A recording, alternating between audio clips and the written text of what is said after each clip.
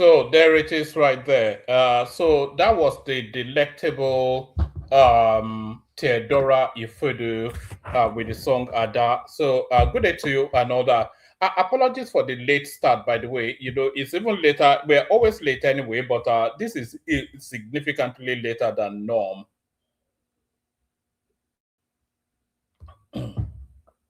So apologies for the late start. It's probably going to be somewhat of a very short session. That's what my suspicion is. But good day to you, nevertheless. Good to be in your company and all that. Good day to you. Good to be in your company.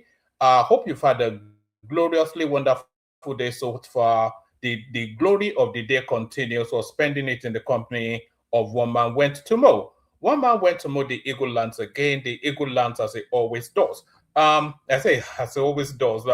I've not been landing with such regularity over the last few months now. Nevertheless, the eagle does land. The protocol remains the. I sound a bit funny. You may notice that I'm using a different headset. This is a temporary fix. I got rid of the headset from yesterday because it was annoying me so much, and then I ordered another one, but it's not due for pickup till tomorrow. So you know anyway.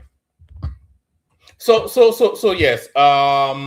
So what was I saying? The protocol as ever forever remains the same. Click on the like button if you would please. Subscribe if you haven't done that already. If you want to come and join me on the screen, there's a hyperlink in the comment section that says StreamYard. You click on that, brings you into the studio. Share the links to the stream just as widely as you can. Super chat towards the stream. Say hello in the comment section. So that's Ufoma Michael right there saying hello, one man. So good to see you, Ufoma. That's Speed video right there telling me off for coming out so late. It says it's not nocturnal. Neither am I. You are nocturnal because we're both up these early hours of the morning. So I think we're both nocturnal. The time you come out is somewhat discouraging for those of us in Europe. Well, I'm in Europe too. So imagine how it feels for me. But good of you to be here nevertheless. That's Mr. Bolagun right there. Hi, one man. Good day, greeting. So say hello in the comment section, as I said, and acknowledge your presence. Say hello back. So there's not an abundance in the news cycle. There's not that much that's been happening in the news cycle, but whatever it is happening, I will bring it to you and have conversations around it. And let me encourage, if you've never been on before, please come on. I cannot recall, although in the later sessions, they seem to be breaking in new people, but I cannot recall the last time we broke in a new person. So I think the time is ripe. The time is right for us to break in a new person. So if you've never been on before, please come on, come say hello to one man. You know I have no friends, so be my friend for the moment that we spend together. So that's Choma right there. Always you know, I was watching Choma's session back yesterday actually, and the enigmatic versus what's it called? The Sapele or that guy, the guy from the Creeks. Who was he fighting yesterday? Yes, the enigmatic versus two Niger fight. That seems to be the moment of that particular stream yesterday. So you know, I've watched it back about twice. It was you know, I've actually clipped it, so I'll be putting it out tomorrow as a standalone. So that was quite a spectacle. But as I said, so click on the like button, click on subscribe, click on the hyperlink that says StreamYard, all the usual things that you're always invited to do. I would say super chats towards the stream, but I've given up on that. I think I just have to, it's either there's no love for one man or the people that follow this platform are the poorest of the poor, poverty-stricken followership. But I love you nevertheless, my poverty-stricken followership. Let me see. Somebody's sending something in. Is this something worth? So my poverty-stricken followership. You know, the Fulani headsmen are starting to make incursions into Lagos State, to the point that the Lagos security forces feel the need to do a show. Actually, let me show you that.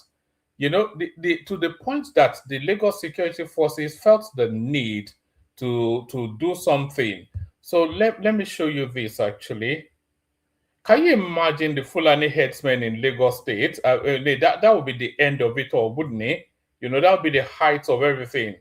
Fulani head. And by the way, the fight between Ayo Fayose and what's it called, the Oyo State governor, that's still bubbling. You know, the Oyo State governor, he tried to do like a dignified silence, so that's not working. So he's now fighting back against Ayo Fayose. So that's a fight that is brewing in the underbelly. So hopefully, as that continues to develop, we'll follow it all the way through.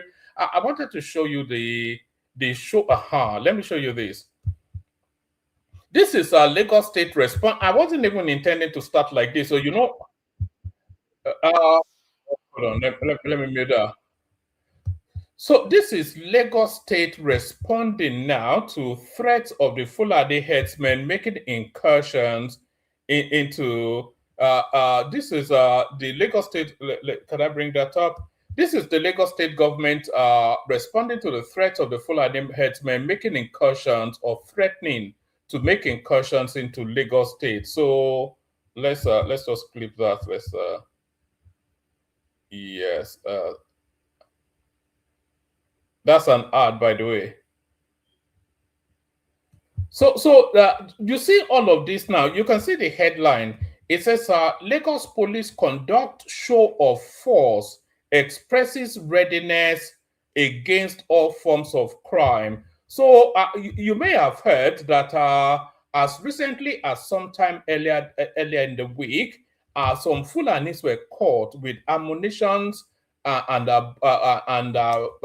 weapons. You know, they were caught with weapons and bullets, and they looked quite Fulanish, not even the normal how northerner that you have in Lagos State. They are like from the bushes, sort of you know, this hard-boiled, half animal, half baboon sort of a Fulani. So those types were caught in Lagos State. So to the point that Lagos State feels the need to do this show of force right here. So here is Lagos State doing a show of force. So let's have a little listen to this.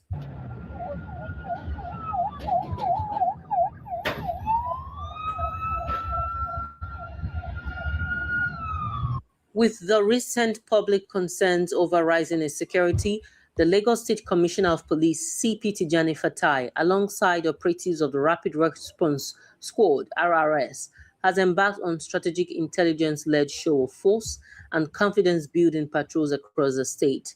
The initiative is aimed at flashing out criminal elements, deterring miscreants, and reassuring residents of the state. So it's gotten to that point now that Lagos State feels the need to do a show of force to warn the Fulanis not to come anywhere near. And still on that narrative, let me show you this. I won't play you this because it may contain something that would offend you too. But let me show you this. It says, breaking news: Fulani headsmen arrested in Lagos Ikorodu with 2 vehicles loaded with bullets, guns, and explosive devices. OPC dependable security team uncovered this in a scrapyard in Powerline Unity Estate. Somewhere, I can't read his name. Idiroko Poromope Idiroko along Itamaga, something or the other in Ikorodu. So I think that's where Mike comes from, isn't it? The Mike is from Ikorodu, isn't it? So maybe it's one of Mike's relatives that looks like a Fulani headsman. That wouldn't surprise me. What else? Mike, I'm only joking. I know you're such a sensitive. So let me show you this one. Actually, I'm showing you all these things because there's not a rich harvest in the news cycle. So we're just going to, what was that thing that Buhari told us? You have to eat what you grow. So this is somewhat of a eat what you grow sort of a session. Hopefully, if people start to turn up, that's if people do turn up, because I started so late. But if people start to turn up, then maybe the conversation can pick up organically. But there's not an abundance. But actually, I won't play you this one just yet. Let me. This is Rotimi Ameti telling us that I am the simplest politician. We may well do a reaction to this interview sometime during the week. Yeah, this is Rotimi Amecho. I am the simplest politician you can meet in Nigeria. When I say I won't steal, 80% of the time I'm serious. So he's saying it jocularly, but somewhat true words spoken in jest. Rotimi Amechi has never shied away from the narrative that Nigerian politicians steal money.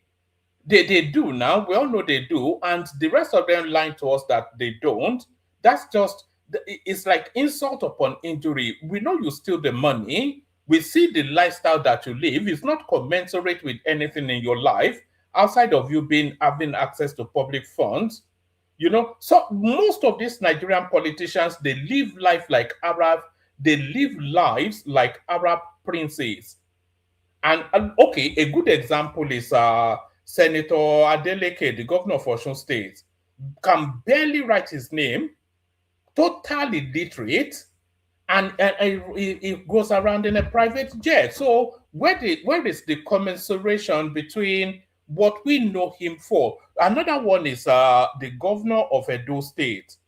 You know, that one that can barely even utter a complete sentence, and he lives life like an Arab prince.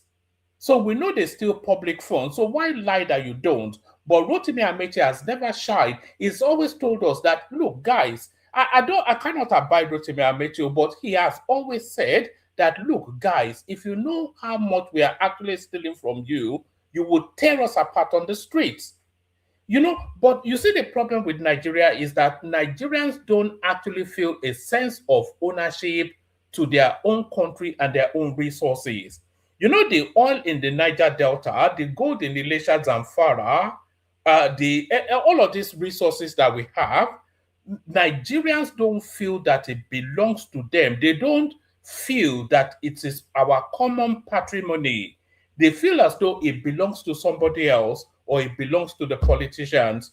We don't feel a sense of ownership to that country and our resources. If we had that sense of ownership, then these people, you know, you just have the expectation that they will loot, and you don't feel as though they are stealing from you, but they are stealing from you. You know, your local government gets what, $5 million or $10 million for the as their budget. I'm using dollars just so that we can quantify it. I know we spend naira in Nigeria. Your local government gets $10 million as their budget for that year. The local school, the roof is leaking. The local roads are bad. The local market space has no sanitation, anything. And then they tell you there is no money. And you don't feel a sense that that $10 million that was budgeted is actually your money. You feel a sense that it is them. You see, this is the thing now. But Rotimi Amechi has always spoken to that look, we're stealing you blind. And the moment that thing triggers in your head, that no, this is our resources. Anyway, this is Rotimi Amechi. So we'll go to whatever he has to say in that particular clip later on in the session. But let's start it off with this one. So Sunday Igboho has been promoting himself as the solution to this insurgency that is going on in Yoruba land, especially inviting the government to commission him to address the menace of the Fulanis. No, says Omoyele Sowore, any license given to him is dangerous. Sowore wants Tinubu against empowering Sunday Igboho. African Action Congress AAC presidential candidate Omoyele Sowore has warned the federal government against giving official security responsibilities to Yoruba Nation agitator Sunday Igboho or any other non-state actors. Correspondents report that he said such a move could create problems for human rights and democratic accountability. So I think Nigeria is in a state of good to see you, by the way, Jonathan Onyeka. Apologies, by the way. Anybody that spent a moment on this platform knows that I cannot pronounce names. Maybe I'm a bit dyslexic. I don't know. Maybe I have undiagnosed dyslexia. I don't know, but I'm notorious. Oh, hold on, my.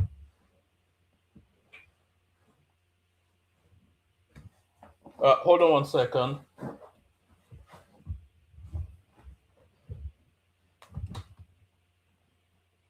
My laptop is not plugged in, so let me plug it in. Otherwise, we'll be off in a moment.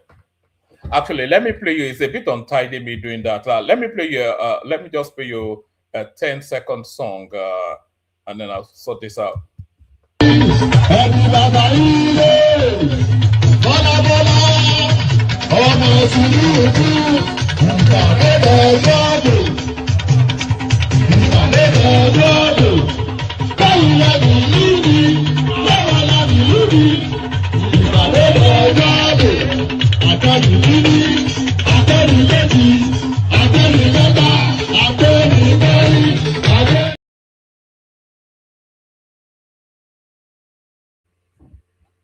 So right, as I was saying, we're somewhat in a state of nature, state of being within the Nigerian dynamism at the moment. So all this talk about human rights, I think we need to be suspending that too, because we're not in the space to give consideration to human rights at the moment. That's not where the country is. You know, the Fulani headsman in the bushes, they are not giving consideration to your human rights. So, and there will be collateral losses. Oh dear. There will be collateral losses to this fight against insurgency. So all this talk about human rights, Showore can forget all of that funk. All right. So where were we? Yes. Any license given to him is dangerous. Showore wants Tinubu against empowering Sunday Igboho. African Action Congress AAC presidential candidate Omoyele Showore has warned the federal government against giving official security responsibilities to Yoruba Nation agitator Sunday Igboho or any other non-state actors. Correspondents report that he said such a move could create problems for human rights and democratic accountability. So Warren spoke in Abuja on Tuesday after joining a large protest against the worsening security situation across Nigeria. So you see, it's very easy.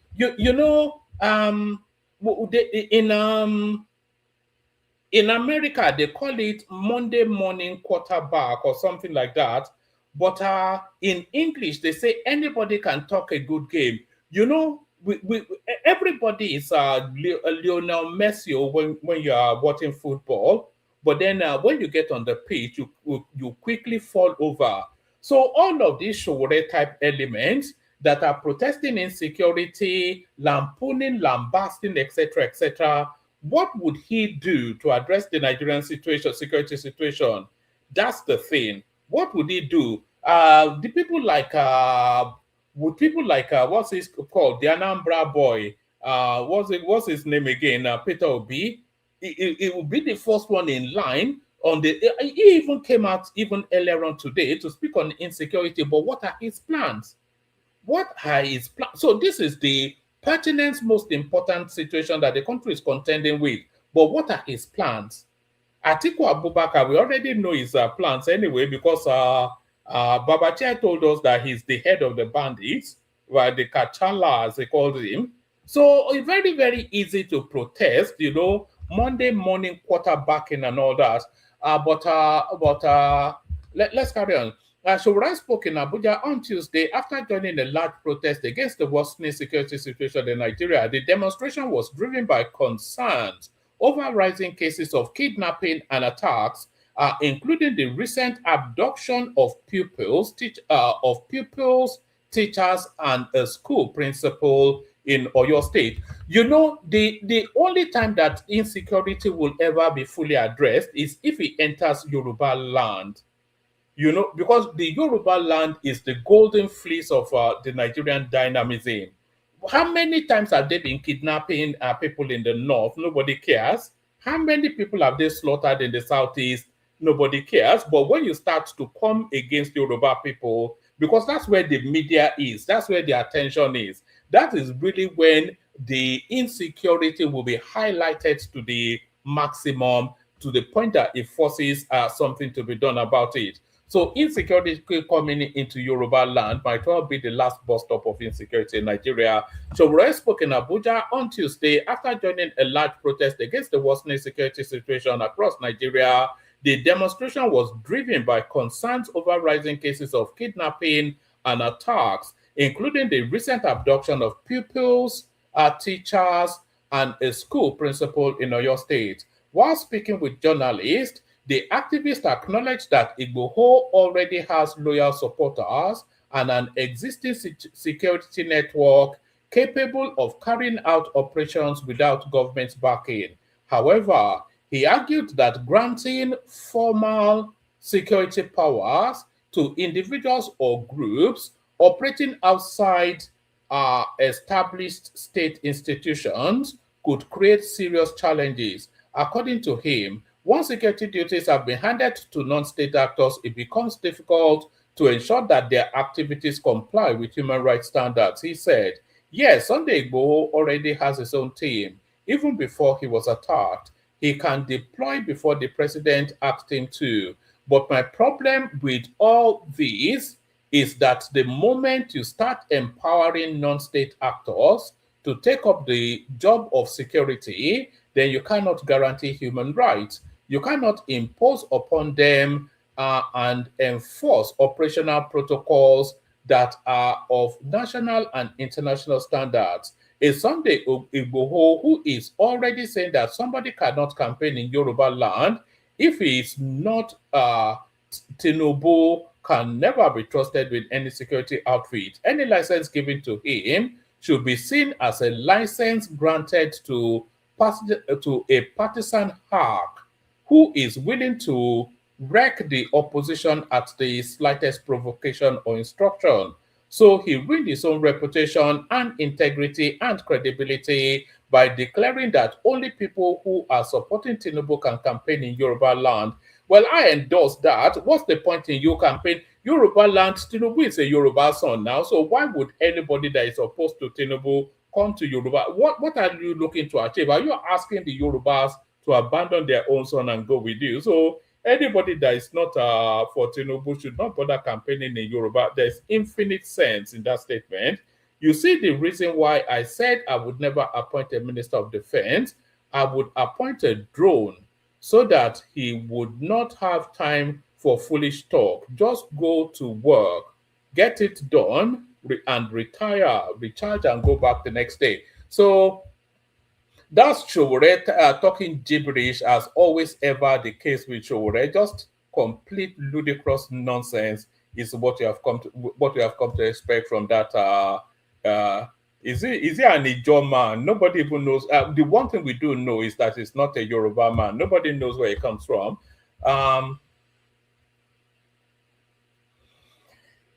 Nobody knows where it comes from. So, but what we do know is that it just talks arrant nonsense all the time.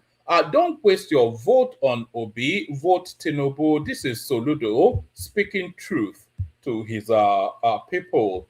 Ahead of the 2027 general elections, Anambra State Governor Professor Chukwuma Soludo has cautioned Ndigbo to avoid wasting their votes in the 2027 elections for President, Senate, Federal House of Representatives, and State House of Assembly seats, emphasizing that the Igbo votes are crucial to ensuring President Tinubu's re-election, as their support counts in their own interest. So this is, Soludo, he has never really,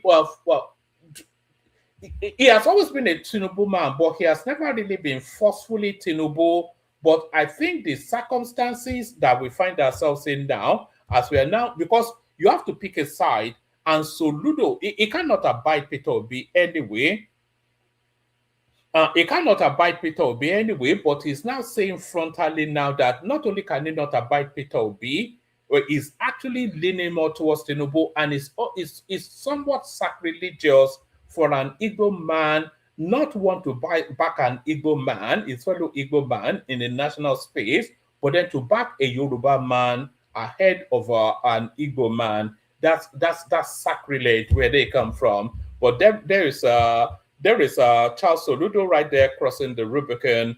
Don't waste your vote on Obi. Vote Tinubu. Soludo wants the Eagles ahead of the 2027 general elections. Anambra State Governor Professor Chukuma Soludo has cautioned Ndigbo to avoid wasting their votes in the 2027 elections for President, Senate, Federal House of Representatives, and State House of Assembly seats, emphasizing that the Igbo votes are crucial to ensuring President Tinubu's re-election, as their support counts in their own interest. So it's this is just the way life works, isn't it? So when the votes are counted and done, whoever leans more towards Tinubu is who Tinubu would lean more towards. It's just a natural human instinct. So if I wanted a favor, you do me the favor, the other person didn't do me the favor. So when that favor now yields fruit, my gaze gazes more towards the person that helped me achieve what that favor brings than the other person. It's just a natural human instinct. So if the Eagles reject Tinubu, then of course Tinubu will not. It will do the constitutionally required for them, but he would not stretch himself now. Although he is stretching himself now for them in this first cycle of his presidency. Correspondents report that Peter Obi in March, the presidential candidate of the Nigeria Democratic Congress (NDC), and will be on the ballot in 2027. However, Soludo maintained that Igbo making Tinubu president for a second term instead of Peter Obi should be their priority, according to him. Because our vote didn't count in the first term, we only had 5,000 votes, and he won without our support. However, he can also win the second time, but this time we will contribute to it. He made this statement during a courtesy visit by the women's wing. I think it's actually the daughter. Yes, it is Soludo's daughter. Soludo's daughter is actually the lead person of the women's wing of the City Boy movement. He made this statement during a courtesy visit by the women's wing of the City Boy movement, led by his daughter, Adaora Soludo, at the Anambra State Lighthouse Auditorium in Oka on June the 1st, 2026. The governor explained that the movement aims to support President Tinubu's re-election. We must approach politics rationally, not emotionally. It is important to engage I need water.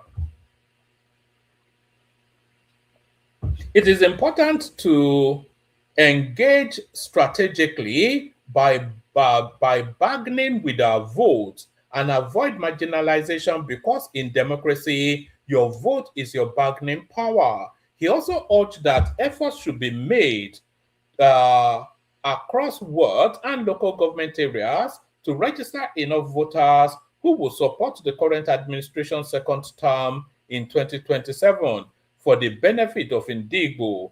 Or, it'll be interesting how Tinubu performs in Anambra State, actually. Anambra State, of course, the home state of Peter Obi, but then Anambra State, of course, being governed by Charles Soludo, a virulent critic of, in fact, Peter Obi's arch rival, really. If you want to know the yin to Peter Obi's yang in Igbo land is Charles Soludo.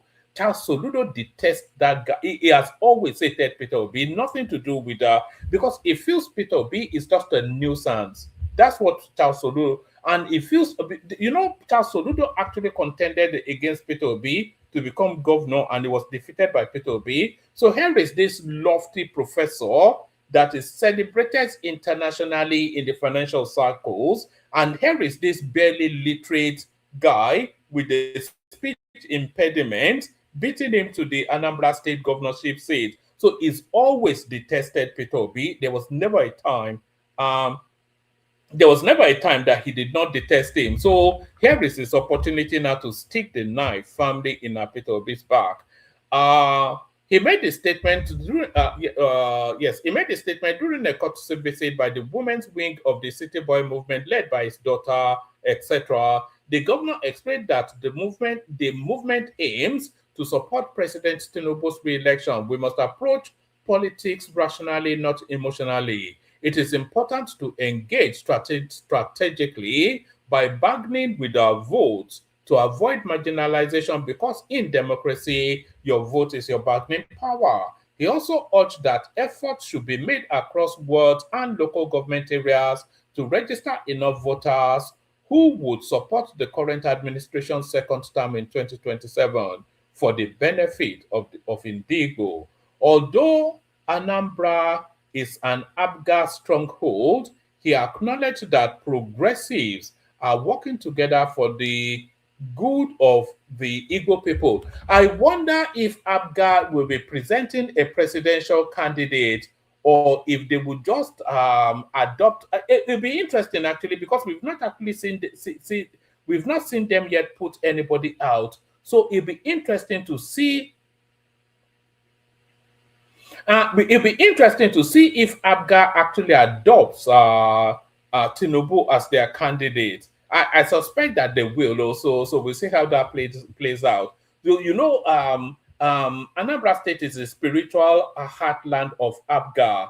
And Anambra State is Peter Obi's home state. So if ABGA adopts Tinubu as their presidential candidate, then we'll see how that plays out in Anambra State.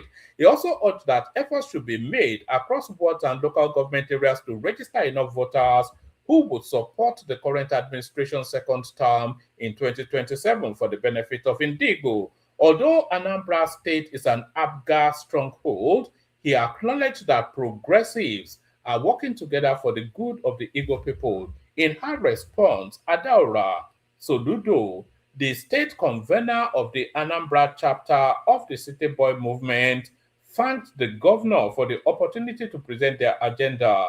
She appreciated the ongoing transformational projects, especially the One Youth, Two Skills Empowerment Program, which has positively impacted youth in the state. She explained that pardon me, there's every possibility that Soludo will cross over to APC because Soludo is also in the running for that vice presidential slot in 2031. Soludo is in the running for that as well. So if you look at the runners and riders for the vice presidentials, we don't know who we know who the runners and riders are for the presidential slot in 2031. We'll be conjuring with names like the NSA guy, Ribadu, will be conjuring with names like the Vice President Kashim Shettima, will be conjuring with names like Babagana Zulum, the Borno State Governor, will be conjuring with names like Bago, the River State Governor, and we'll be conjuring also with Bala Muhammad and Kwakwanso. So those are somewhat the sort of names we'll be discussing towards 2031. But the vice presidential slot, I'm talking about the APC now, because I suspect that Kwakwanso may well find his way back to the APC after this cycle of elections. But for the vice presidential slot, who are we looking at? We're looking at names like Yemson Wike. We're looking at names like David Umahi. And then we're also looking at names like Charles Soludo, which I suspect will cross over to the APC as we build up towards 2031, just after we've gotten rid of this upcoming election 2027. I have all of the expectation that Charles Soludo will cross over to the APC because his relevance cannot finish, his relevance cannot end just from being Anambra State Governor. He has a lot more to offer than that. And Wike, of course, thank you, David. Yes, Wike is really the front. I did say Wike, did I not? I did say Wike now. So for the vice presidential slot in 2031, we're looking at Wike, David Umahi, and Charles Soludo. Yes, I did say Wike. Yes, I was saying that Charles Soludo's political journey cannot end just from being or just by being Anambra State Governor. He has so much more to offer. He has a vast repertoire of experience and all that. So his next move now will be to the federal space. and the obvious slot for him will be that vice presidential slot. Can you imagine if Charles Soludo becomes the vice president in 2031 and Peter Obi's political journey ends, the highest achievement being Anambra State governor? So he will then get that victory over Peter Obi that he has been lustering after for so many decades. So that's Charles Soludo right there. Does this thing offer us any much more? I think that's that. So this is what inspired the headline. It's very tenuous for me to mix up such a high whatnot, a high functioning, a high impact headline. For me to come up with that headline off the back of something as tenuous as that. So let's go on from that to today's 2027 elections. Four powerful forces behind Atiku named fully. So, who are the powers propelling Atiku? This is what we're about to find out. Right. Ahead of the 2027 elections, former Vice President Atiku Abubakar remains perhaps the opposition figure most deeply connected to Nigeria's traditional political establishment. As noted recently by correspondents, for decades, Atiku cultivated relationships across northern political networks, business circles, old People's Democratic Party PDP structures, and elite negotiating blocs that still carry considerable influence. Even after exiting the PDP for the ADC, Atiku 79. So if Atiku is a 79-year-old man, then I am a teenager. If Atiku is 79, then I'm a banana. Or Gedenimi. If Atiku is 79, then I am a banana. Atiku is well into his 80s. Well into his. He has no birth certificate now. Do you remember when Obasanjo told us that he has no record of his own birth, that they just swore an affidavit and declared an age? So all this Obasanjo, Buhari, etc., there is just nominal ages that we have. They just nominate a date and an age, and then they celebrate that. So if Obasanjo doesn't have a birth certificate, then Atiku, who comes from even a more backward space than Obasanjo, is impossible for him to know when he was born. And Atiku, if it's a day, is over 80. It's in his mid. Atiku is probably the same age as Mugabe. Uh, Right. Four powerful forces behind Atiku named. So this is in the build-up to the 2027 elections. Ahead of the 2027 elections, former Vice President Atiku Abubakar remains perhaps the opposition figure most deeply connected to Nigeria's traditional political establishment. As noted recently by correspondents, for decades, Atiku cultivated relationships across northern political networks, business circles, old People Democratic Party PDP structures, and elite negotiating blocs that still carry considerable influence. Even after exiting the PDP for the ADC, Article 79 continues to attract powerful political figures who view him as a familiar bridge between competing interests. Around the perennial presidential candidate are experienced negotiators, former governors, defectors, and long serving political administrators and operatives who understand the mechanics of national coalition building.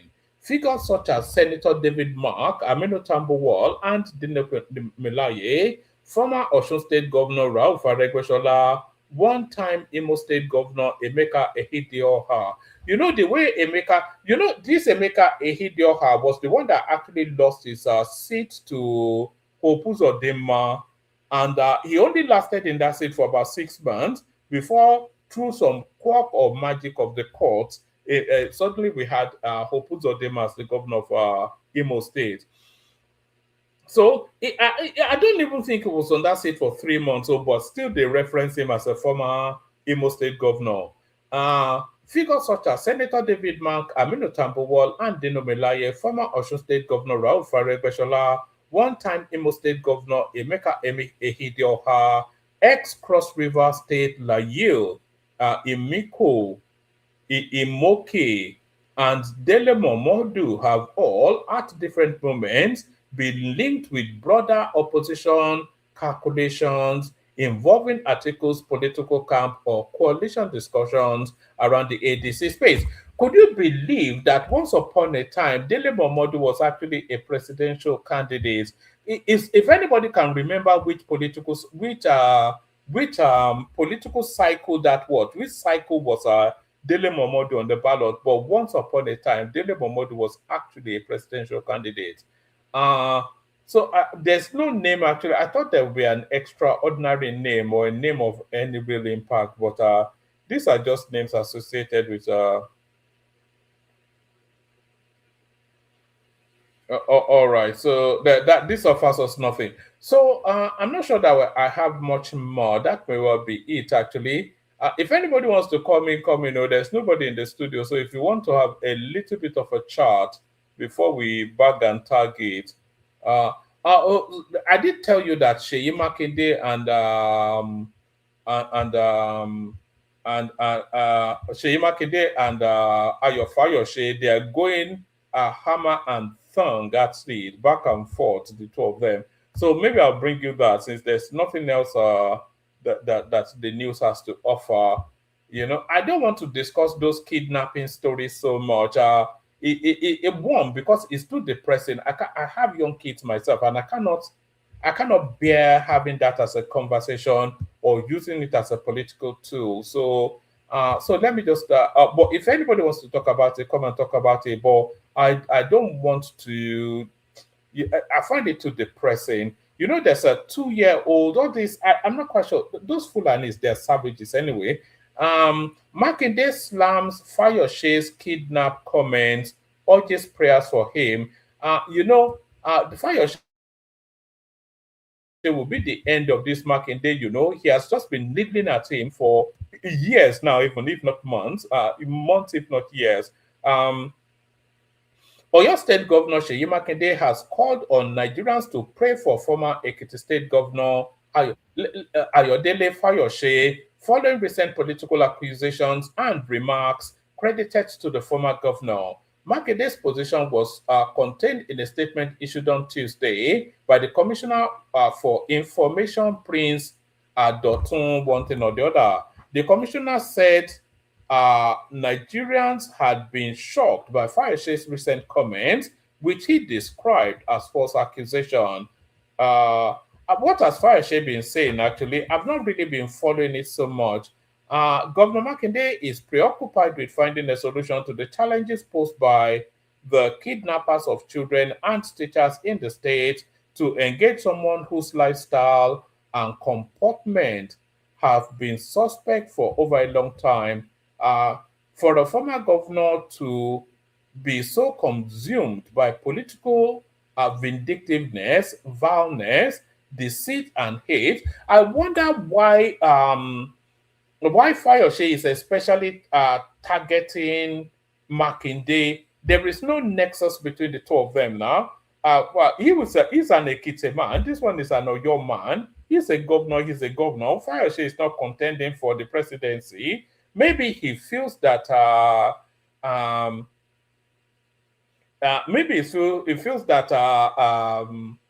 Makinde is overstepping beyond his bounds. He feels that it's too big for his britches or whatever that phrase is. So that's that. I'm not quite sure. Do we even want more of this? So that's Fayoshe right there clapping back at Makinde. That's Makinde rather clapping back at Fayoshe. But that's that.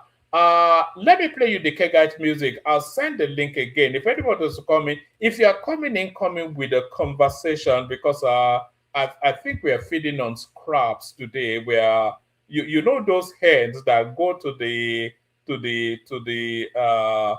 skip to go and to just we're feeding on scraps, essentially, is what I'm saying. The link is in the comment section. If anybody wants to come in and try and establish a conversation, please feel free to do so.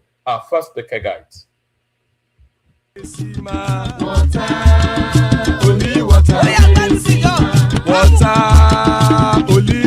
where they see ma. Water,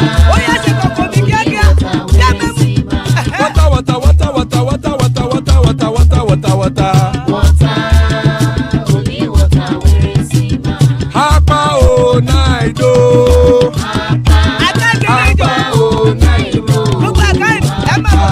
Hapa you don't come o.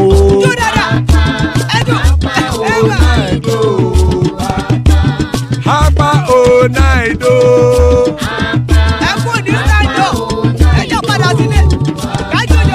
Oro kẹ̀kẹ́ ẹlẹ́mù yé o.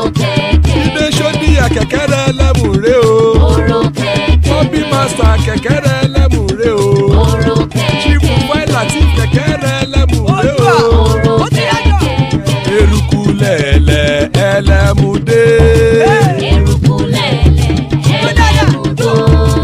Eruku lẹ̀lẹ̀ ẹgbẹ́ ẹlẹ́mù dòde ojàre o. Eruku lẹ̀lẹ̀ Ghana ti dé ẹgbẹ́ bọ́ọ̀dì o. Ọmọ ẹlẹ́yẹ ẹyẹ o ó dìlé o. Odúyẹ̀lá ẹyẹ o ó dìlé o. Petrosonana ẹyẹ o ó dìlé o. Petrosodúnkẹ́ ẹyẹ rẹ̀ ó dìlé o. Ẹlẹ́kọ̀ ọ̀run mú ìní o.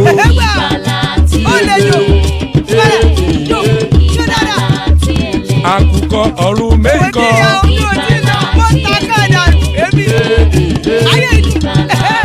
Ikú kò ní ríwà gbéṣe o.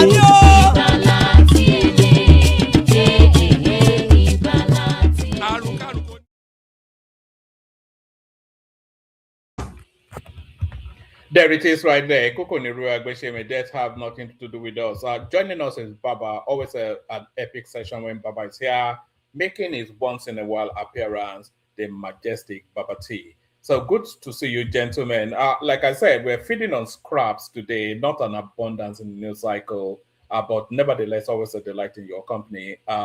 Good to see you. Who wants to kick it off? Baba. Baba. Baba T should go ahead. I think he's always a very busy man during this period. Yeah, I'm okay, sir. Well,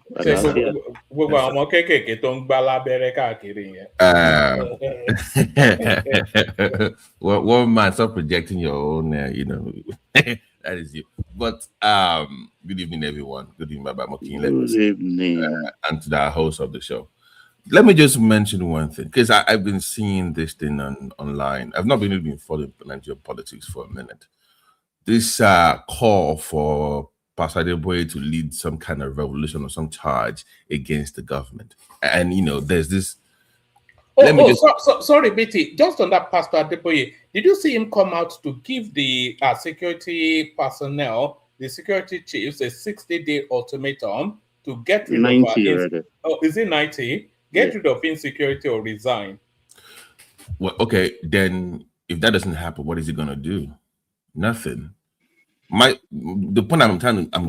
He didn't put it pointedly that way. The press. He said if they can't do it, the president should ask them to resign. Not himself directly, asking them to resign. Right. He said, who am I to command the commander-in-chief? Yeah. So, but this is what what I'm getting out here, guys. Adeboye is an 84-year-old man that does not have any political office. He's not a government official. His role is that of spiritual leadership, okay? And of course, he can address social issues. I get that part. But it's the responsibility of the citizens themselves to safeguard the democracy and civil society. It's their job, not that of the pastor. So you want him to lead a protest. Okay, fine. But what I'm seeing is that he's going to kind of cascade into some form of protest and some kind of so-called revolution, the show or anything. And you think an 84-year-old man is supposed to lead the charge?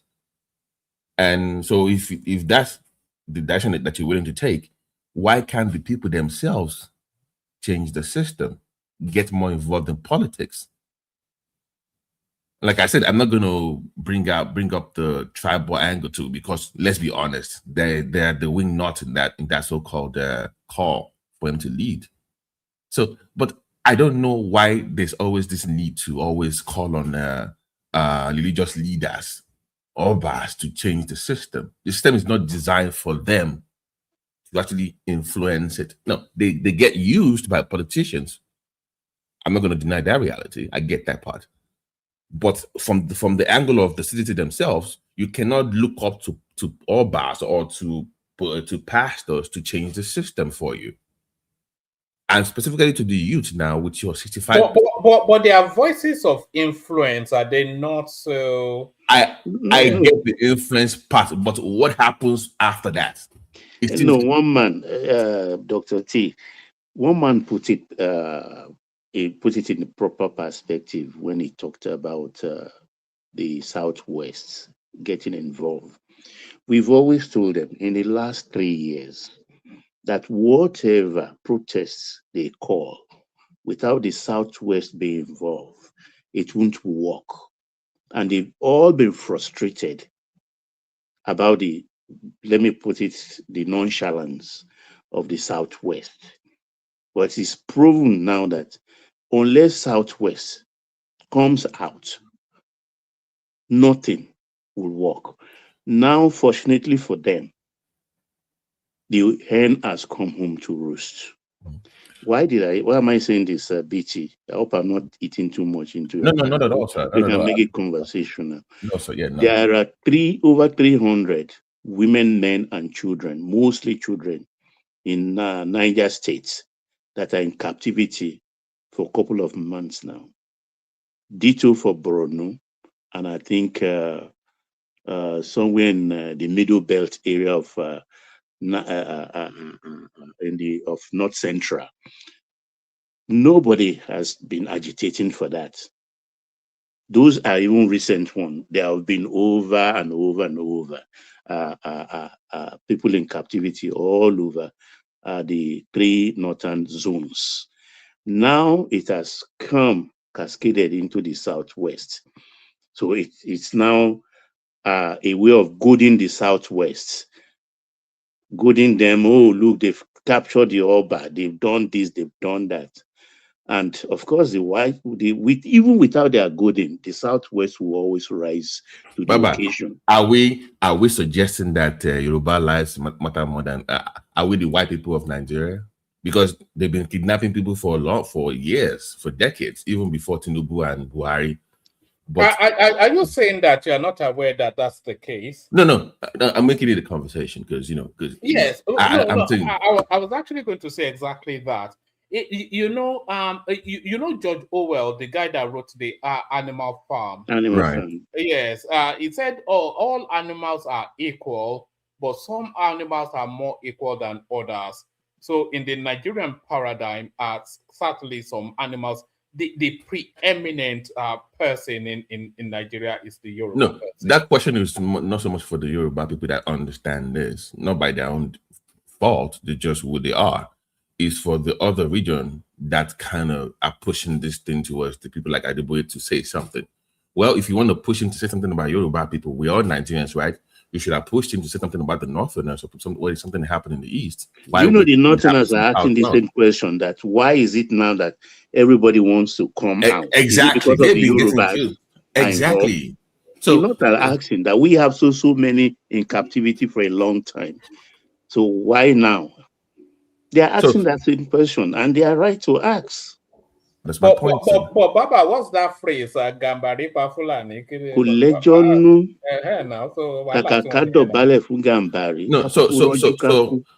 So I'm asking that. It's very easy for us to demand courage from pastors. The harder question is whether we will show the same level of commitment and responsibility ourselves as citizens.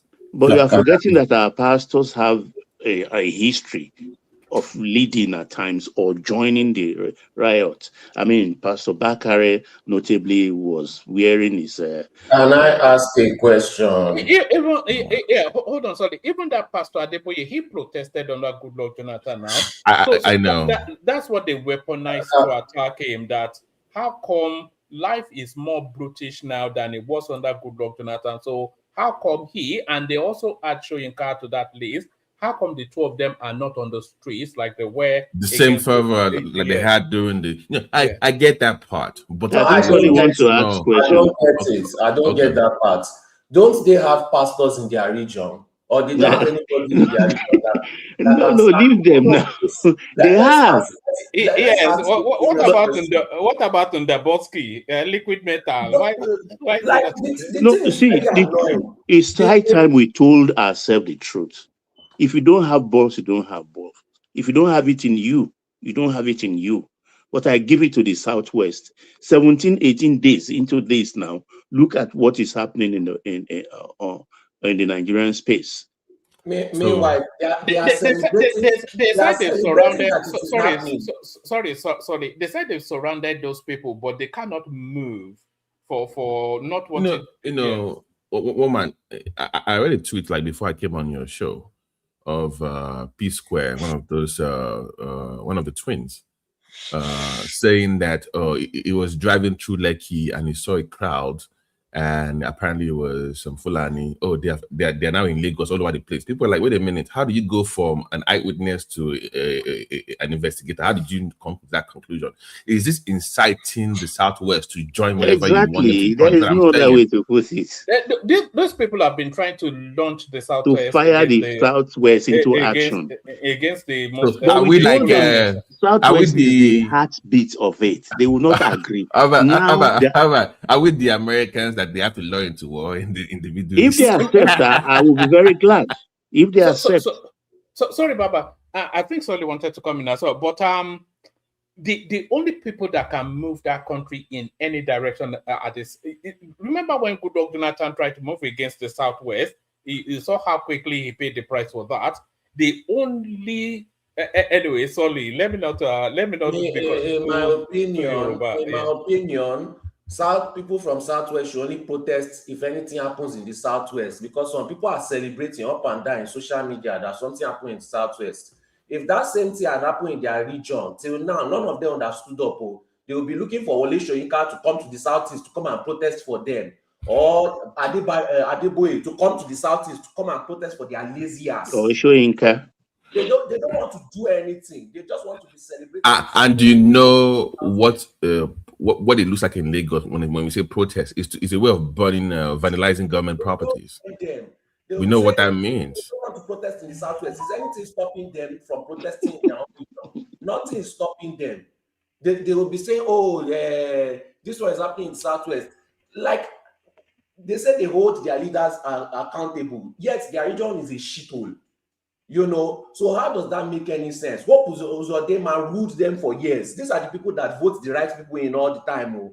So they don't, man, they are all over social media just making noise, celebrating. We are trying to hold Seyi Makinde responsible. If you see how they are insulting anybody that is holding Seyi Makinde responsible, they are saying that it's Tinubu boy. These people are very sick individuals. If they released all those people that the bandits have captured, I hope the people in the Southwest will not come out to protest again. Everybody should sit down. Nobody should protest for another region. If you have problem in your region, stand up and protest. If North does not want to protest, let them be finished with banditry. Same thing with the Southeast. Same thing. And solely to your point, and this is what I love about being Yoruba and our people. We don't oftentimes agree about anything, but when we do, we make it happen. Are you telling me? Sorry, they cannot do anything. The best thing they've done in their life is sit at home, and that's because they were forced to do it. They've never come together except to come together to come and put their own people in trouble. That's all they know how to do. Ordinarily, to come out from Nigeria, sacrificing their people anyhow. If we want to come out of Nigeria, it's not. I don't think we'll sacrifice more than 100 of our people compared to them. Let me say this. Sorry. So I greet everybody. Baba, BT, woman. You're welcome. Yeah, I think what is happening is actually very pathetic, and I don't like Baba. What we cannot be talking about. I think we are being used, and we shouldn't allow ourselves to be used. It's not something that we're supposed to be maybe jubilating or be proud about. We are being gaslighted and we are falling for it. You know, the same way they started the answers. No, They you don't started by understand saying, me, Doc. I'm not buying into it, but I'm just wondering that they think if they know we are the heartbeat, political heartbeat of Nigeria, then they should kneel down. They should kneel Baba, down and beg all us.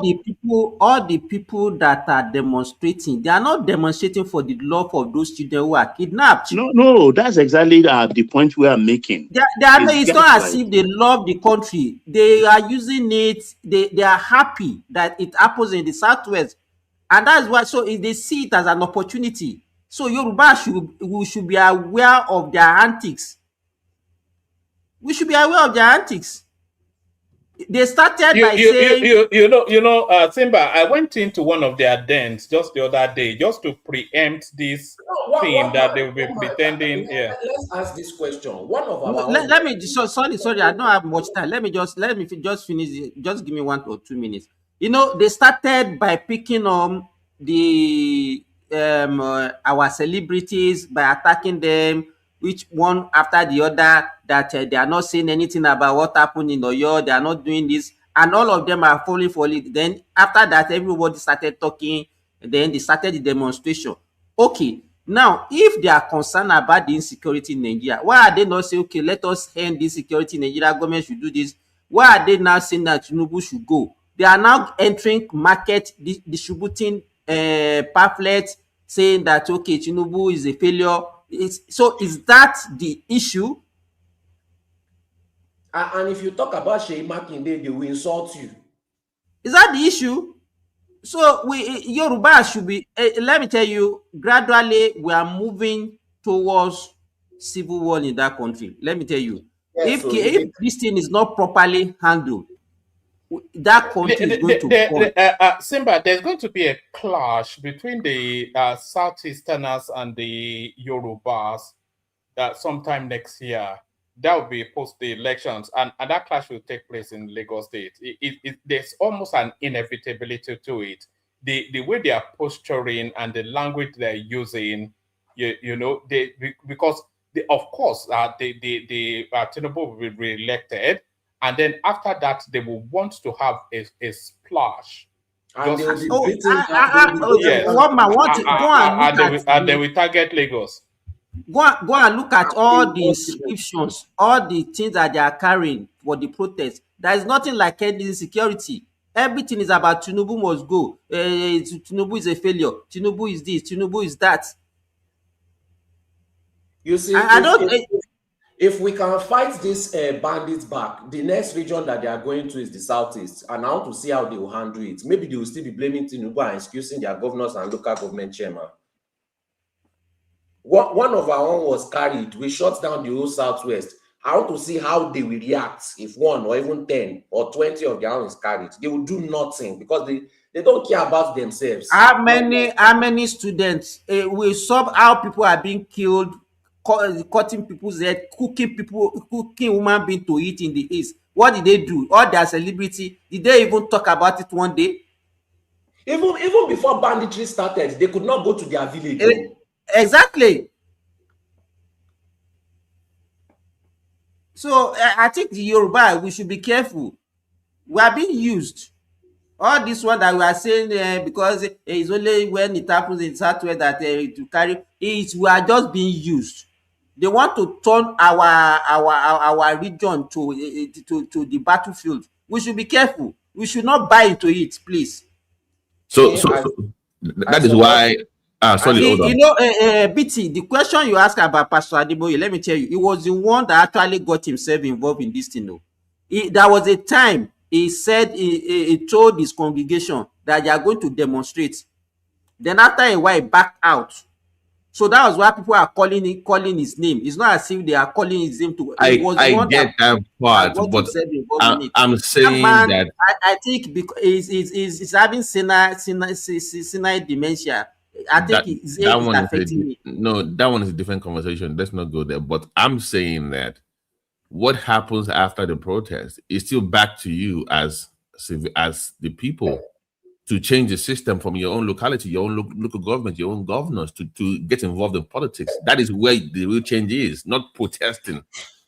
And one man saying, "No, they can lend their voice." Yeah, lend your voice. And what happened in the past? Nothing. Until you, as people, get involved in the system, you can't change the system. Don't get too comfortable with it. So that one will spend all his life on the street protesting. He's very comfortable. It's his comfort zone. But that is for him, not for everyone. So if you want to change the system, get involved in politics and change it from there. But the idea of looking for a pastor to lead the charge to change society, we need to stop that. Move away from that. Adebo is not your problem. Geo is not your problem. And by the way, everybody knows I'm not a fan of all this God of men anyways. So it's like I'm defending them, but I'm defending the very principle that of democracy and of change. Change itself starts from us. And as a group of people, we can do that without involving any pastor or any imam. Yeah, rightfully so. I think, sorry, Baba, I think the only way we can get rid of insecurity is by decentralizing our security network in that country. So About that time. nobody That's in the pipeline now. They should decentralize it so that nobody will focus on one person and be blaming one person. Sorry, BT. You know this. What did they call his name? This Marking Day of a man. Do you know that when they were discussing state police, he did not submitted his own memorandum. This guy sent his. He refused to. Yes, he said that it's not his business. That is what he said. No. Simba, let me ask you the question before I forget. Why do you think that the push for state police, regional police, kind of stalled once Akedolu died? Like that push, because he was the one leading the charge. But since his demise, we went back to, the way he was. He really believed in it. What do you think happened with the Southwest? You know, this Marking Day, in the last 7 years, he has collected 84 billion security votes, no invoicing, no receipts. 84 billion in 7 years. What did he do with that money? Only to tell us two helicopters. Since 1 year, 2 helicopters are in Keja. Now they are coupling it. And nobody's remembering to go to Ikeja to see those helicopters. He said June ending. He thinks everybody will forget. You see, they are not interested in looking for a solution. It's just to gaslight. Because first thing I will have done, were I to be a member of a press corps, I will go to Ikeja. I want to see at the Air Force base those 2 helicopters. You don't have any media in crates for 1 year. The media in Nigeria, we don't have a vibrant media that would do that for you, sir. Unfortunately, that will verify those things. We don't have one. And 84 by the way, billion, is it small money?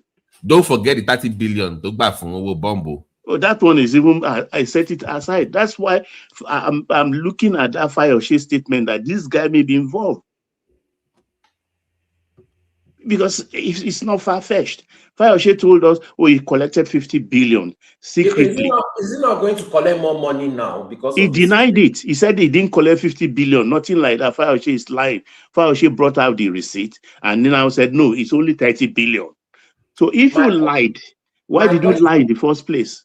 My question is now, is he not going to collect an increase in security votes because of this situation?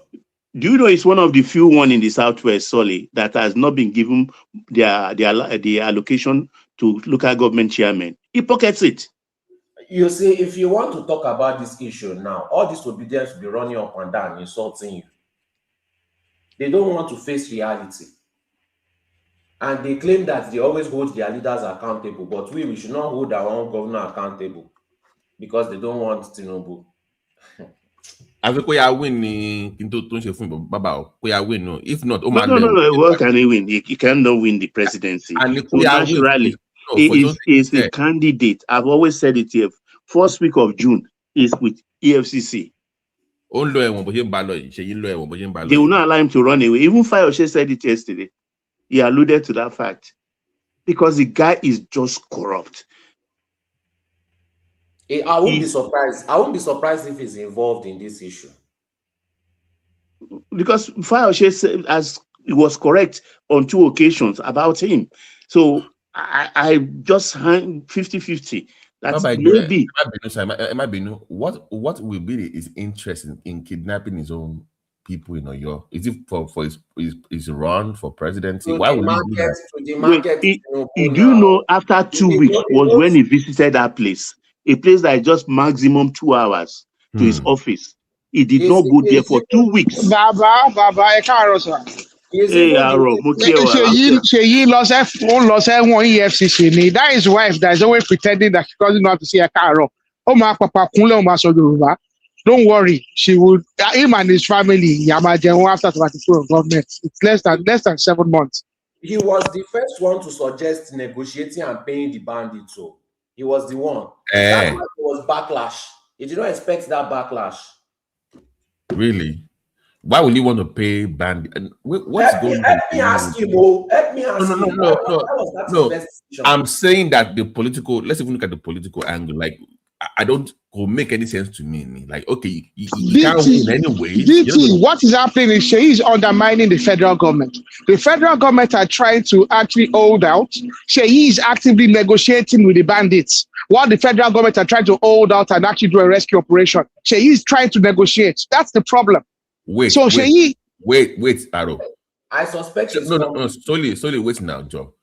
Trying to or is currently negotiating. He is negotiating. He's he said it's there. He's not been there for 2 weeks. He said they've been meeting twice a day. Who cares about you meeting twice a day? With bandits? No, that we say that with his own security unit or whoever is meeting with and whatnot. So he is incompetent. I said it yesterday. He incompetent, and I want him to do. In fact, go wash He said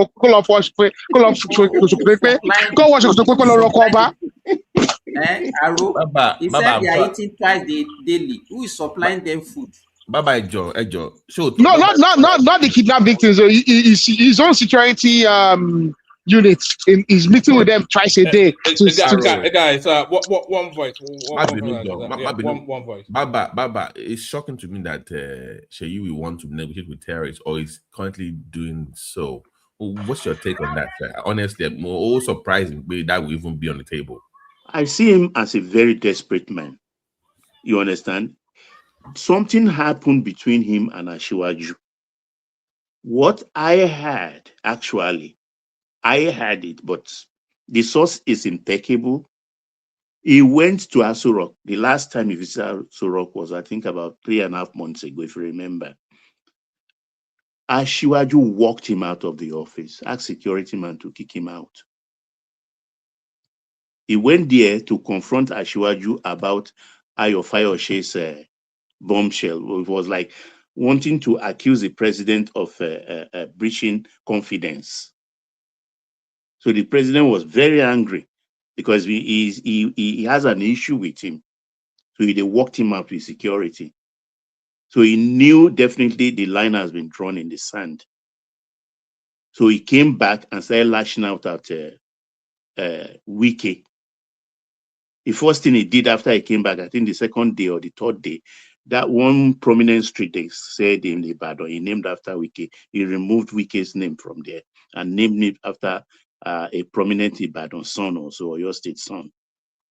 So he knows exactly that he is not favored anymore and is going to jail. So he's looking for a way, but like a stupid person that he is, he's looking for a way to wriggle out of that sure banker thing. But he's doing it in a very wrong way, trying to blackmail the presidency.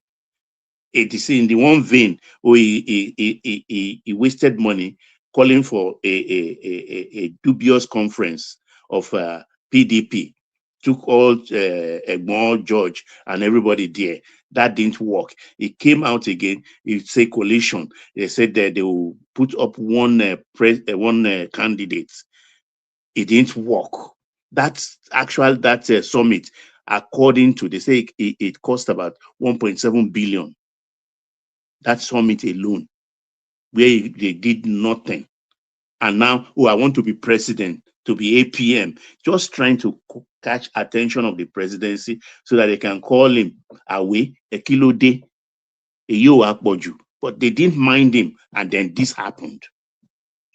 Baba Sheyi wants guarantees from the president. He wants That's what I'm guarantees that saying. he will not have any EFCC case. That's the problem that Sheyi But has. He wants he's guarantees. joking.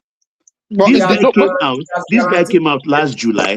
He said he has bought 2 helicopters for surveillance. We all applauded him on this platform, didn't we? Only when this happened, people start asking questions. What happened to the helicopters? Oh, they are in the crates. The Chinese just came last week so that they can start coupling them. I was like, what's this guy saying? He told us in July he has bought them, and we expected them to be in operation. Now nobody's even asking. He said end of June, by end of June, they will be operational. Nobody has gone to Air Force Base to even check whether what he's saying is the truth. How long does it take a helicopter to be coupled? I've seen vessels arrive at Apapa Port even in the 80s, laden with helicopter and crates. Baba, Within 1 week, you see Navy people testing the helicopter. Baba, we already have more than a few companies that actually do servicing in Nigeria. This Damoren guy, did they not establish? Don't they own like a aircraft servicing place in MM2? We have more than a few companies doing that stuff. The oil companies, the big conglomerates. Also, what does it mean that it needs the Chinese to come and couple it together? Helicopters are pretty much standardized stuff, you know. What, the avionics, they'll send the guy to do the avionics. Within 1 week, avionics is done. They don't even come in CKD. They don't come completely knocked down. It is in crates. This is the cockpit. They'll do avionics and they'll do validations and do test flights. They do test flights, they do certification. Baba, drones will be more effective in that thing than helicopters, honestly. 2 helicopters doing what actually? You can actually survey the whole place and moving forces as needed. No, I'm just questioning the basic. That's what he told us. You understand? Even when are we even sure? I don't think so. I don't think so. Because to purchase a new chopper, these things are there easily. Just DT, Sheyi is unaccountable to anybody. He has Ndigbo to sign anything he wants. He pockets the local government money. He doesn't give them. And you know, security starts from the local government. Look, let me tell our people what they don't understand, that every governor has security meeting. Some do Thursday, some do on Monday. In that security meeting, there is a resident director of SSS answerable to the governor, though he has to take final order from his headquarters. There is a commissioner of police. If they have Navy facilities there, the naval man will be there. If they have Air Force, the Air Force man will be there. At least the NCDC, this thing, they will be there. So, and they distribute money to them every week or every month to say, Air Force, this is your own money. This is your own money. Just make your own, do your own facilities and make sure my state is safe. If he's doing that like other governors, this wouldn't have happened on this kind of scale. He doesn't. He puts everything in his pocket. He puts everything in his pocket. 1 billion every month, 12 billion a year. And if we take that 7 years, the first 4 years, you know that what 1 billion was what? So there is no other thing to call this guy than a criminal. He just he's a baby face assassin. Wear that innocent face, a baby face assassin. The schmuck that he is. And he didn't go there. 2 weeks, he did not go to that place. Tinubu sent his people to Oyo State. This guy it was when he had now. It's between 24 hours, he now went there, and those ones arrived the next day. No, but he sent his commissioner of education to meet them. Why are you not there as the governor? Oh. He look on commissioner of education, but security. Yeah, like It Bolagu is asking. has This more important. Sorry, it has more important things to do now than the Like security of what, one children. man? What are we Oh no! doing? Oh no! Oh no! BT, Monso he now. was busy. He was busy doing his primaries and busy trying to get his governorship candidate through the door. The guy that is trying to push forward, what's his name? Adekombi or wherever he's trying to No, push I through. think a lot of Nigerians actually don't know the nature of how government and governance work in Nigeria. So yeah. I've never really been a fan of him, but but bad to him. I didn't even think it was this terrible. That's why I call him baby face assassin. Don't you hear me? I've been going after the guy for months in this place. Guys, let's have one voice at a time. It's yeah, carry on. BT, I've been going after him for months in this place, and people think I'm just going overboard. Like the guy is absolutely incompetent. He's soft spoken and like laid back when he talks. You know, you think he just, I mean, put a lot in sense, but it's just like I don't know, but maybe I'm wrong. Maybe you're right. I'm wrong. I misjudged the man. So, but I don't know. No, he's been auxiliary, the thug, the head of the thug he used in getting to power 7 years ago. Where's auxiliary now? Where's auxiliary now? It's not in good time, even with the NURTW in his state, right as we speak. He divided them. He favored auxiliary for the first 3-4 years. As soon as he came in for the second time, he locked him up. Meanwhile, he was the one who caused trouble between auxiliary and the NURT in Oyo State. Now the NURT are not backing him anymore. They call, I think it was the guy they call Egbeji. That's the president chairman. So this is so crafty that he didn't even go there. Look at the northern governors, for instance. They pay ransom, and I'm sure, I can't put my signature to it, but I'm sure they reimburse them, even in excess. You can see they, on their own, work it, particularly with the National Security Advisor in some cases, and rescue their people, those they can rescue. We can see them in several uniform, actually, every time in the governor's house, being welcome back. We all know that we are not deceived, or we are not deceived that they did not pay ransom. That's the work of the governor. You are the first line of defense. And this happened in your state. It took you just 1 or 2 hours drive away from your office, and it took you 2 weeks.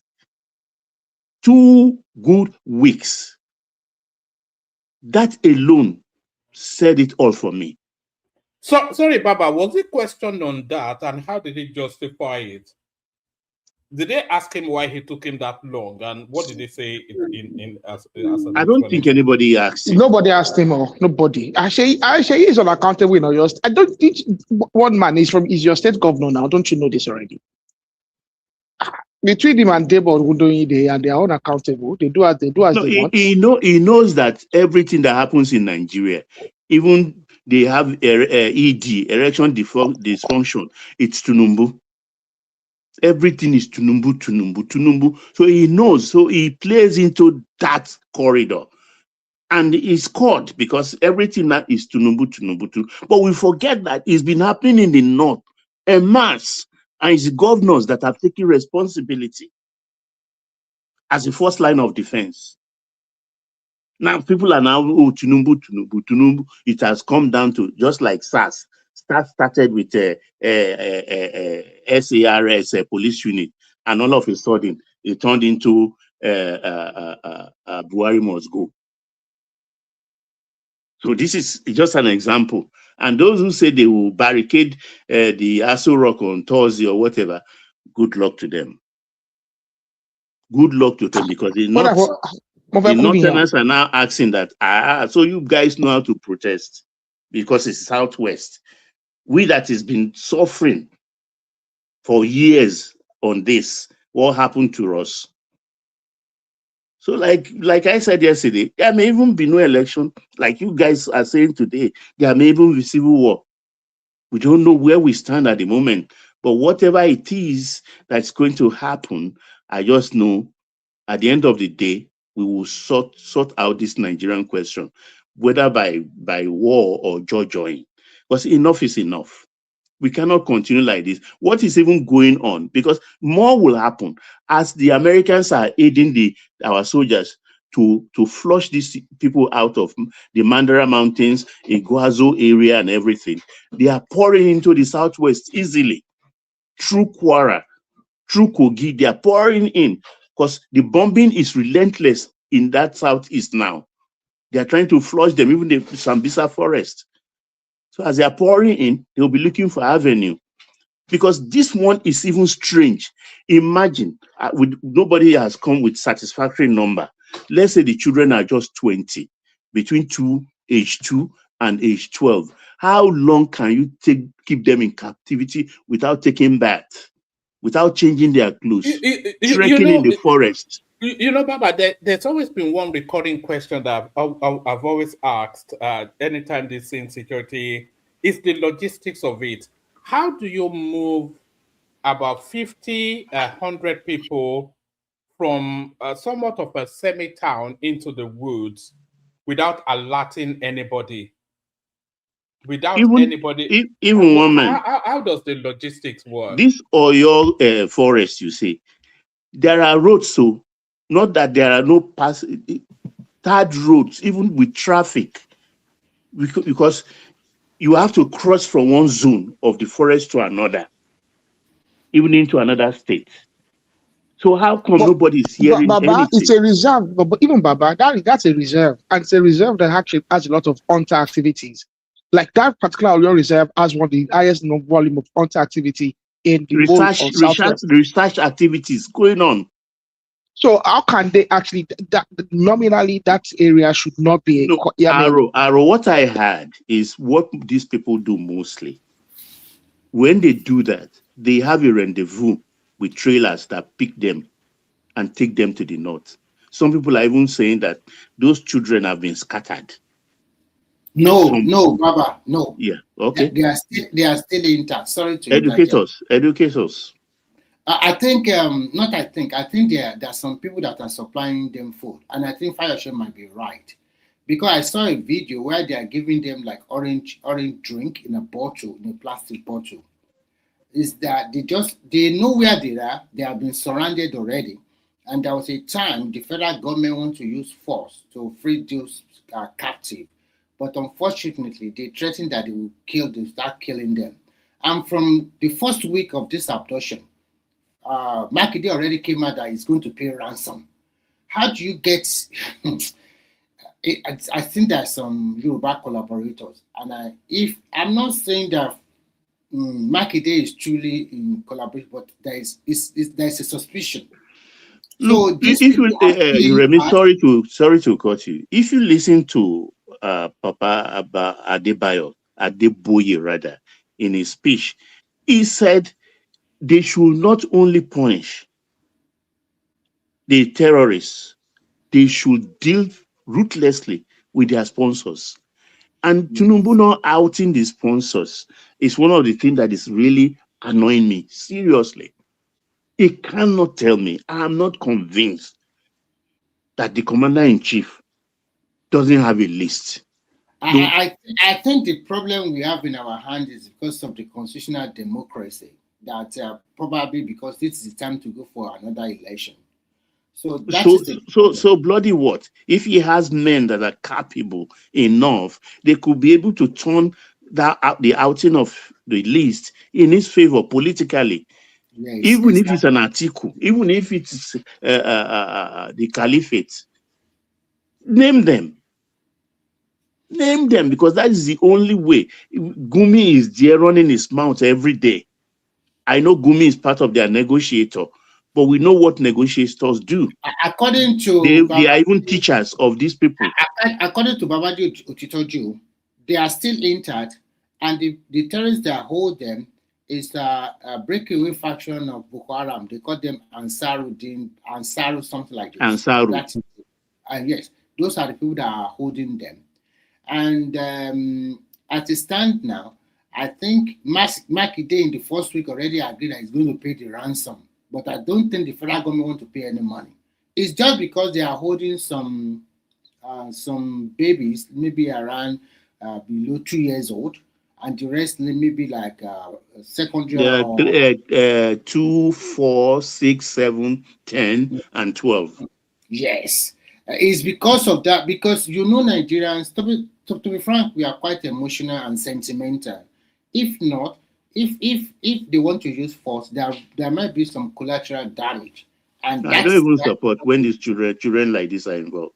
I don't support force. So they cannot just use force to just. Even if they have to pay money, I'm in support. As far as those children are involved, I'm in full support. Yeah, those children should not suffer. What do they know? What have they contributed to the evils permeating Nigerian society? Nothing. It's not their fault they are born. I think this, for me, I think Tinubu should just speed up state policing as soon as possible. There is no need of waiting anymore, because it's quite glaring that some governors are collecting money and they don't want to do their job. Let them have the state police so that everybody will not point accusing finger to the state governor that you are not doing the best. But everything you'll be telling us is the federal government. And unfortunately, like everybody is about personal interest. Some people that go out there to protect, they are lying. Remy, can I add one thing about your district police thing? Give me 1 second. There also has to be a component of this bill that includes some kind of regional security force, because you have terrorists moving from one area to another across state lines. There has to be security collaboration forced by that bill. You must be forced to work with your neighbors when it comes to security. You cannot work in isolation. You cannot work in silos. No, the federal police are in charge. The framework submitted by the MPF actually stated that clearly. They will act as the federal police once a crime crossed state line. And apart from that, there will be an ombudsman, a kind of ombudsman committee. When there is security quarrel between two states, they will come in. Baba, sorry. In this case of terrorism, don't you think it's in the purview of the federal government to take over totally? But I mean, they have what is called, I think Tinubu formed that like a month ago, called the Homeland Security thing. Yeah, they use that to actually guide Ribadu, because all his hair-brained formula for this to disarm the Fulani marauder has failed. He armed some Fulani elements. Maybe those are the repentant Boko Haram people. Those ones they found those ones they found in Kwara, and they said, "Oh, the NSA knows about it." Fully armed with 47 and 49. So why did that solve the problem? That did not solve the problem. Sorry, BT. Big apologies. We're going to be taking it to the back in about 15 minutes, 20 minutes. I thought Timba was going to be here, but he's dropped. If anybody wants to come in, we might well have to take the conversation to the back, because I want to leave on the hour, but carry on. Baba, are you suggesting that our NSA leader has a soft spot for his people and is looking the other way on purpose? Is that what you're suggesting, sir? No. Wait. Don't rush. You understand? He has come out. I can't quote him verbatim now, but he has said similar things that other Fulani leaders have said. He called them, I think one of the ones he called them our brothers. They are not my brothers. A terrorist cannot be my brother. A bandit cannot be my brother. So he has a soft spot for them, sir. So he has a soft spot. Okay. Yeah, it's possible. It's possible, because you should know, Babati, that most of the people they are recruiting to this, they are just between the age of 12 to 16, and they don't know nothing. And these are people that are just roaming about the streets in most part of the northern states. And if you look at some states in the northern part of Nigeria, and you will see that they don't have insecurity problem, like Gombe, Yobe, Bauchi. They don't have problem. Have you seen the Manuki photograph? Who is that? The Manuki they killed a couple of weeks ago. The Americans helped us in Northeast. He doesn't look like an African. But He I doesn't look- think from what I read and from my little research, they said in the last 1 year they have by over 16,000 terrorists in the northwest and northeast. They were just spying there. No, they don't give them any breathing space. The problem we're having is that That's why they are pouring to southwest. Those run away. Yeah, our governor did not prepare very well, especially from Kwara to Oyo, because that is the gateway to the southwest. They didn't prepare anything. They didn't prepare at all. North did not prepare very well. They didn't prepare anything. Shingbai. Yeah, they didn't. You're right. You're right, because for me, Makinde is a very vindictive person, individual, and I think unfortunately for him, on your state, they don't have a lot of people that always hold them at bay like before. Most of them have died away. It is only the Olubado, the President Olubado, that is the godfather of the state now. But unfortunately, I don't know, maybe because he wants to get to the Olubado crown, or because he's also an elderly person. But at the end of the day, your people, they know how to treat this kind of people. You will see. Because his hand is full. Initially, when he declared his asset, he said his asset is over 1 billion naira. That is when I know that this guy is coming to steal their money. Who? Yeah. Makinde, when you initially said his asset is over 1 billion naira, $1 billion, 1 billion naira, or something like that, more than that. No, you can 1 billion naira is just $600 and something thousand. But he has spent a lot of money. You know, he has been contesting for more than 8 years before he got to this position. So it's all lies, you know. Maybe 1 billion naira cash, and then the other asset, when you put them together, it runs to a lot of billions. Oh, the guy has made a lot of money. I mean, that 30 billion he accepted collecting, that's about $22 million. That's a lot of money. Yeah. That's a lot. That's about $22 million. It did them dirty in your state. You collected 30 billion. Do you know that Bodija bomb blast totally demolished a lot of people? The highest person they gave money, I think, is 4 million naira or so. Yeah, 1 million naira, and a lot of people were by so many people, and that side is the middle class people. So they didn't get any refund. Out of 30 billion, he spent only 4 point something. 4 points. He pockets the 25 billion left. He didn't spend up to that, Baba. It did not. They didn't just spend a couple of million. Some people, they were given 500,000. Some were given 200,000, for God's sake. And he kept quiet since then. See, they outed him. They found him out. He didn't talk about it anymore. He will never, because you know what he has done is not good. He's not really a good man. And unfortunately, when you look at the trajectory of your state politics, you will see that somehow they will have a good governor for 4 years. The next one will be so terrible. Now, maybe another person will come in, will be a good governor, then another one will be so terrible. I don't know, and there's no continuity. There's no continuity. I wish they can just divide that state into two. It's too big. It's too big, actually. Ibadan alone is almost the size of Lagos State. Ibadan alone. And there's no way an outsider from Ibadan can ever become the governor of that state. First, Ibadan alone have 11 local government. Around Ibadan alone, also infused into Ibadan, another 6 local government. So we are talking about half of the local government is already in Ibadan and its environs. But I've always made that argument now that the real argument for state creation is Oyo State. Yes. And Niger State, not the Southeast now. I think the states in the Southeast should be reduced because they have too many states. Well, why? Why? No, for the geographical mass, for the land that they occupy. Mass? When they have 5 and everybody has 6 and one even have 7. But why are we doing the states in terms of ethnicity or in terms of governable spaces? If we look at in Nigerian term, one man, it's about income, what comes from the center. So the more states you have, the more resources you will have for your people. So what if have they they have done with five, the resources in the southeast? They've No, not but done what anything. about the who is population talking of about that resources country? from anywhere? Put everything. Is it not from the center? It cascades to the zones. It's from the center. So the center is what matters. People who don't even support debauchery and they collecting money from debauchery from the south. They are sharing the money. Is that haram or not? So they are entitled to even their 6 feet Yes, too. there's no point creating state, and this idea of saying northern state, Igbo state, uh, South state, it's just like we just go to school and read, not to learn. We're in federalism for crying out loud. There's no regional states. We're not in But we are not parliamentary, practicing true federalism in the real sense of it.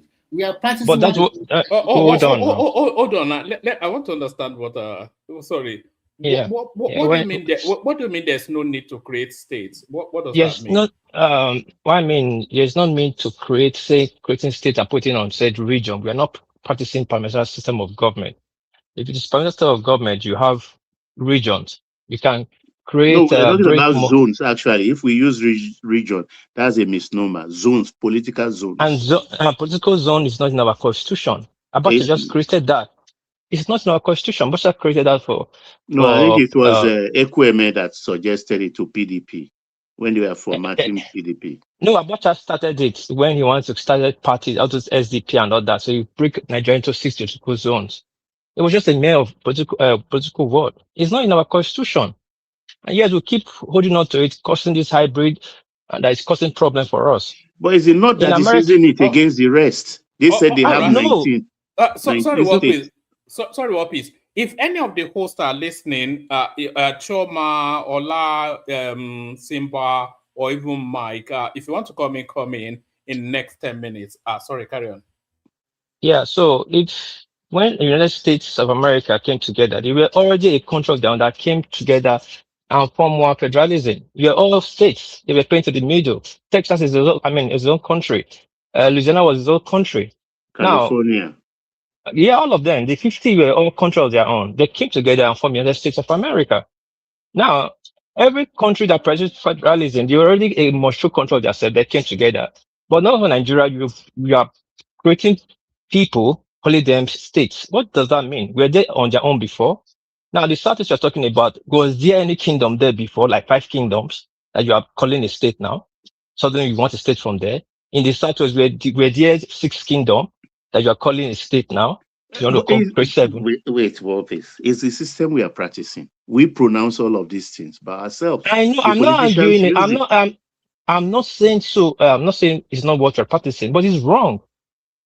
We are not challenging our constitution. We just allow all these things to be happening, and we allow dull people to be playing our intelligence. This is just a common sense. If you are practicing true federalism, we have 36 states, and it's 36 states. If the government wants to create another one, it should create, but which is not supposed to be so. They don't have any right. Since the essence of humanity, there was never a time in democracy that a state has been created under democracy. No, it's under fiat, under military or dictatorship or war. That's where state is being created. So all this state talking about is just distraction. It's not going to happen this lifetime, not next No, lifetime. I think they not actually use it as a political tool, because take for the Southwesterners, for instance, we have Yorubas in Kogi as a far-flung as Kogi State. We have in Kwara. So technically, they remove them out of the Southwest and say they belong to North Central. I mean, this discussion is the one of the problem that's causing tribal problem in Nigeria. You don't just come. We are interwoven. Like you said, there's a community in Kogi State that is Yoruba community. There's a community in Kogi State that maybe Igbo community. Let me just use word like that. Now, like in Benin, there's Igara in Benin. Today, they are Edo State people, technically because you create them states. Then you create states. Your friend become your enemy in next 2 days. If you this one you're talking about now, but then you create Oyo Ibadan out of Oyo. From next year, Oyo and Ibadan will become yourself because they have become 2 different people. Don't just create states, you create a tension.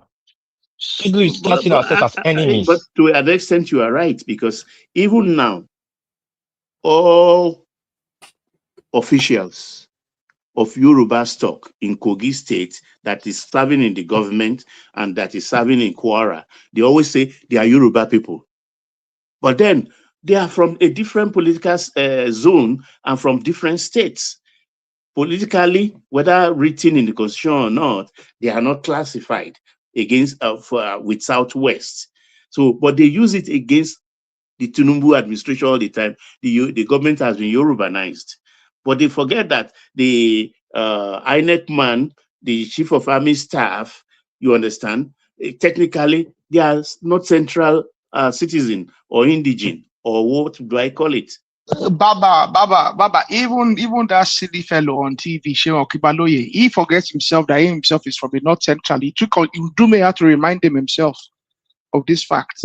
It took Ndume to remind him that it's from the North Central for him to stop you saying the Yoruba government nonsense. I disagree with Workpiece that having a state created does not make people different people. So the idea that because if they give Oyo State a different state from Ibadan, they become different people. No, they are still the same people. It's like same people in Abule and people in Songot are different people. They are still the same Awori people. They just live in different states. Just to clarify that part. Yeah. Baba, you're talking from a very sorry. You're talking.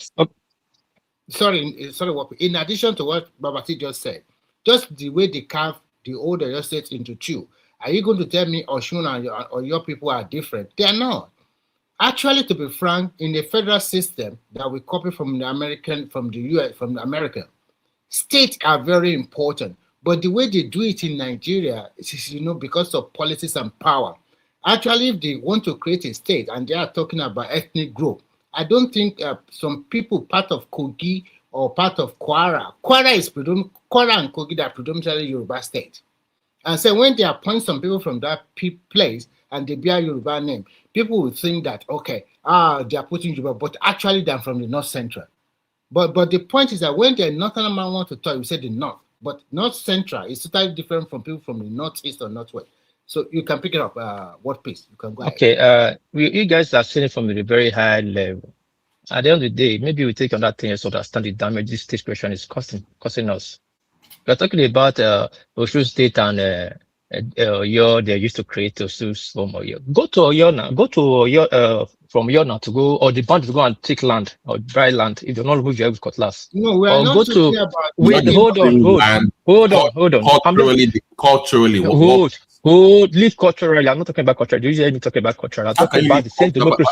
Hold on. I'm talking about the purpose democracy that created it for the way it's costing us. Look at tribal tension everywhere. Hello,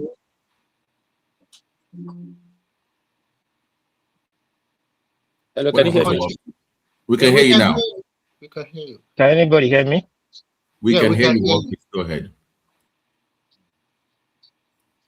Okay, I think he's having a problem. Yeah, if I and Remy from the same mother get divided by lines, yeah, we understand. But DNA wise, we see the same. It doesn't change. It's not a tribal argument. You're still the same people, just living in a different state. It's that simple. And then when the tribalist or whatever, I don't know why. Even when they divide all those states, even as an Oyo man, I can go to Oshu to go and buy land. They will not say because I'm from Oyo, they are not selling me land.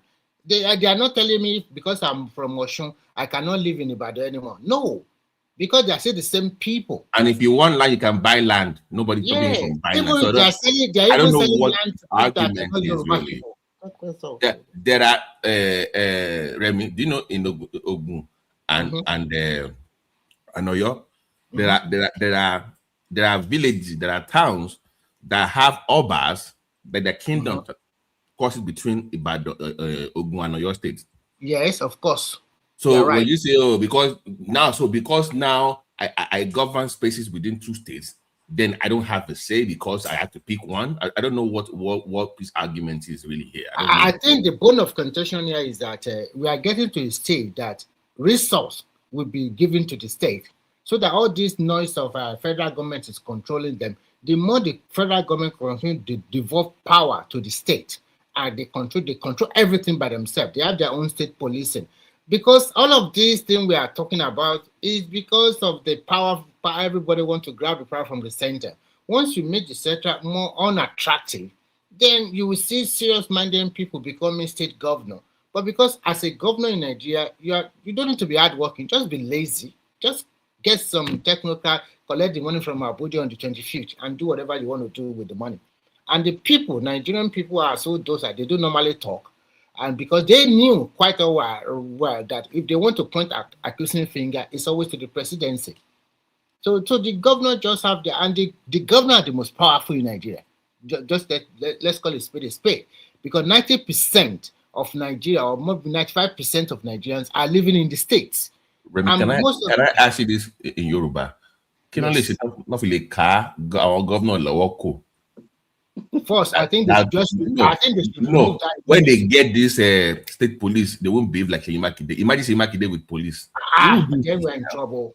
So that This is is one of the things they are doing in reconsidering this police thing. Because imagine Wike were a governor and he has his own police. They said they should not create state police. I listened to that interview. They should not. I have my state assembly. If I want state police, it's the state that should just go ahead and create their own state police. Nobody should force a state commissioner of police on any governor. So you can see that is the bone of contention in the bill that the National Assembly are drafting. The bone of contention is how do we curtail these excesses? And part of what the federal government is trying to do is that probably maybe the federal government that will shortlist a state commissioner of police for them, that man should come from the state. So that is the problem they are having. If they can find a way around that one so that the government should not use them indiscriminately against their opponent or even against the citizen of that state. So that is the major issue now. If not because of this, they would have been passed now. It did not submit any memorandum. It was so late before he submitted his own memorandum. That guy is quite unfortunate that sometimes, some states in Yoruba land, I don't know, they are not even, the standard is so low. It's compared. Yeah. Mr. Remy Makinde Mavishokoto say don't worry. Sorry, but it has a say, influence in who becomes the next governor. No, it doesn't. Adekombi is going to win it doesn't. It does not have nothing, no political value, nothing. Sorry, BT, guys, we'll be taking it to the back in about 5 minutes. Anybody that wants to come in now. Where's Mike now? Mike was here earlier. I saw him. Mike was here, Simba was here, but I have to go to bed. Okay. So one man, Baba, would I get a chance to say something that is pressing on my mind for a while? Please go ahead. Shoot. We're just free flow, No, there's no order the discriminate transfer of voter registration. I mean, I think the Senate and the legislative have to pass a law that makes it impossible for people to arbitrarily just change. From where to where? Be more people specific. People are just changing voter registration. It doesn't matter from where to where. From the southeast to Lagos State now. It's not about southeast to Lagos State or not. It's not. It doesn't matter where you're changing from. It could be even from one local government to the next local government. All right, we've got Choma and Simba in now. Let me hand it over to Simba. Thank you, everyone. See you tomorrow. Go. Hand over to Choma, please. All right, let me hand over to Choma. All right, let me Choma. Thank you. I think Choma actually came in because I made the call, but thank you, Choma. No, hand it over to Simba. I'm sleeping. No, Choma. Now you did control. Choma, you did excellently well yesterday. That's why people want you to exactly. I'd rather use just here. So yes, maybe you can start another fight like you did between Enigmatic and Tunaija. So if we can have another one of those, that would be great. But one man, you need to go and get a better for Tunaija. Let's look better for Tunaija. Banla Koboko ni Enigmatic for Lanoye. Banla Koboko. Yeah, but let me bail out. See you guys tomorrow. All right. Have a good evening. But like Baba, the thing about it is this: it doesn't matter where you're transferring from or transferring to. You could even be transferring from one local government to the next local government. I think people should be locked to where they are residents, number one, where they are permanently resident. because you cannot have. And they should be locked according to tax as well, where they are tax compliant and where they are permanently resident. Wait, And they should be locked for 4 years. You should not be able to. Once you are locked in for the 4 years, and the year before and the year after the general elections, at least a year before the general elections, you should not be able to change. I am proposing this. This is my personal opinion. I think if you don't propose anything, Remy. Okay, just we have a country of law. Nigerians don't like respecting laws, particularly when they are disadvantaged. They lash out. That's the only language you understand. We just lash out and do a giddy, like say they should come and do their worst. And the government worst will prevail at the end of the day. INEC officially has closed the register. Now they are transferring themselves and doing a lot of cross-carpeting. At the tribunal, even if you won, at the tribunal, it will be nullified. It will be nullified. So all your effort, your money. No, we are not even talking about the candidate. We are talking about look at this scenario. All will come up. I want to say this. Wait, listen, Farabale. All these things, INEC cannot mitigate against it now. They have their rules.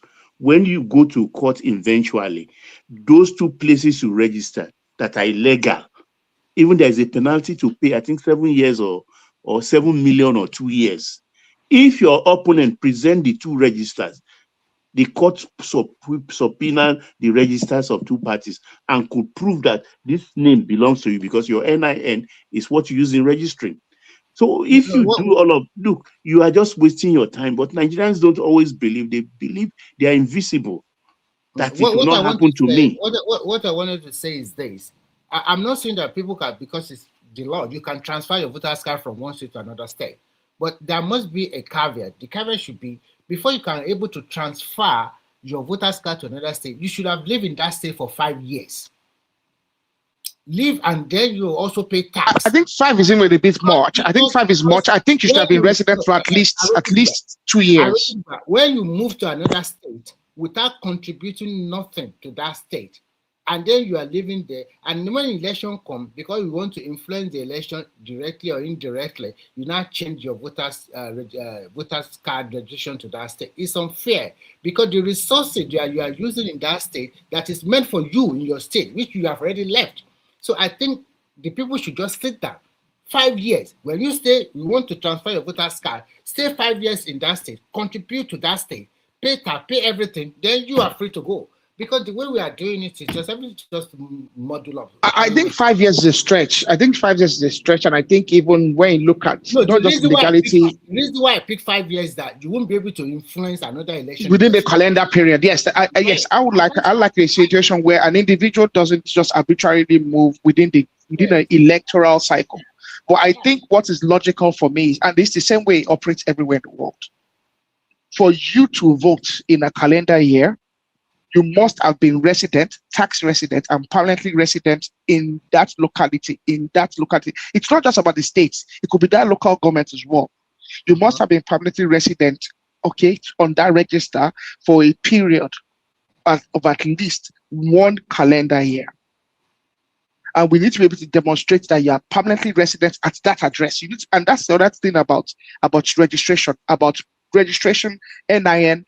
People, the government as well should be able to have a documentation of where is the individual's permanent residency. It's very important.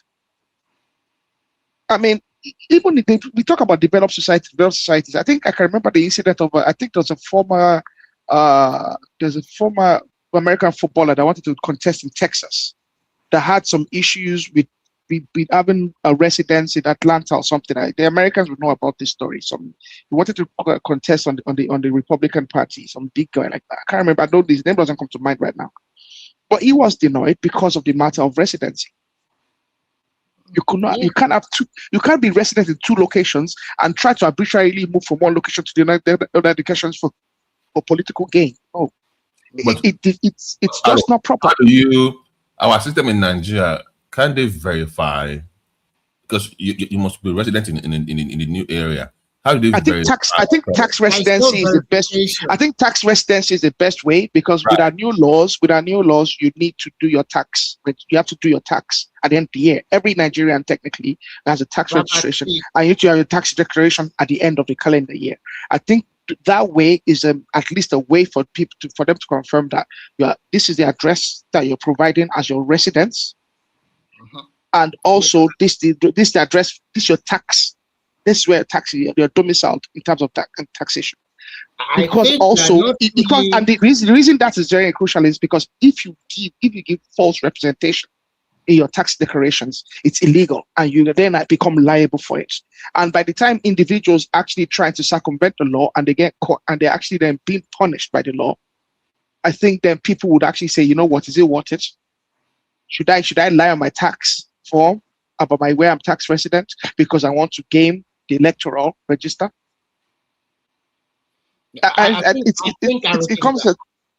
don't think we are really practicing federal system, to be frank, because if we are really practicing, like you said, compared to the Western world, when you move from one state to another state, the first thing you do when you rent an apartment or is just for you to go and register with the police so that they can document you, they can know how old are you, where are you coming from, what kind of job you are doing, everything like that, before you can have access to the state resources in terms of free health, free education for your children, or blah, blah, blah, whatever that they are providing in that state. But the way we are doing, we just move en masse. Okay, I want to go and find Nigerian dream in Lagos. You just carry your Ghana must go and then you move it. Sometimes you don't even know nobody. Just go and scout under the bridge. The system is not well structured. See, that's the problem, though. I mean, this is the matter of Lagos. It will overstretch the resources of that state, where millions and millions of people are moving to that place without contributing nothing to the development of that state. That is exactly what is going on in the Southwest now. Let's be frank. Look at your state now. When you go to Ibadan, you just see hundreds, thousands of Okada riders. Where are they from? They are not the local people. The majority of them are from the northern part of the country. They don't even have a place to sleep.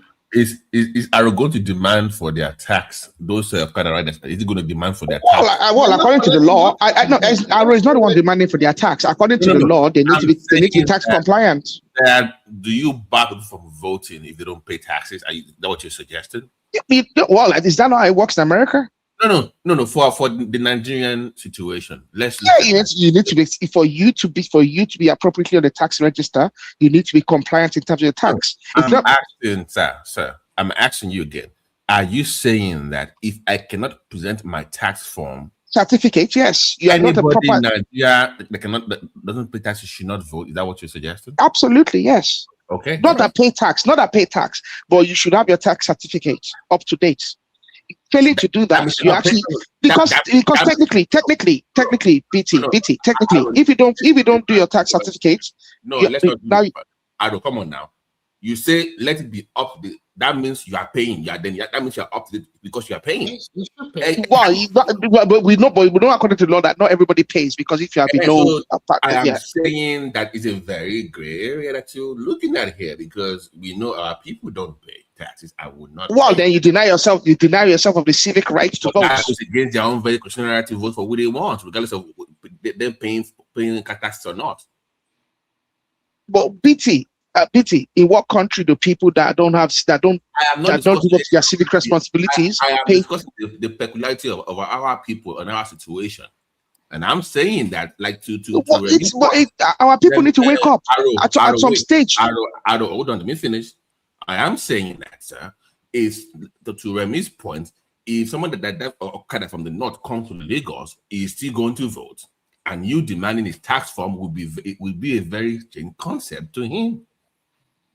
No, I'm not demanding his tax. I'm just saying it should be in the electoral law that for you. There's two things here now. I'm not talking about the right to vote. Okay, I'm talking about the arbitrary transfer of the vote or in the voter registration. But that affects it. But if it cannot transfer it in the first place because it doesn't have the tax form, then it cannot vote. Then it bars him from voting. Well, it was registered somewhere beforehand, was it not? This thing is very funny. some people, they went back home to do their voters registration, but they are living in Lagos. They are not voting in Lagos, so they are voting in their that should be Remy. That should be illegal. That should be illegal. That's what I'm saying. That should be illegal. You should be able to. You should vote where you are permanently resident. Same, It should be illegal. Arrow. Same thing happens during the census. When people will go home to get counted at home, getting more resources for their own people, then come back to that state and then demand to be taken care of. You can't go to the north when it's time to vote. You can't return to the southeast when it's time to vote. No, and you can't come to the southeast to somewhere else when it's time to vote. You can't move around just for the voting. No, you don't move around. Where you are permanently resident and you are tax compliant is where you should vote.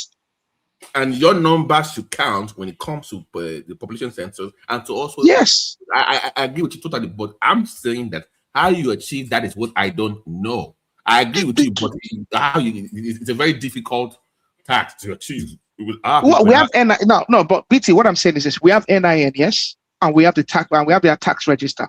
And according to the law, the tax laws, every Nigerian is number one as a tax number, yes.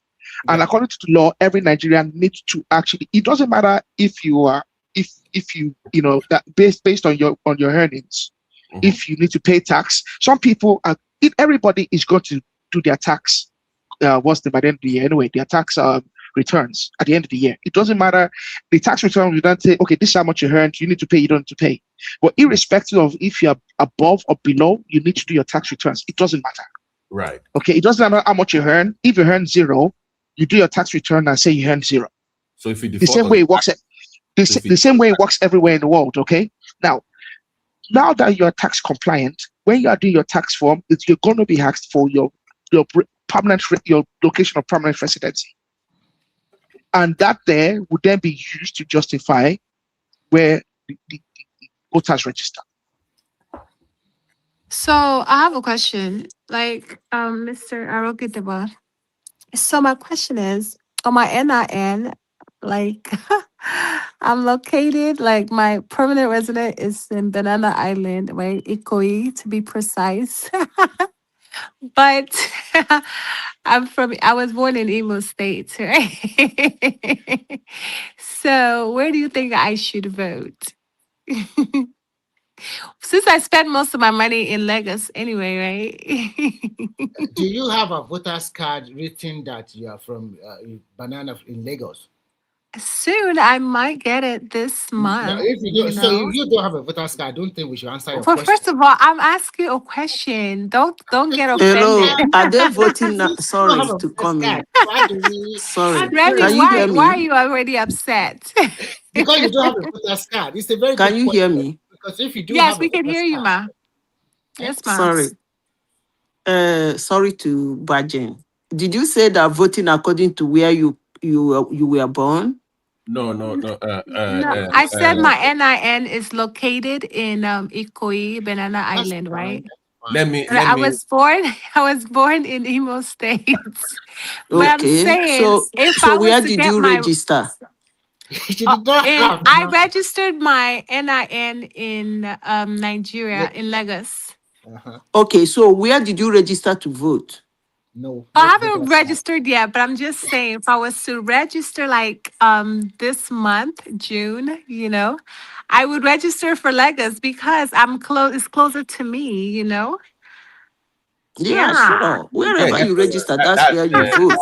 So that's what I was telling them. I could vote in Imo State and also in Lagos if I want to, right? No, you cannot. No, you can't do that. Too. If you register your voter's card in Lagos, then you vote in Lagos. The point we're making is that, sorry, Remy, don't make it easier for people to just jump up and down, move around and vote anywhere, anytime. So what's the restriction they put?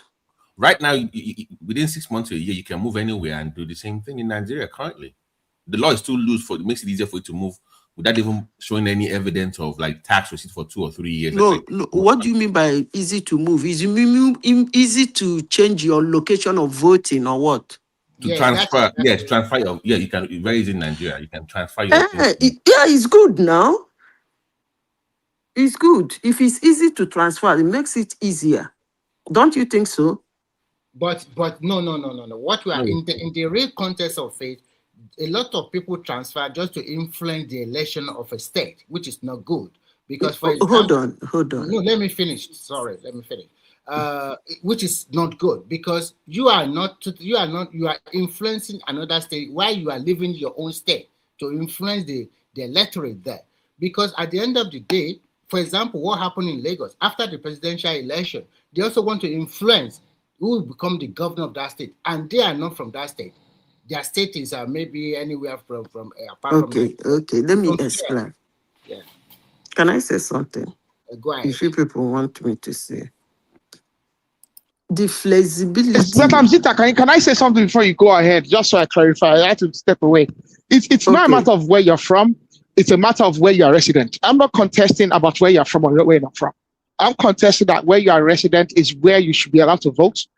Okay, because that's also where you're tax compliant. That's where the law recognizing you to be from. That's my contention. So just to clarify. Okay, let me say this. The flexibility is for when you make it flexibility. I don't even know why they didn't put people in diaspora. Flexibility makes it, gives you how will I put it now? So that no one should be disenfranchised. Why did they make it so flexible? Life do happen. Between the time you registered, you can get a transfer. Something might move you to Abuja, something might move you to Imo State, so they shouldn't be rigid.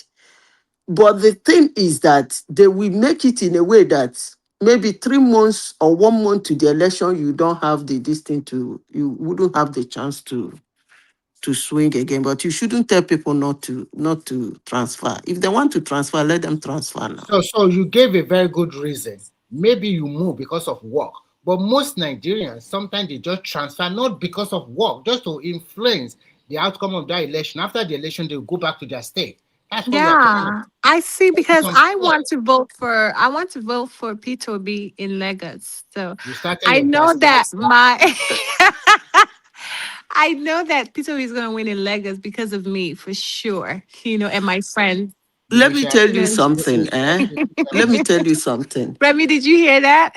In every policy and every law, I'm pretending I didn't hear that. people must find a walk around.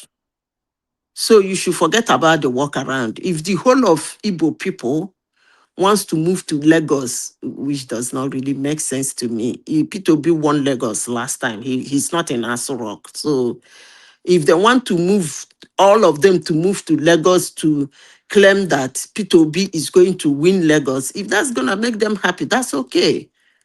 As long as he didn't end up in Aso Rock. So, I don't know. Winning Lagos might be, after all, the other one he won is only by 10,000 votes or whatever you people call it. But it's a win. But at the end of the day, he wasn't in Aso Rock. So if he can get a chunk of a vote in a state by people moving there, it doesn't matter. And I have my brother cousin. He's in Ogun State. He works in Ogun State, so I think he's gonna vote in Ogun State for P2B. So just thought you should know, Remy. Did you hear me, Remy? I no problem. Continue now. Chioma, tell your brother, your cousin, on the election day, you should wear an helmet.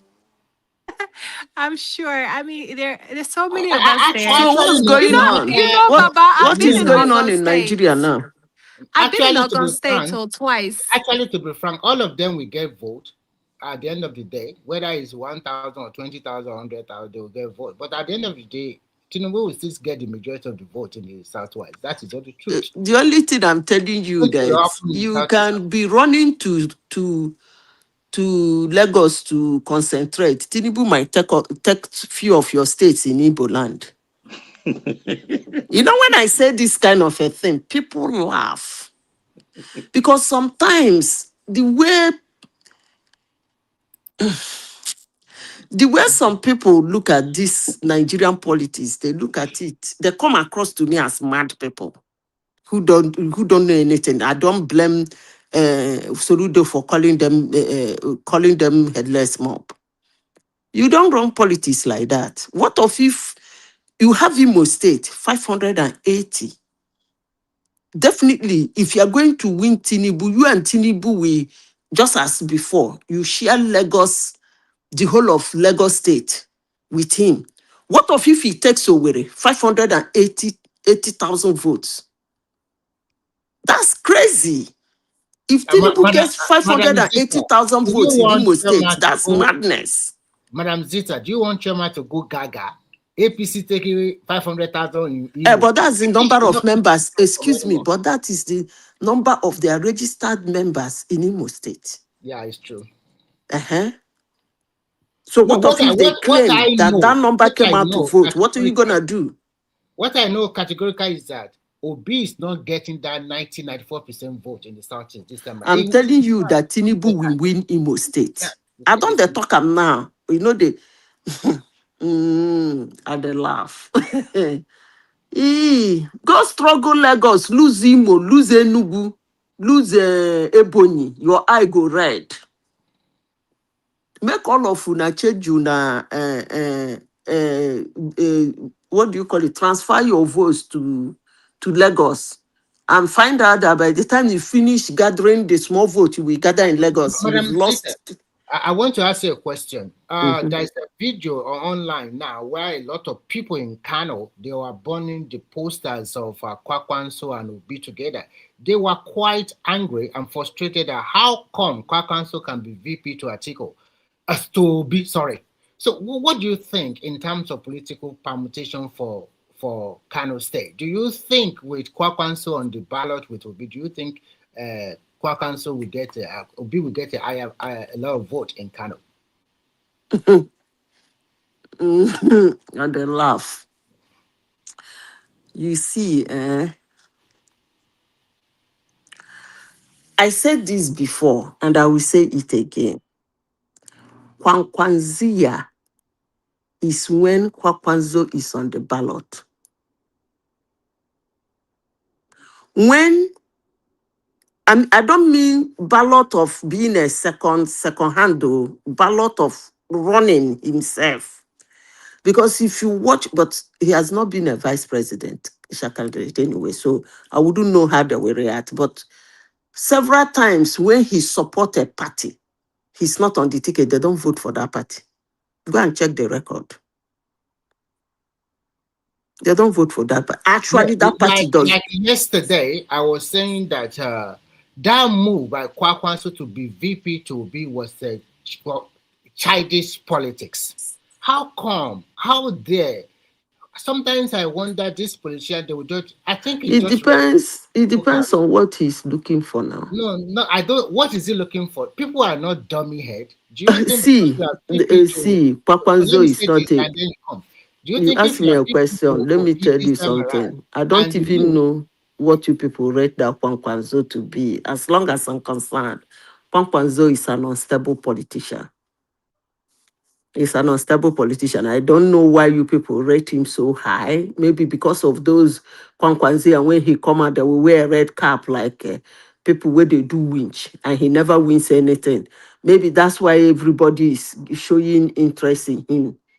He has a good CV, but I don't see him as a good anywhere close to. I don't even want to look. Let me tell you, people. When I talk now, you're going to abuse me. I am releasing the number that came out from my state. Oh, I know one here that my state beat Kanu in this election. I'm still, I'm still like the dame that dream. Do you know what it means for my state to be in the map of politics in Nigeria? I'm still dancing around on. I don't like this guy, but. This una Kanu. It's no longer pleasing to me because it's beneath my state, of all states in Nigeria. So let 5 of them share the vote in Kanu. As long as the vote in Imo State go to one person, I don't care. Honestly. Make una dey there, they shout Kanu Kanu. How many votes they for Kanu? No, no, I am just looking at the way You are not Kwakwanso play. understanding what I am saying. No, I'm not talking about you. I'm just looking at how Kwakwanso plays his own Forget politics. about Kwankwanzo. It's politics. Everybody can play politics. This is just a discussion. It's The just a question you ask is whether he will. I think they will vote for him. You shouldn't be thinking of. Yes. My follow-up question because a lot of people said he's playing against 2031 in the next 4 years. Is there any guarantee that even if he is the VP to Obi this time around and they lose, and in the 4 years, then Southeasterner will now vote for Kwakwanso? I don't think so at all. I don't believe that. Please, let's 2031 will take care of itself. Let's concentrate on 2027. When Buhari was contesting his second term in 2019, if they tell you that Igbo people will be running Obi Kerenke around the world in 2023, would you ever believe it? Of course, you wouldn't believe it. If they tell you that somebody like Peter Obi, because of youth corpus, will get 6 million votes, will you believe it in 2019 as a presidential candidate? Of course, you will not believe it. So we are in 2027, doing 2027 presidential election. You are talking about 2031. I'm not interested in 2031. I'm interested in 2027. And I am more interested in the numbers because politics is a game of numbers. I'm looking at the numbers in each state. And I am interested in the ones that have very high number of voter turnout. So if you are At looking least at for the primaries. what about NDC coming out that they have 46 million voters in their register? I beg. INEC don't die. That's So what you it- just come out and claim number, and INEC will say, yes, that is your number. I beg, please. it was very funny. Interesting. It doesn't work that way now. It's not to make number. If they get INEC not angry. INEC, if they do that, their eyes on the judiciary. INEC will tell the whole world how many each party the number of their registered voters, and the sky will not fall. It's only INEC that has the Madam right to Zita, publish it. are you sure these registered voters is authentic?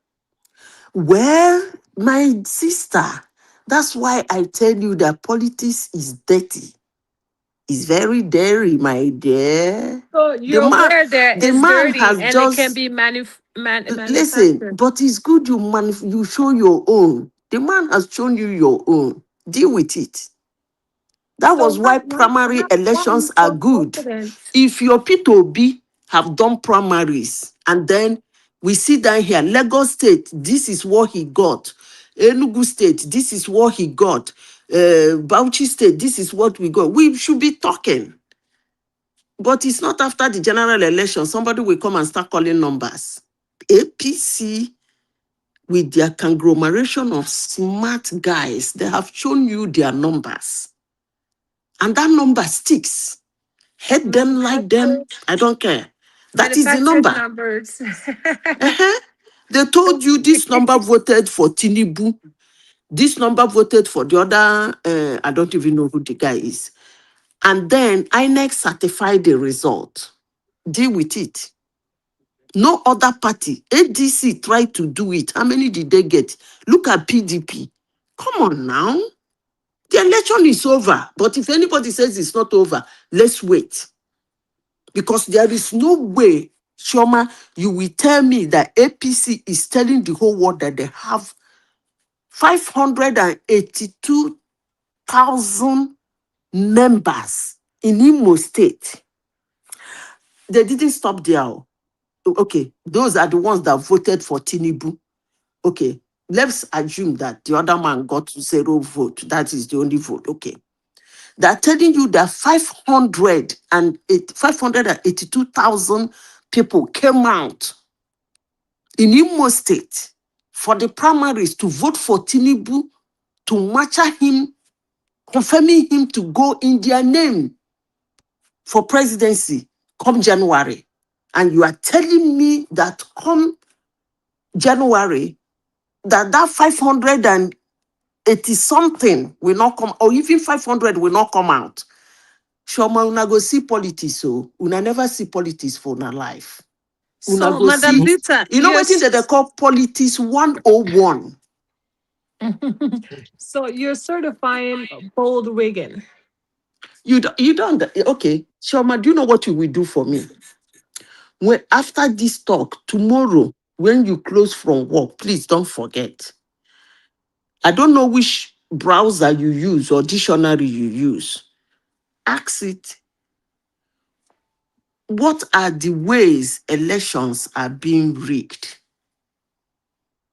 It will run out ways elections can be rigged. Then when you look at those ways, you look around the world. And when you come back here tomorrow, you tell me that country that have not used one of that way, one of that ways to rig an election in their country. Elections are rigged. I have said this Okay, several so times. so why then are you confident that Imo states will vote for Tinubu based on this rigging assessment you just concluded? Okay, that is one way they rig the election. Imo State will go for Tinubu. I will be shocked if Imo State does not go for Tinubu. By rigging, Abby? It's not rigging. They have already You told you, said it's okay. rigging. You came to that Oh, conclusion. Chioma, let's have a nice conversation. Okay, we are. A party came out and told you that in this particular state, we have 580 something members. That's what they told you. We have, I'm just giving an example. We have 580 something members. And they said they're doing primary election. In that primary election, let's say 470 came out to vote for the primaries. And in that 470, let's assume 400 voted for the candidate that won. That is 400,000 voted for the candidate that won. There is every chances that the remaining 70 that voted for the other guy might end up, maybe 20,000 of them will join the winning team. On the election day, there is 95% chances that 420 will still vote for that man they voted in the primary. Listen carefully. Now, the question is, how many people in the general election in the state that will come out to vote? That is where the rigging will come. If in the general election, 700,000 people come out to vote, trust me, that party that had already had 470,000 people is cruising home with victory. Yes. So, but Madam Zita, with all due respect, you contradicted yourself because you once said that you cannot rig where you're not popular. That So is why, come okay, during the general election. It's that what your whole analysis will not be possible. Tinubu may that's not why even I get one do. Hold vote. on. That's why they conducted that primaries in Imo State. That willingness you people are capitalizing on, they have proven to you that willingness already. The willingness, you're saying, during the general election, Imo State people don't like Tinubu, they're not going to vote for Tinubu. They don't. That is speculation. And in that speculation, people have used it to win elections. Now, that speculation that they don't like Tinubu, they have cleared it now by pulling out 582,000 people to support Tinubu. That is a masterclass large number. But you can think I'm talking rubbish, but let's wait. You might think I am talking rubbish. General election is general election. How can somebody willingly come out to sit or stand under the sun to vote for somebody to advance the person to go for general election, which is called primary election. And on the general election, you sit down here to tell me that the person will not still have the willpower to come out again and stand on the line and say, I want this man in the primary. Yes, let him win. The chances is 0.001%. Yeah, That is what I'm it's trying to make yeah. up. Anybody P2B that shows up for you on your supporters. primaries is gonna show up for you in general. Hello? But just based on how they were counting the votes, it doesn't seem legitimate at all.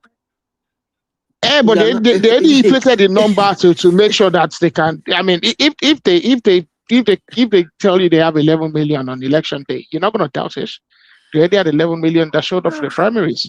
It's so You- sad. Do you know you- we are the problems of Nigeria? Just like based on Okay, I have Chichi. I've explained Mhm. this thing to you in the US. That's why when they're doing that, they are ridiculous poster. I go there for my where I did the giggle for laughter. That's why you find it difficult seeing a blue state turn red, unless they go hard on it. Or you see a red state turning blue, unless they have to go hard on it. Do you know how they do it? Just like what Tinubu did. He's a Chicago boy. They will project their members. Members are important. Members are loyalists now. What part of it is somebody not trying to understand? Members are called loyalists. They are not ordinary voters in the street that you have to convince. These are people, some of them earn salary.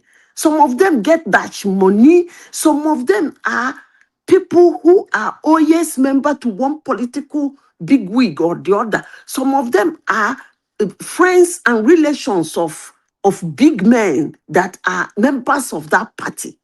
Some of them are people that party is somehow, somewhere sponsoring. These are what they call members. They are loyalists. They call it in the United States card-carrying members. That is a sure vote. This is what I'm trying to make P2B supporters understand. But they're not listening. Because at the end of the day, they're going to abuse INEC, abuse the judiciary, run around the internet, demeaning Nigeria, ridicule Nigeria, and then what? Okay, in addition to what you have been saying, when we talk about grassroots politics, that is where the state structure is very important. Grassroots politicians, they are being paid monthly salary. They get a lot of juicy appointment. They get a lot of things from the ruling party. If they happen to find themselves in power, the advantage of doing primaries are very enormous because you know who is who. And after the primaries, then you can do reconciliation among the people you contested with. But look at NDC primary, it's all in chaos because at the end of the day, they were just writing names. Consensus. You see all over the internet, people are complaining. And this is just a new party. And the way Who they go voted about for them? That is the question. We want to know. Mr. Lagwaja got 15,000 votes. No, they didn't contested with Mr. Bogo. Mr. Bogo got 2 votes. Therefore, Mr. Lagwaja is the winner. I think the that issue is the here easiest is way to rig election. Very Nigerians, easy. Most Nigerians think that politics is just a simple game. Just shout on the internet and you just line up and people just vote for you. It's more than that. Madam Zita, I want to say something. You make some statements, and we don't agree on everything, but you make some statements that flies over the heads of some people. Yeah, you've been saying something about Tinubu is a Chicago guy, boy. But some people don't understand the importance of that statement. So I think maybe it's good for us to explain what they call Chicago politics. The Teamsters, okay, which is the unions, and the gangsters, and the Chicago politics is peculiar. Well, Boston, Chicago. I mean that area, And that's exactly like you said. Tinubu understand the politics. It's all about grassroots. It's all about getting out the vote. It's all about having guaranteed people that you know, number one, are grassroots, are going to get the votes out to you. You know those votes are locked down, and you know that those people can also motivate other people under their influence to come out and vote for you. And it starts at the primaries. Whatever you do at the primaries just goes on to the general election. I mean, people they don't understand how politics even plays out in other parts of the world. I think that's why they don't even understand the nuances of when you say Chicago, you understand Chicago politics. And to be frank, when you look at it, Tinubu is playing classic American politics, the way it used to be played right through the 50s, the 60s, the 70s. He's playing politics the way the likes of Reagan, and that's exactly how they play their politics. Nixon. So you mean tell me, Madam Zita, Tinubu would get the same amount of votes in the general election that he got on I the am telling primaries? you. I am telling you. See, let me tell you. I will hold you to it, though. Yes, please hold me to it. And please, when the result come out, believe. If I am right, just believe. Don't water it down. I beg you, learn from it. You said 500,000 in Imo State, Imo correct? State is 582,000 votes. Okay, I will hold you It's to laughable. That's why. Hold on. That's why Madam I Zita, said. I'm You are not even sure he got laughing. up to 500 votes Don't last worry time, now. like 2023. Don't worry. You will see what they call. Chioma, Listen forget carefully. about. You will see Why what are they we call. praising scam? This is Wait. You will like see what a they call scam. classical politics. Chioma, Chioma, you are fixated on the idea there's a scam. hold on. Stop Hold on. See, fixating I on am that. too American Hold and on. civilized Chioma, for this type Chioma, of why you let But me won't ask think you a you get question. that's how American politics actually is played. You Oh, No, don't it's know. not. Let me This ask is you a just question. I want to ask you a simple question. If they ask you, you are in, okay, let me give you an example. You are in Aba, they call you on the phone, ask you, how many children will you get? You say, I get 10. Then in Abuja, they go say, everybody when one come Abuja, make him carry all in children come. You don't go carry your 10 children go. I ask you a simple question. You dey Aba, they ask you for Aba. Chioma or Chichi, madam, how many children will you get? He say, I get you 10 children here. Oh. So okay, where you want go? You say you want go Abuja. For Abuja, they shall say, anybody when one come Abuja, oh, carry your children, they come. Oh. Carry all your children, they come. I ask you, Chioma, would you go with your 10 children? As you want go Abuja. By hook or by crook, you yes. go carry them each day now. That is Yes, the politics. That is the simple explanation of the but politics Tinubu has it played. also depends on the person conducting doing the census to You see don't understand what I said. The which census have not family is started. bringing to Please, the verify census. to Hold on. verify the family, the members Hold of on. the Hold on. household. Hold on. You have already confirmed that you have 10 children.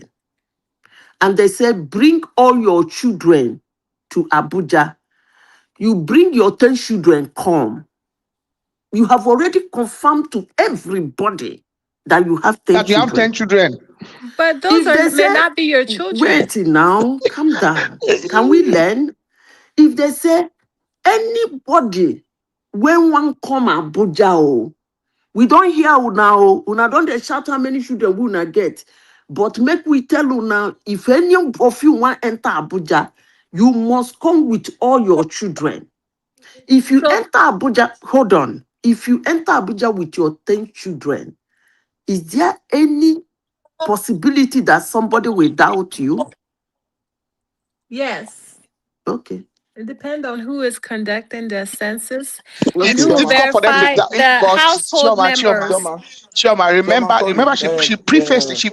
Madam Zena prefaced it by saying that you've been telling people beforehand that you have 10 children.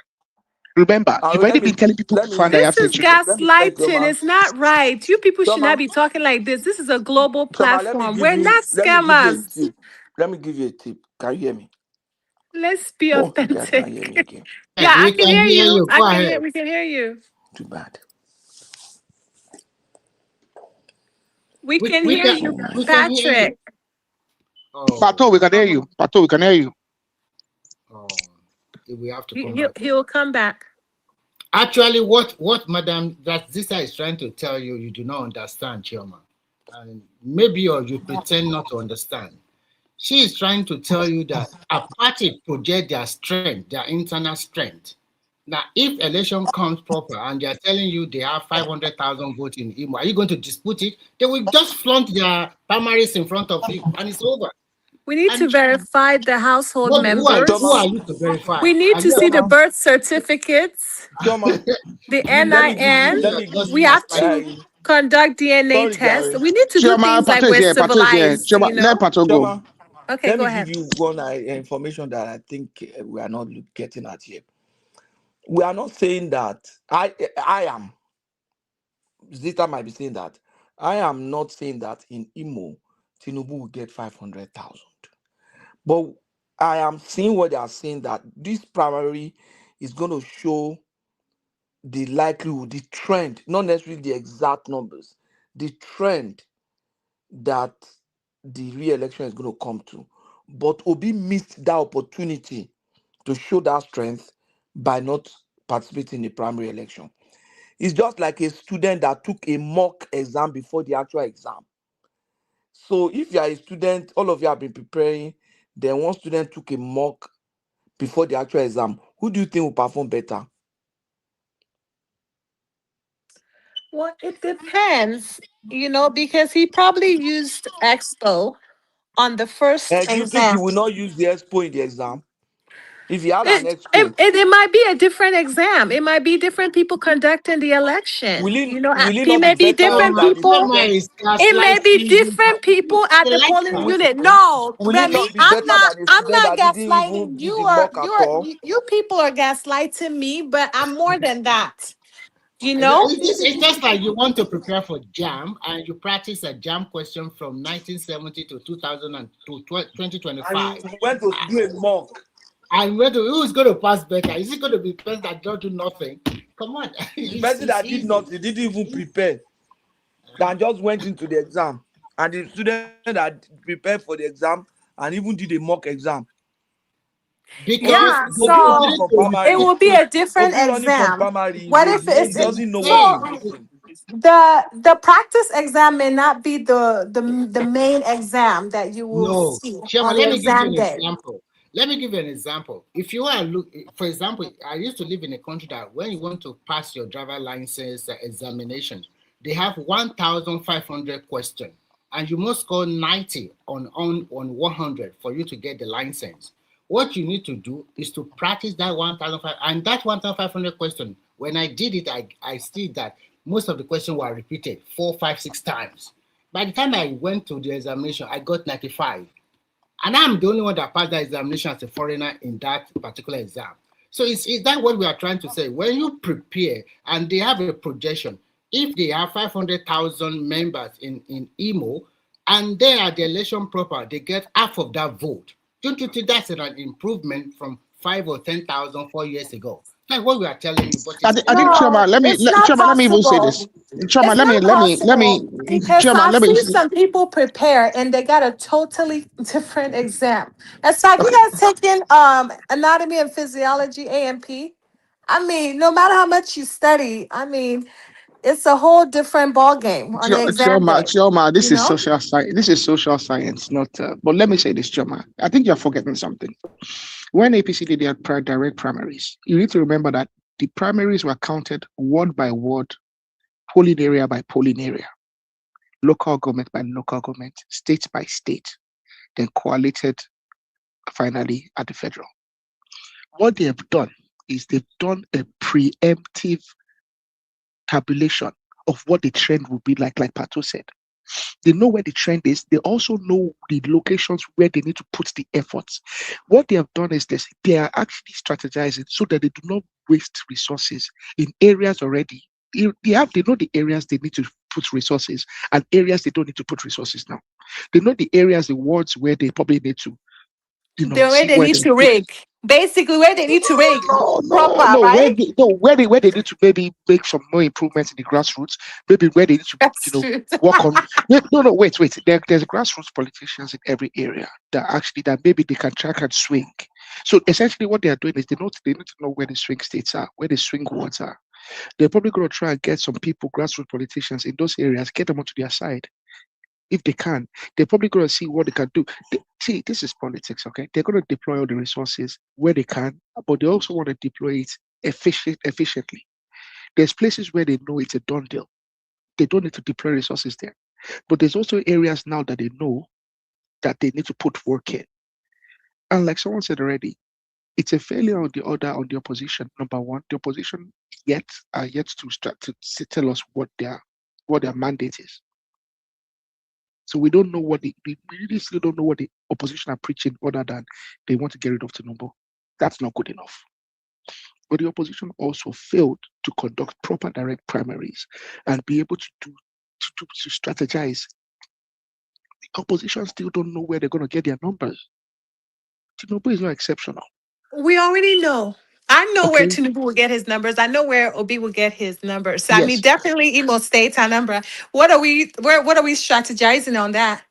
We don't need to strategize. It's Chioma. only people that are bent on rigging that will have to strategize, and they'll be surprised on an election day. Chioma,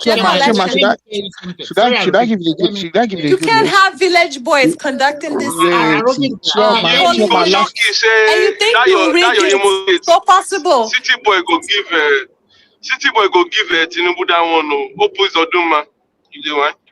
It's not possible. Where are they now? They're not even making noise no more. Don't worry. They're all quiet. They're no longer making noise on social media. They have died down. Let me tell you They have all something. died down. Chema, let me tell you something. Because That's the same way, Mr. Puff Puff, Chema, you guys always say something. You always say rigging. Let me tell you the truth. All the 36 states of Nigeria, they rig them. There are so many videos online when they are rigging, giving them money. Also in Anambra, in Imo, and the rest. So when you talk about rigging, everybody pay money to the voter to cast their vote. Actually, this election, you have to look at the parameters in 2023 to now. What happened in 2023 is no more happening now. It's different.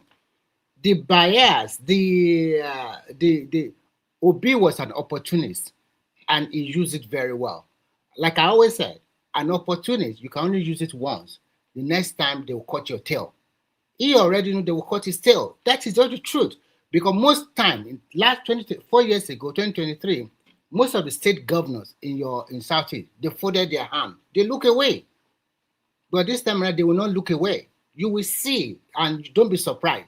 Don't be surprised. I'm amazed. Are this thing my people? Why are they now voting for somebody like this? So don't be surprised. What they are telling you is that even if they cannot get 500,000 votes, banker, they will get 50% of the vote. And don't be surprised, because they will tell you, the people line, we can see whether they are counting 1 to 40 or 1 to 100. You can see people with your kuro eye. They did line up and cast their vote in their primaries. If NDC are you going based on that video that obviously looked like a whole theatrics? Do you know what they call perception? And then doing a sample. Remy, you're so funny. You clearly, we all saw those videos. I'm telling you reality. When the elections come out, are you going to dispute the people that line up in Imo State and vote for APC in their primary? Are you going to say people did not line up? There's nobody that lined up. That's what I've been trying to tell you people. Don't think there's a charade. Why can't Obi also line up and let's see? He doesn't need to. Okay, then they will teach you their politics very well. And don't cry. Teach what? Okay, let's see your performance on election day. That's the bone of contention. Let's wait till election day. Let's see how Madam Zita's crew will come and try to rig the election. Election has already been done and concluded. They've already showed you. Yeah, that's fine. Okay, so it's fine. Tinubu is president, but not in Imo State. Tell them now. No, so that's what I'm saying. Tinubu will be president. Fine, I get that. But he's not even going to get any votes in Imo State. Highest, maybe 500 people. Maybe Uzodima's family members. Is it not Opus Odinma that is the governor? Yeah, his family members will vote for Tinubu. That's Okay, fine. We get that. is it not No. is it Sorry, not Omo Chief Kosa. Priest? Wait, is it not Chief Priest Kubana that is one of his city boys? You Come mean the on, laughing stock? Oma, You mean the laughing stock he in will on social media uh, or in Imo State? That one is a he go laughing shock stock. you, Are you Oma, Chioma. let joking? me ask He go Chioma shock this you. question. Chioma, during the Uh last huh. election, the second time of Uzodima, he won landslide. Why did they All vote for local him? governments, every single local government. So they like him now. And before that time, they did not like him. They said, we did not vote him. He's the Supreme Court governor. That's what you guys call him. And just opposed to another 4 years, every local government voted for him. So what changes? I don't understand. And this guy is proving. Oh, sure, okay. I don't need to talk much. You will see.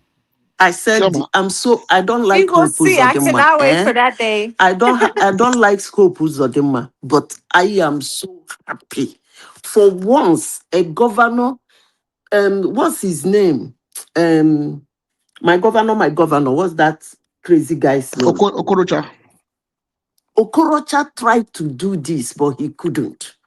His Rocha. Owele was Owele was a nice greediness man did though. not I let like him Owele. do it. This But me, I guy, like Owele now. this Hope Uzodinma has played what I call the smartest politics ever played in Imo State. Hope Uzodinma has put Imo State in the political map in Nigeria. Imo State has more number than Kano. I am so proud of him. Chioma, let's Hope I is wait. think Tinubu's right I hand think man it's now. I Let's think wait to no I also wahala. think Tinubu is the brains behind that too.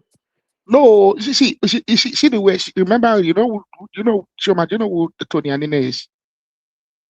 No, I Mr. don't Fix know. It. Okay, that was the person they called Mr. Fix It during the Obasanjo era.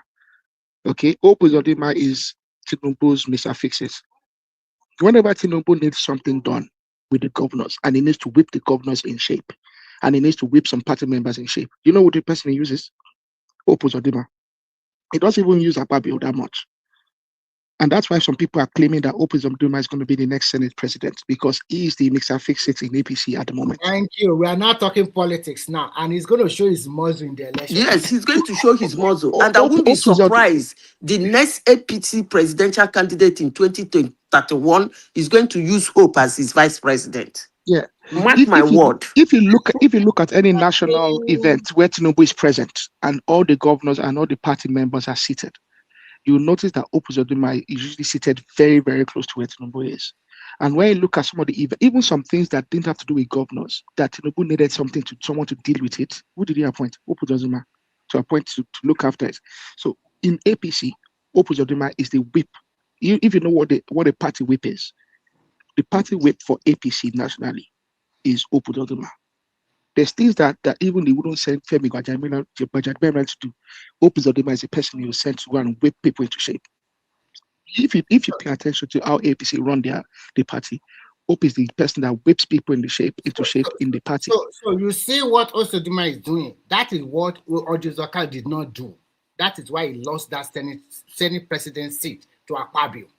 Because if he has done his homework very well and APC performed very well in Abia at that time, he would have been the Senate president of today. He didn't do that. But he was already penciled. Akpabio is changing.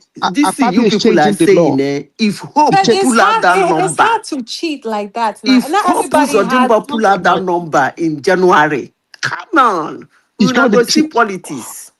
wait. Akpabio is changing the senatorial standing rules. Why? Because he's afraid Hope is going to come in and become They the have Senate already president. returned it back to normal now. Yeah, they returned it back to normal. But the reason Akpabio is doing it is because he's afraid of Hope Uzodinma, and that's the reality. It's true. Because if Hope Uzodinma can give APC a chunk vote like that, and you also get a lot of vote for his senatorial something, then he's already ahead of all of them. Unless He's going to become the Senate president. So that is why sometimes when I do my analysis, people don't understand, because a lot of people in the northern part of Nigeria that in APC that they are preparing for 2031 presidency, you are going to see their muzzle in this election. And then you'll be surprised. Even Atiku, that kind of vote he got in 2023, he cannot even get it in 2027. they will be even more competitive and it will lose more. First, it's not in the mainstream political party as we're talking today. And then APC that you said they were not strong. Can you see their rally in Jigawa, in Yobe, in Kano? Just go and see people. You'll be saying, people they said they do not like Tinubu anymore. Sometimes when you're talking, Can I chime in now? Okay, go ahead. You can go ahead. Yeah, is Chirma there? Yeah, so Prince, that add this to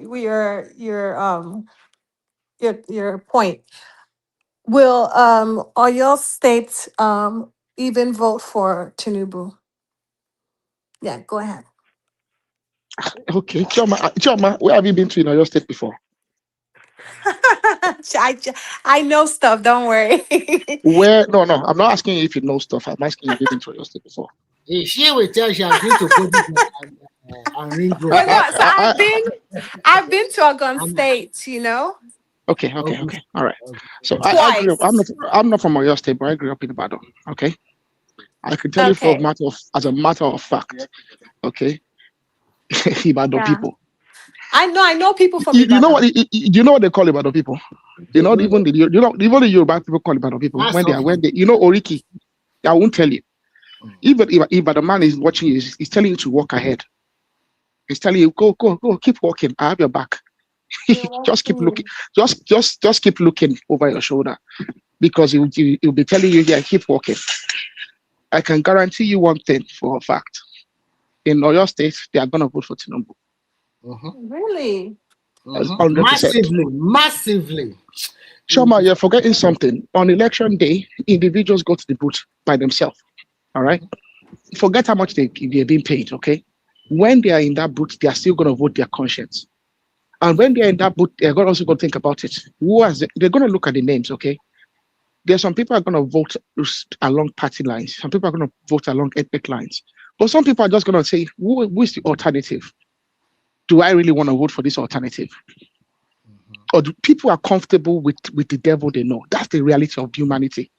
People are naturally afraid of change. One thing they know is they know what Tinubu offers, but the other thing they also know is they know what the opposition offers. Unfortunately, because all the guys in the opposition are known individuals. They're already known. There's nobody, and that's why Obi had something in the previous election. It was an unknown quantity for quite a lot of people. Okay, it was rather unknown, and it played on the idea that it was a fresh individual. But unfortunately, so I'm not talking about Obi. I'm talking about Sheyi. No. As in he will lose his own state. Sheyi has no chance. He's gonna lose. Even in Ibadan. Wait, you don't know? I grew up in Ibadan. Okay, I know the politics of Ibadan well enough, and I know the social circles of Ibadan. Sheyi himself is a child of grace. Nominally, Sheyi should have never become the governor in Ibadan of Oyo State. Sorry. But it's just circumstances of what the previous governor, Sheyi won the same way Obi could have won in 2023. It was a protest vote. Sheyi becoming the governor is a protest vote. There was a protest against the excesses of Ajimobi and the way he treated Ladoja. And some of the things he did is the protest vote that brought Sheyi into place, because Sheyi was never in politics. Sheyi is a young man. When he became a governor, he's a very young man. Okay, in partisan politics, he never held any public office. Okay, so it was a protest vote breaking away from the Adedibu, because all Ajimobi, Lamadeshino, all of these people came up through the same political family. Action Group, Adedibu, NCNC, they all came up through the same political family. It was all about our family business. So when they brought Sheyi into places, because it was different, it was a protest vote. But Sheyi it's just not used that. He's not used that goodwill very well. So he can't transfer that to anybody else. Because I think Tinubu will lose Oyo, and then he will also lose Osun State. Those two states he would definitely lose. Oyo and Osun State. Mark my words. Okay, we are marking it down. Okay, thank you, Remy. Okay, I think Prince Daddy wanted to say something. Okay, yeah. Okay, you can go ahead. May I remind you guys that there will be elections in June? In Osun? I think two Senate seats and one House of Rep. and Osun And State. Osun Oshu's State coming, is, yeah, it's within yeah, the and next two Ondo is months. coming up in August. Those I mean, coming, or well, Ekiti. Baba, Okay, Ekiti, guys, forget Ekiti now. um, There's Which no opposition in I state? Ekiti, asked Baba. for the floor Which state? kindly. Ekiti and Just a Osun. reminder, we all Which Nigerians state? are not to Baba, which state? do too. Ekiti and Ekiti and Osun. For Osun. Senate, No, No, gubernatorial Ekiti or and Osun. Osun. Yeah, June, August. Which one is June? Which one is June this month? I think maybe it's Ondo is. not Ondo is not No, there. Ekiti and Osun, I mean Baba. Ekiti. Ekiti is August or so. Yeah, No, Osun which is one? around August. I think it's Ekiti come before, you know. The two For anyway will governor, be in the next 260 Yeah, days. There will be elections in is two it yeah. states. governor or Senate? Governor. No, there are Senate seats also this The month. Senate seat also, yeah. One in Kano The or Ondo, two. I I can't think one remember. in Ondo as well. The Ondo is vacant as well now. Ondo And one Central in for the this east, one time. in the southwest, one in the north. Yeah. I think there are Ondo, three states. Baba, So, Ondo Central is vacant now because of Baba, what's this? those Senate You seats, said they there keep is it a for Senate 4 years. seat in Kanu. I Yeah, think so. There are 3 Senate seats vacant I at the think moment. they're going to spend 4 years, right? Or just for the remainder of the. No, the Of, senators died. They passed. so they have to. Anybody that win now will spend 4 years. Is that the rule? I don't know the aspect of that rule. Don't let me say what I I think don't know. they're going to spend just some. I don't know too. It's supposed to be 4 years now. There's no need of doing another one for just 7 The months. senator that died, which party? I I think think they're APC now. let me check. Because if it's PDP, now we say APC don't collect them. No, APC will win all of them, everything, including Guba. Adeleke is toast. Forget it. Baba, They is there want, even they there's a want to Senate send a race in message. Rivers as well now? Baba, is there no Senate race in How Rivers? Sunday go be? Now Saturday we they know. So once they flog Adeleke out, every other person will sit up. Baba, I don't know about that. Adeleke will give them a good run for their money. Oh. With Let's money. Do, Does he do have you Prince the have more money? money than Federal government? government? They can't flog Adeleke. Oh. You hear those ones? They are not serious now. Prince Okay, Daddy, No, did serious you Adeleke want to success is to come going in? in. Prince Daddy, Adeleke is going in. can everyone hear me? We Yeah, I can can hear Loud hear and you. you. clear. Praise Daddy, are Prince, you there? Prince Daddy, please come in. Otibinu. He's Prince angry. Mommy, call Prince Mommy now. If Prince Daddy is not working, call Otibinu, Prince he Mommy. was trying to get in and we didn't let him Or in. Sorry, Prince Trump Daddy. Princess Daddy, Mommy. Trump. Princess Mommy. Maybe he's watching TV. No, I think no, he was trying to get in No, and he's then we were busy. all No, he's a talking. gentleman. He will not because of that No, refuse. he's not hungry. He will come back. He is a gentleman. I'm here Baba, listening to you guys. You know. oh, sorry, Prince Daddy. So, okay. Well, okay. If I can remember things I want to say. Let's start with Chioma actually. So Chioma, I mean, you're a smart student. I mean, you come to this platform, listen to people like Baba and Madam Zita and whatnot. And every day, pretty much when you talk about politics, they provide you with empirical data, facts, historical accounts of Peter B's lack of leadership and its inability to coalesce its you know party members, build consensus, work with people. It's just a poor person overall as a leader. But at the end of the day, I keep hearing you say you're going to vote for Peter B, which is fine.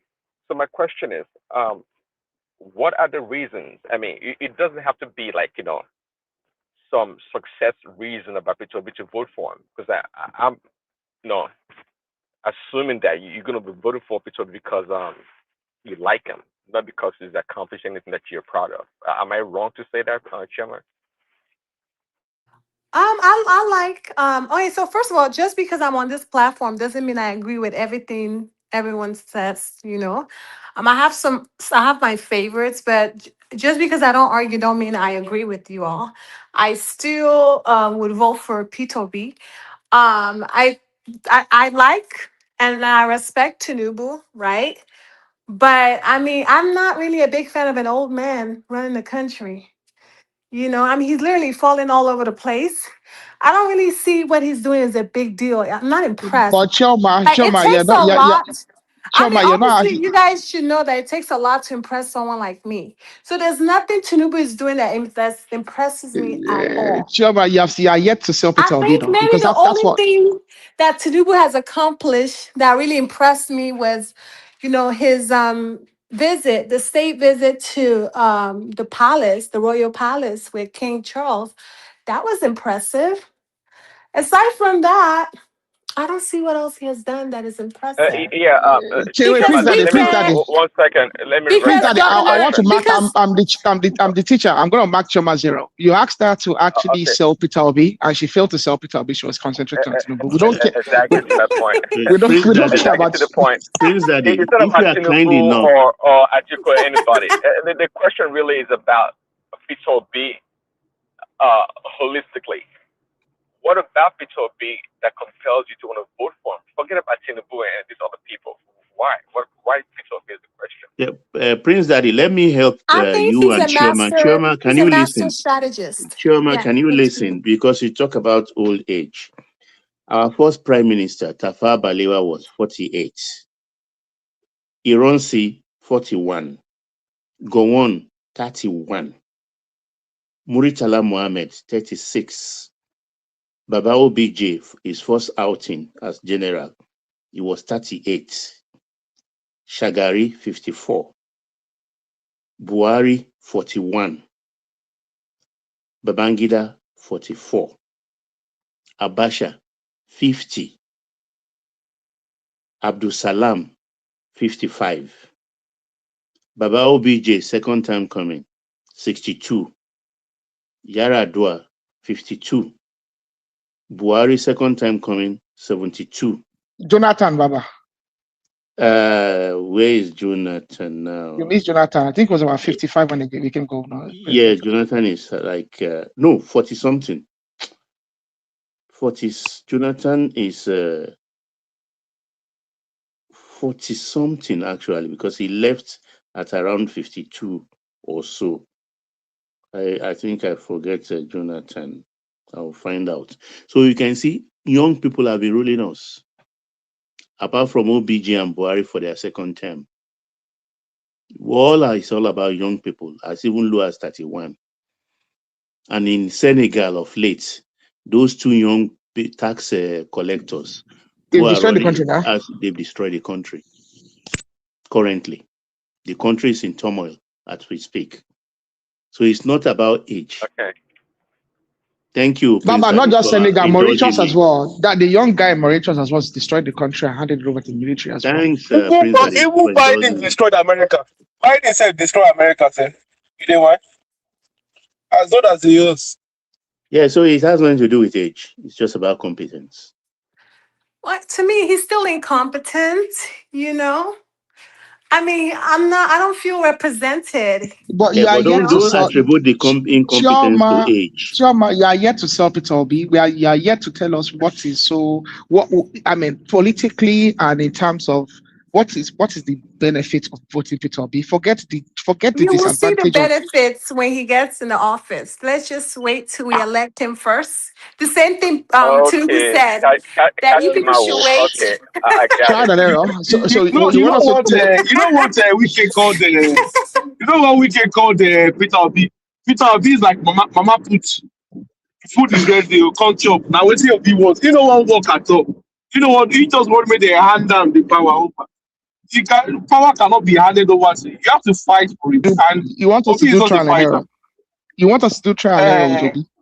It is that Mama put where Isn't Nigeria that what we're be. doing, Say, Tinubu? Try and error. Try and I error. mean, Tinubu is fighting for his position now. So, Peter No, Obi so far it's not even, is just. okay, Shema, even the pretext of the Tinubu's candidacy was the idea that he had achieved something, either false, true or false.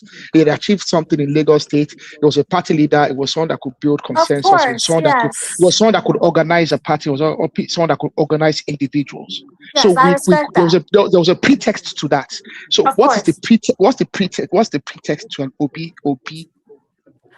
presidency? What's the So pretext that's in the thing. terms of what he can deliver, what he has delivered that we're expecting him to replicate? That's what we're talking about. So I can you have sell been Obi? saying, Can you sell Obi to us? yes, We are all potential obedient, God forbid, but yes. let's just So in this alternative universe, just pretend that some madness has overcome all of us and we decide to vote Obi in 2027. Sell Obi to us. I've been selling him for a long time, for 3 years now. I don't feel like repeating myself. If you don't remember, that's your business. But if you vote for OB, the country will be stabilized, the economy will be on point. We won't have any issues with is it petroleum subsidy, all of that. We won't have issues, at least. If they remove subsidy, we know where the money is going. Oh my The They last will time I cut checked, down on we don't have any issue with corruption. subsidy anymore. We won't have issues with OB. No, there'll be no No, the corruption. But question, the The question that country will I'm be running asking is that smoothly. how is it going to solve the problem of insecurity? How? Give us step by step. Yeah, Arrow. Jonathan was 52 when he became president fully. so I was closer than you now. I said Yeah, 55. that's right. Correct. You are So correct. it should be about 60 something now. Is it that means not is younger than Obina? Obi should be 65 or 66, right? Obi is 66. Obi na old You see cargo now. the way Buhari cried on television 3 times. Obi will cry this time. Don't worry. He's not Go going to No, see I don't cry. want him to cry. I don't want him to cry. Before he cries, I want to come and give him presidency in the future. I beg. I don't want Gabo Nigeria. I may not cry. No, May they just hold won't peace. give him any presidency in the future. Do you think when he give Buhari back will get popular than Obi. He cried 3 times. Obi will not popular. I They think say I don't know how old is Soludo now, but he has a better chance as well. Maybe I said Soludo is about 60. I said it was about 60. I say it's closer to about 60, 61. I saw a clip of you the judge that was saying that Obi swore to what is our Biafra king? What's his name? Ojuku. Ojukwu. He swore to Ojukwu that he will never leave Abga. Now the guy just broke his promise and left Abga and Now, but already in it's public. and he There's a said video of it now. if he wants to be the president, he should come back to Abga. That is a life. This thing is in Abga. He needs to come back home. No, You understand? If And you do go the back to needful. Africa, they won't give him as well. They won't give him. Soludo has said- captured Abga, He said unfortunately. his glory is in Abga. Yeah. That he made The a mistake promise to Ojukwu. actually the mistake he did this time around that he shouldn't have joined ADC at all. And he has also promised them now, Remy, that he will do for 4 years. You know But what don't talk about what anymore now. baffle me? What will baffle me be say the woman where they fight for her like tooth and nail, everything. You understand? Like that Aisha Yusuf. Obi don't even fight for that woman. Say, maybe they just give her tickets. What about that shouting You see, Redo Mokeri. Redo Mokeri gets sense. So Baba just collect this thing. He just keep quiet. No, but you know this About ambassador now. You don't collect ambassador. let me tell you what I observe. Obi is not observant. Dixon gave him the ticket, but put his boys in the rep, in everything. Yes. You understand? So that if Obi, because he knows Obi will not win, but those boys are likely to win something. So by doing that, he has put his boys in those places. Good move. He can be a minority leader in the Senate. Exactly. Now I said this already. So I that's said this what from the guy time. has done. All OB boys, they lost their primaries in order, all those Senate rep, all those things. They lost their primaries. Everybody. But all those people that are there, they are Dixie's boys. Pato. Dixon's a smart guy. He set up this party a long time ago. The party is in his house now. The secretariat. Yes, you need to look at Dixon. I follow. Dixon is one of the people I follow, and I tend to look at people's body language. Notice that throughout the Wike and G5 issue and the fallout with the Turaki, all of this, they are fallout in PDP. Dixon nominally should be a party leader. Dixon is nominally in the South should be above Wike in terms of hierarchy. of the recent governors. But you notice something about Dixon? He was just standing back, standing almost aloof. He had his card in his hand. And what happened? Dixon was not ever going to go to ADC. Dixon started in AC, Action Congress. People need to remember that. Dixon is an ally of Tinubu from Anafenifere from back in the day. Dixon is an Ijebu boy. His mother is from Ijebu. He goes to Ojude frequently. He's never going to go and... Yeah, Dixon's mother is from Ijebu. He's a royalty. He's from Fidipot. Yeah, he speaks Yoruba. He speaks Yoruba perfectly. Dixon is never going to go and join the ADC. Family, the mother, he might also be working princess. For Tinubu as well. I can't guarantee that, because Dixon can be proud. For him too. Dixon can be a bit proud, because you can see what Dixon did with Jonathan even in recent years. Baba, that means Dixon is Wasiu's cousin. Yeah, exactly. This life, life. He can become king in Ijebu if the woman turn. Yeah, he can become. Dixon started in Action Congress, yes, with the Afenifere and Tinubu in '99. So Dixon was never going to go and join them in that ADC stuff. At the same time, he couldn't remain in PDP. At the same time, Dixon does not want to go to APC, because Dixon is very proud and he does not want to go and stand behind other people, because he thinks he is proud and he thinks he should be ahead of some people. But at the same time, there's people in APC that think that Dixon has not put enough in APC, both at the Bayelsa state level and in terms of the Tinubu family in recent years. They will not remember, it's a PDP guy now. He's a PDP guy, yes, but he couldn't go to APC. Dixon needed to go somewhere.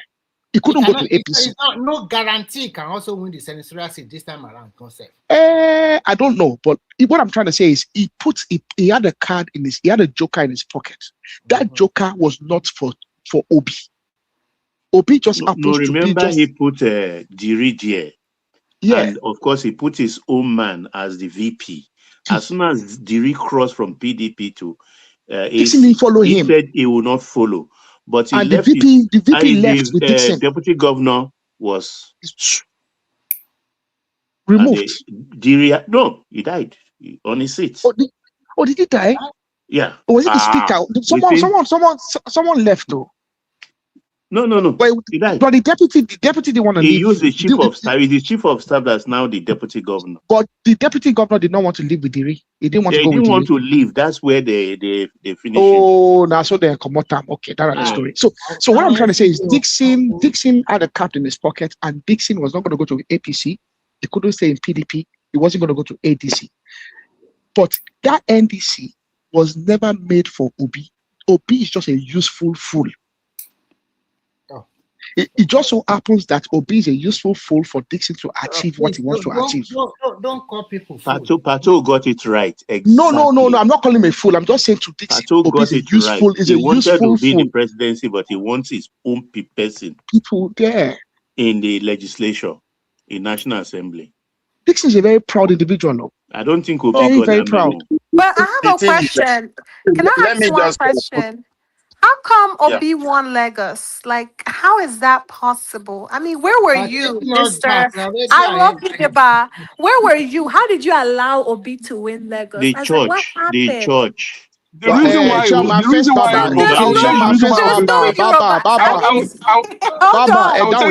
Obi won Lagos. Hold on. Like, where are the Yoruba people in Lagos? Where were they? Choma, let me remind you. Majority of them voted for Obi. That's why. I feel like the ones here on this platform are not representing the ones in Lagos. Choma, me, I'm a proud Carol Jiri from Ilesha. Wait, let me answer you. Choma, I'll give you a correct answer. Me, I'm a Carol Jiri from Ilesha. Baba, on the other hand, is from Misaleko, so you should direct your question to Baba. So Baba is there. You can ask Baba that question. Baba, oh yes, okay, sir. One, the most important thing, the most important above all, complacency. Yes. Complacency. We thought we have it in the bag as usual. Got it locked in. 2, the church. That is a Muslim ticket. The church pick on it. And the biggest pastors are in Lagos. We know those pastors. Apart from people like Enenche and the other man, Boju, Oyemade, and a host of others. 3, the Yoruba Nation advocates. They have a grouse against the Lagos indigene because we told them we're not interested in Yoruba Nation. So they didn't come out to vote. But where you will notice, wait, it will be we told them we were not interested in Nigeria, not sorry, we were we are not interested in Nigeria. Then Obi got, in spite of that, Obi got just 10,000 votes. Luckily, we woke up immediately.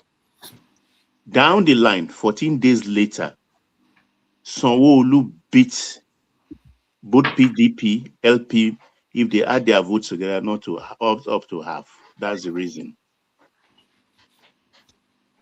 So, Baba, The thank you for answering. main reason Hold was on now. because I'm thinking, Baba. Baba, thank you for answering my question. But I'm wondering also, do you think there will be any significant change from last election in Wait and see 2027? now. Wait and see. Wait No, and I'm see. asking Baba, not you, Remy. I know you say wait and see.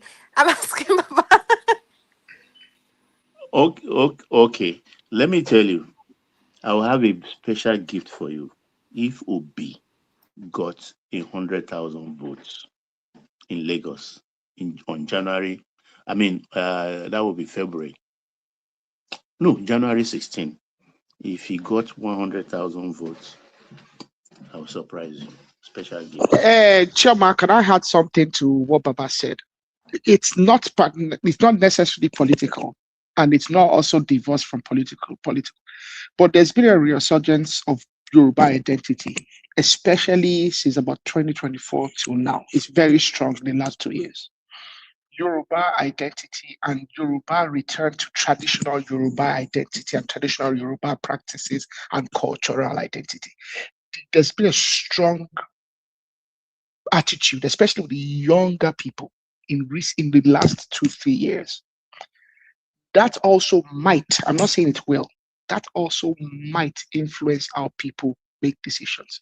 The Yoruba people have become rather very suspicious of everybody that is not Yoruba in recent years. Baba, Shimoparo, I don't know if I've noticed that. no, you're true that if you go on Twitter now, if you see the space the way that they open, and the influence the way that they get on ground, it's nothing against, maybe it's not a matter of Yoruba people don't like this person. No, it's just a matter of personal Yoruba identity. Like this idea of like returning to core Yoruba principles, not devoid of whatever is happening in Nigeria. The yearning for Yoruba identity where that thing came from. Grown. So I agree with you, and the reason why I agree with you because every time I travel for a get to December or Nigeria, Yoruba, they're having these festivals, these cultural festivals in Lagos, and there's so many youths young people and want to just be involved. so many people are involved. Yes, a lot, especially the youths, Yoruba youths. So many of them are at these festivals, like in Echo, Even when it comes to festivals religion, they're hosting in Choma, even Lagos. when it comes to religion, young Yoruba people are actually moving away from the Semitic religions and yearning to go back to traditional practices. Can you believe that? Like the number of young part of the thing that also wake up these young Yorubas, these new ones, I call them new ones, is because basically during that election 2023, when they really love Obi, a lot of them love Obi, but after the election, a lot of obedience on the display madness, and they were like, this thing wasn't meant to be an ethnic thing now. Why is you now shouting this thing? So, and they were getting attacked. Even though saying now they vote for so Twitter went viral. So many things happened, and people that were doing Yoruba Nation and also other people that voted for Obi, they all came together and they were like, we need to fight this thing, and they fought it. And they actually went into the grassroots and they were educating people that look, you cannot be look at what is going on. You voted for these people. for this party. Now, even though you voted for the man that you wanted, look at how so people are treating you. And everybody I opened was like, okay, you know what? Since we vote for Obi without any grudges or anything, and then now it's looking like an ethnic thing. Okay, don't worry. We'll not vote for Obi again. We'll vote for our own person. Since now, this is how you now move, and that's what sparked the whole thing. And everything that was said on Twitter and said by all these obedient people was played in the markets, was played in the palace, was played everywhere in Lagos. And that woke a lot of people up and said, you know what, to hell with this person. If the time come again, we'll vote for our own person, whether good or bad. And that's exactly what's going on right now. But If you go on it's not. Twitter, I hope one I of hope my it will friends, translate. I one of hope my friends you shared know an it will experience. I translate. don't hope. I don't hope. Chioma, I know you will. I know you will. Trust me. Chioma, I let me hope tell because you, no. So recently, Chioma, for the last 2-3 years, I've been seeing a lot of youth Chioma, participating. They're participating in these cultural festivals, like Yoruba festivals. But I hope it will translate on the poll. You know. it will. That's all Chioma, I'm let me saying. tell you Because the the reason why I experience. said that, the a lot of Igbos live in Lagos too. A lot of minorities, live in Lagos. Even the Yeah, but they're Fulanis not as have much as the Yoruba relocated. people now. They're not as much as the Yoruba people in Lagos now. They live there, but there's not And the the population of minorities are No, Igbos not they will and necessarily, still other people. vote. They will still but the vote minorities massively. are not necessarily going to vote for B now. The minorities from Edo, from Cross But River, even from if the minority votes, the minorities majority will is not not vote him now. majority is still more than the minority now. So how would they So beat it's this? just yeah.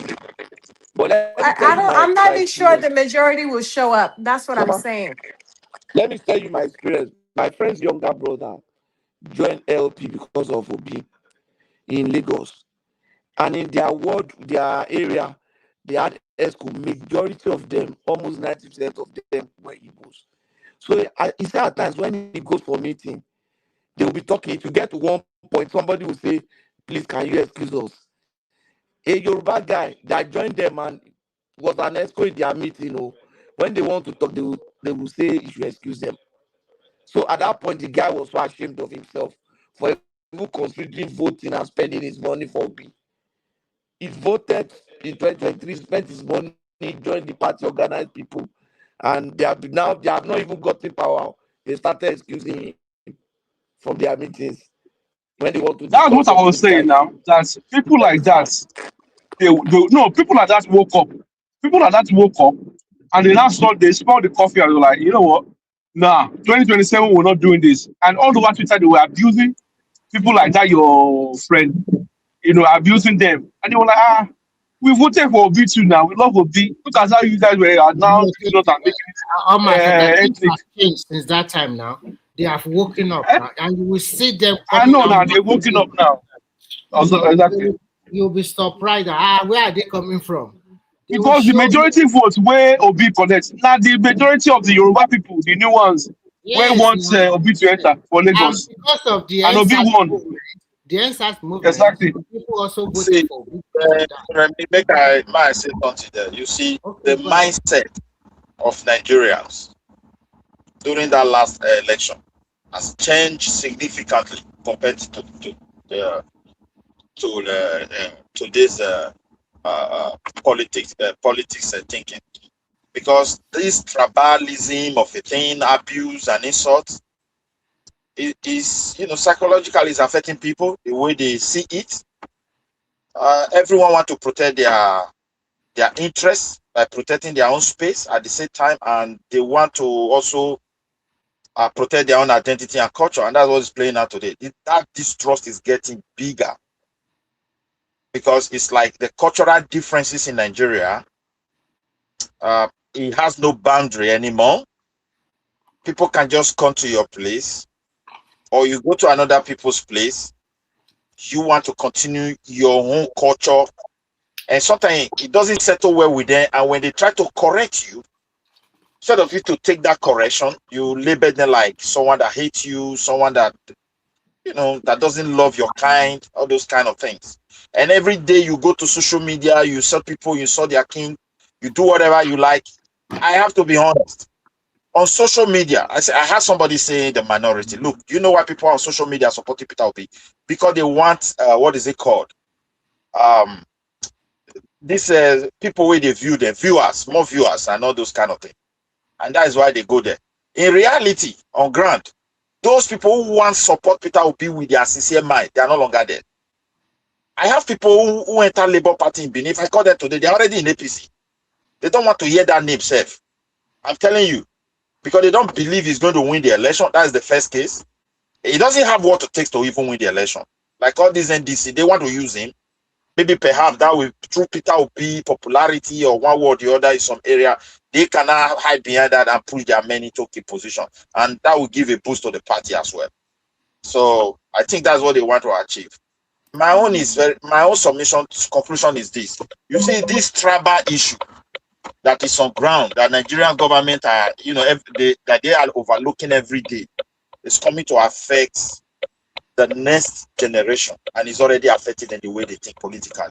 People want to Midwest, are you not the advocate of people that some people move to your region and they are changing, they try to overload you, change your culture, they don't believe in your traditional something. So you can't blame you can't blame the I don't blame the people coming out. Look at the northerners. Yeah, look at people coming to your place. They have different religion. They have different. We are going to kick them out at the end of the day, especially those they have their own way of religion. Some are religion fanatic. They want to bow other people. Then you also see other people coming. Suddenly they want to establish their own kingdom. But they say it doesn't mean this is how we do our thing. Can't you see that in the last 2 or 3 days, see the way they are profiling Hausa Fulani people in Lagos? They will stop them. They started arresting them. That's what they are doing now. Remy, the Yoruba people have become extremely. So, in fact, I'm worried about the way Yoruba people are behaving lately. Yoruba people have become very pent. Like Yoruba people are very pent up right now. Anybody that triggers Yoruba people will see their anger at the moment. Like that's how. Like it's not only Yoruba, my brother. Everywhere in Nigeria, in the south, people are now fed up with that hospitality that doesn't have boundaries. Because those who have once allowed, you can't imagine. Let me give you an example. Somebody came to your place, and your ancestors or your grandfather assisted them to settle with you. Now you now see their children coming to ferment trouble, trying to change history, lay claim to space, lay claim to area. I will use my state as an example. We were surprised in Enugu. Leaders gather and say Igbo have his place in Edo. And after that meeting, they thought it ended. People will go behind the scene and discuss the matter. That is just the truth. We were surprised. These are not kids. These are elders. Historically, they don't have fat. You allow them to settle peacefully. And that is the only thing they enjoy. Instead of them to educate their children properly, they want to seize that opportunity. No, we are not equal in this circle. We own this space. No, that is not the good behavior. And Nigerian government need to create some boundaries. Look at the Warri here. You can see Urobo, Ijo, Ishekiri. They are about to explode because of they want to delineate INEC something. Why should INEC local be the government to now just local government because they are fight for them. They don't fight themselves finish. Can you imagine when we were invaded, that Warri, all those areas were totally mapped by all these Obemudi and all of them. Where is Ishekiri land? Where is the Urobo?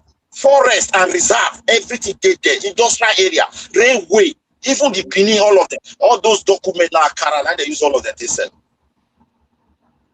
No document to refer to. So why is it that the Fulanese are entering Lagos? I mean, you saw the president the slide. It was on the slide that one man showed us. Chioma, I'm telling you right now that Yoruba people are very suspicious of everything. Because of Nigeria, one Nigeria, and this one Nigeria is raising question every day. Yes, because they're taking advantage. They're taking advantage of. Look at what is going on. They're taking advantage of free movement because of the stupidity of the governors and lack of understanding of governance. Completely, all these people. The governors are the one that's supposed to create the institution. That's what they're doing. The governors had like a movement today you know, with it's Midwest. a security Before. movement, right? You don't need a movement. You just need an institution. If you arrive Lagos, go and report yourself to so place. Get proper documentation, and anybody that doesn't have it, you rent a house to that person. I will sentence you for 10 years. I'm telling you. If I see you in area that is not authorized, because even forest like Edo, there are laws before you use forest. You need authorization. So why should you come and put that to them? So see, the governors are not willing because they want to please Abuja power. No, they are not piecing everything. They are piecing their pocket. They've already collected the money. Their pocket. That is not the problem. There are laws for governors to protect their indigenous.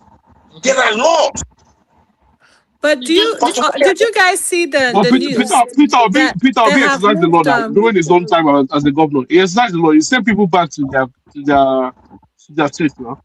I know, but what I'm saying, did you guys see the news that they're entering like in masses? They're entering Lagos, the Fulani. No, this is not. We are seeing it, and they are seeing old videos. Those are just old sectionalization videos. But what I'm telling you is this: at the moment, this is a recent one. One man posted it today. At the moment, people are stopping trailers. I mean, the way Yoruba people are behaving these days is even making me afraid.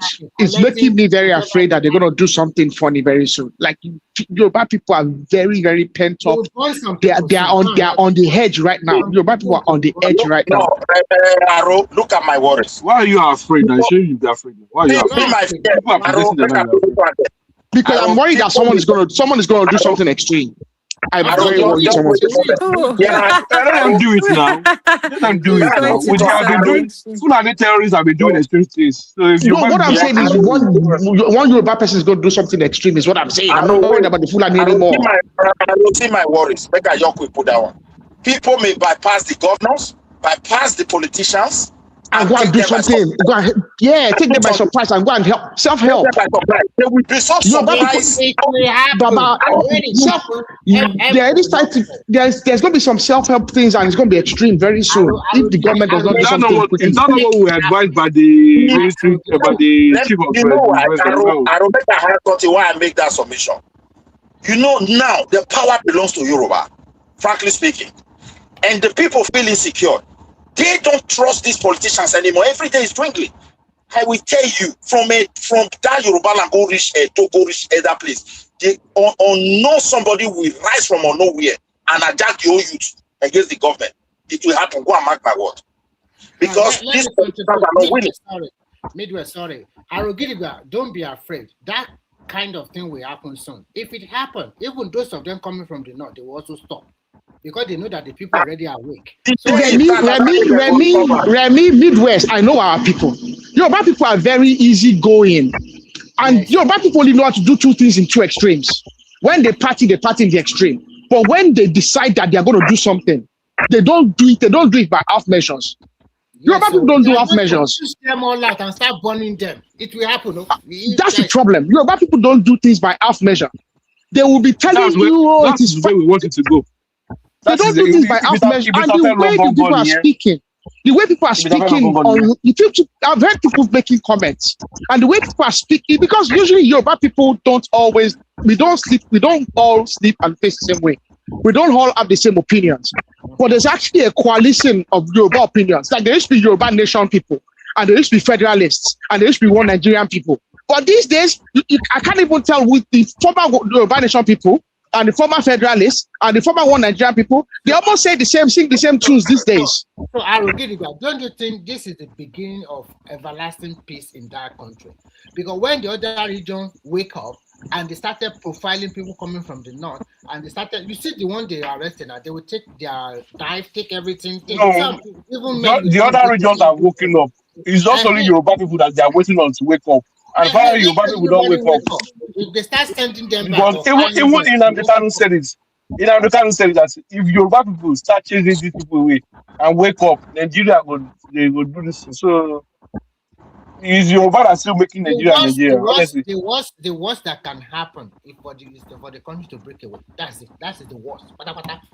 They will break the country. But this kind of thing must stop because it's politically motivated. And it's also because of power. Why should you, if you continue to buy yourself over there now? Why are you bringing it to a peaceful area? because they accept everybody to come and dwell and be prosperous in their region. It's unfair now. So automatically you already put them to extreme, and they are going to react. And those kind of reaction we are It going to see. cannot stop. Because It cannot stop. I feel like if they're entering Lagos, then I just hope there won't be another case of No, kidnapping. where would they even Chama, hide in that Lagos? Chama, look at what happened in Edo. Somebody in the heart of Benin, Rama Park, somebody enter public bus, a woman. They just kidnap her, car service bus. And they are demanding for 50 million. In the heart but Midwest, though, those small kidnapping does not necessarily mean the Fulani. Even with our my brother, the presence of all these strangers, we don't really know who is who again. That's the problem. That's what I'm saying. I'm not see the problem is this: people are so mutually suspicious of everything that someone's going to do something stupid very soon. When I did that time, your whole quarter, people know who be Edo, you know Yoruba, una grow together. But that person belong to that community. But this time around, people just coming. You don't know where they are coming from. This is what people are complaining. Where are all these people coming from? Who are these people? It's too much. And as I said, like you mentioned Yoruba Nation now. Those people politically, they have been suppressed for years. The real politicians don't believe in those. Even when they believe, they try to associate, look for a way to suppress it. Now, those groups behind the scene, all those kind of groups everywhere, these are the people I'm worried about. The day they will rise, even the president himself will not believe what will be happening in his region. The way the youth will rise up along with those people. What kind of country is something? All this that is happening right now, yeah. We Yoruba people, Yoruba Nation people, because me, I'm a Yoruba Nation person. We have said this a long time ago, 4 or 5 years ago, that this is what is going to happen. Our people refuse to listen. Now, where it don't happen, most of us, when they do Yoruba Nation, we don't sit down, say, okay, make una go dey fight. Since we dey tell you that we are not listen, go and be fighting now. Since we don't dey kidnap Oba, kidnap children, kidnap this, kidnap that. Oh, you go and go and do it. We will be doing it for 4 or 5 years. Go and do it too. So now what should they do now? You know, so when the time comes there, everything, even my FLA, he said it that these people they are in the bushes, they are in the reference of everybody, every region. That's when the time comes, the phase 3 is they will start moving into towns and cities, kidnapping people, kidnapping prominent people, and that's what they want to do now. They've left the forest. They are moving into towns and cities now to actually start their kidnapping business. Honestly, to be honest with you, that is so scary. Let's be objective. Last week here, I think they just enter May 16. They enter somebody's house for Benin. They kidnap the woman. They made because the house is fenced, it's beautiful. They carried a lot of people. The daughter of the woman. They demanded, I think, for 11 million, which the family paid. They paid the woman. They did a lot of things, and later, the police arrested one of the members. It's from northern part of Nigeria. Now, be Fulani person. Out of city, now they raid the house. Then the politician will tell you, army is switching into tactical and kinetic action. We are going to make sure we're going to Midwest. Did you hear about they paid ransom? I think in Ogun State as well. They paid ransom. They found a bag that was used to pay the ransom. I think they put the public tracker in it. They found the bag in the house of the Cherokee in Ogun State. Apparently, that's a new one as well. I heard about that today. That was in Ndigbo now. They caught those people now. The Cherokee was not saying his son. He didn't know his son was back into terrorism, in kidnapping and all that stuff. But obviously he knew. So you see, not be the same time, not be the same place where somebody came from north and tried to remove our agemo in roundabouts in the Jebuland. And the guy were those guys from north, eh? They were from north now. I thought they were from south. No, the guy that tried to remove that thing in the roundabouts in the Jebuland. I know the agemo. Yeah, it was another guy. It was another guy that was trying to remove it.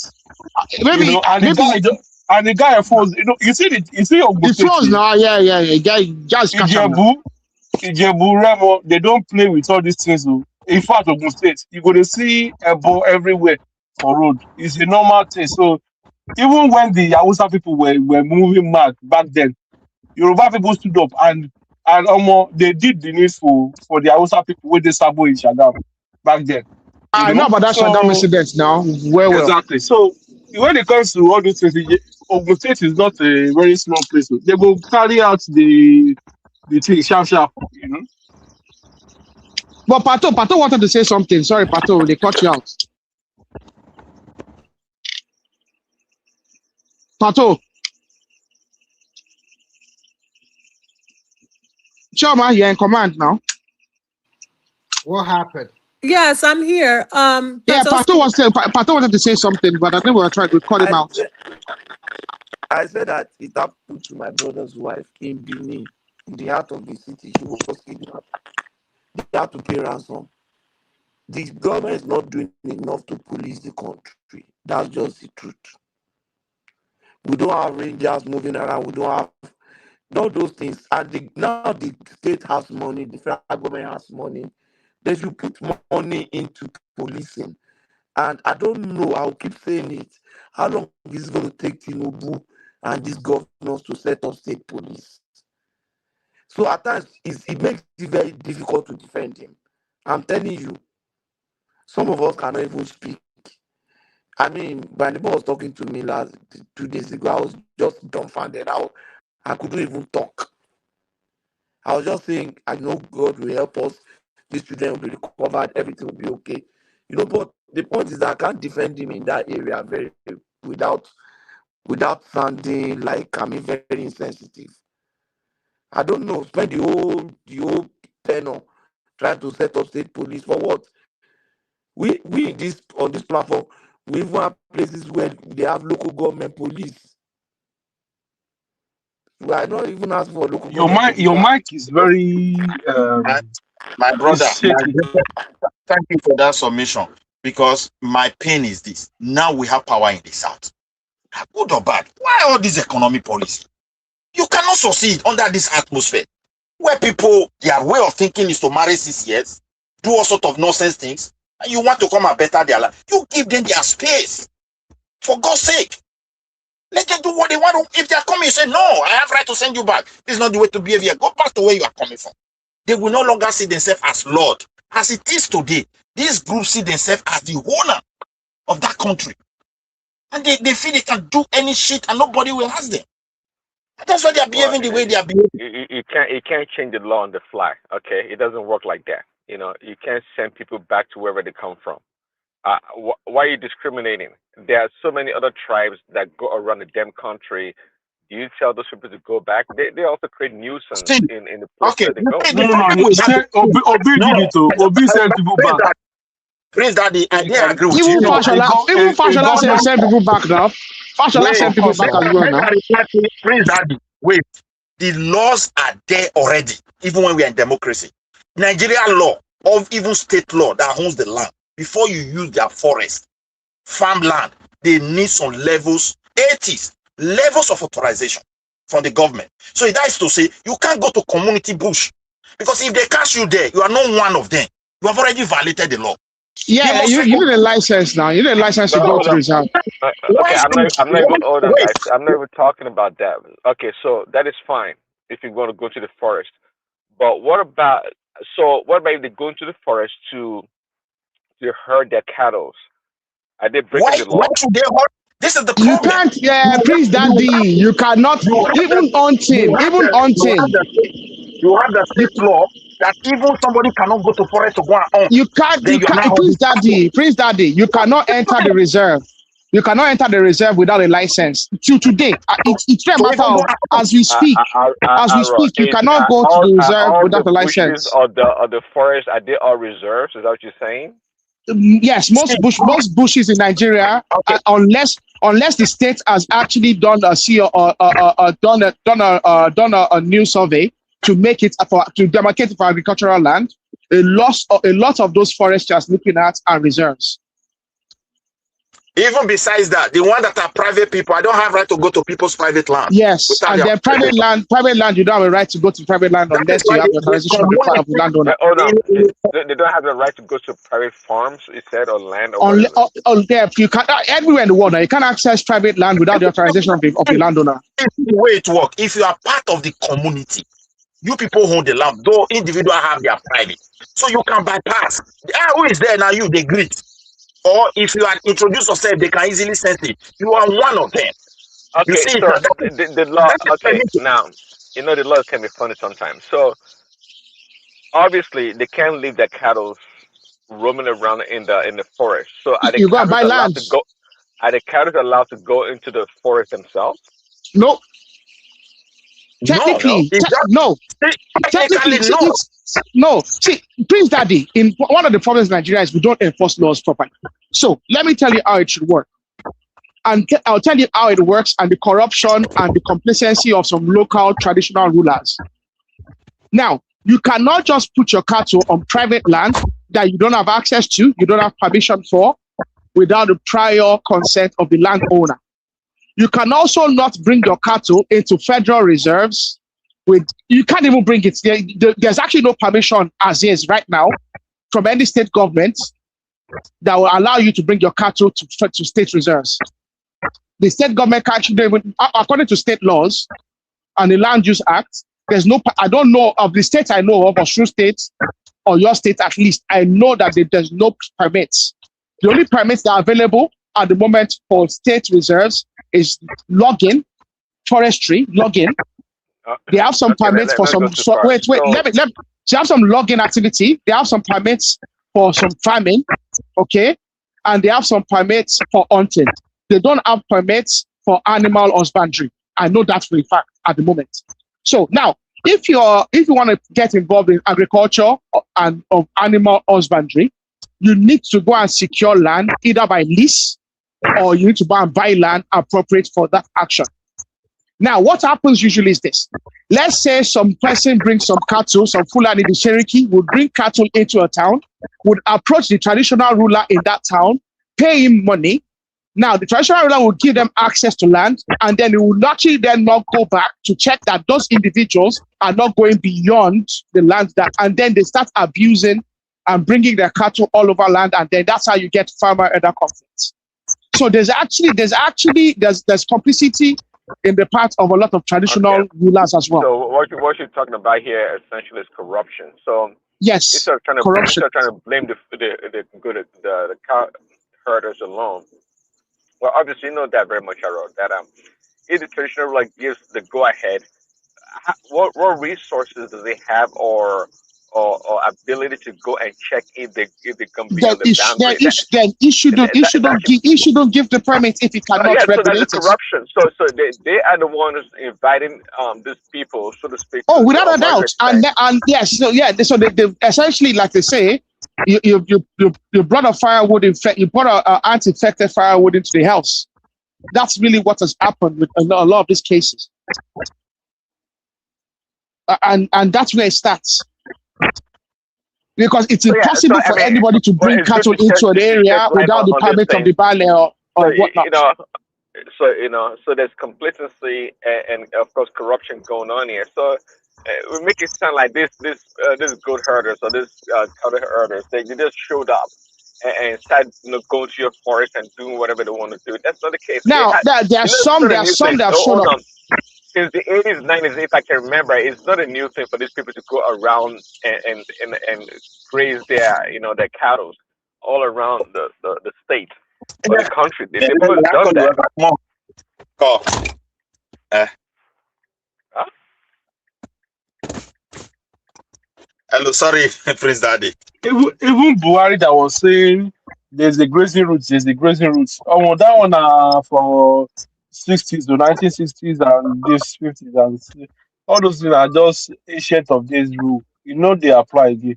So in fact, these people are just hold on. So it was very lying. Is that you're saying? Was it lying about the grazing routes? No, they were the grazing routes, but it wasn't like a legal thing. It was just an agreement, mutual agreement between. I don't think the grazing route cut across Nigeria. You No, understand it me? was just you didn't cut across Yeah. Nigeria, but it was just an agreement, and all that stuff. Because those people was not harmed before, but now that is becoming obviously, we have Fulani terrorists now. Is a big issue. And look, it's like that Fulani guy that was stopped by one gentleman in Abuja, and he was saying, "Why are you filming my cows?" And this, and he had the bold and the tenacity to be challenging that guy that he shouldn't film his cow. So in a country whereby it's upside down, you will expect someone that is doing wrong, you know, to feel like he's doing the right thing, and that is exactly what Nigeria is. People that are If doing the wrong thing, the grazing they feel like routes it's are a right thing. creation, the grazing routes are a creation of pre 1960 Nigeria, and the grazing And routes, okay, was something that could only be enforced along some of northern Nigeria when northern Nigeria was under one administrative control.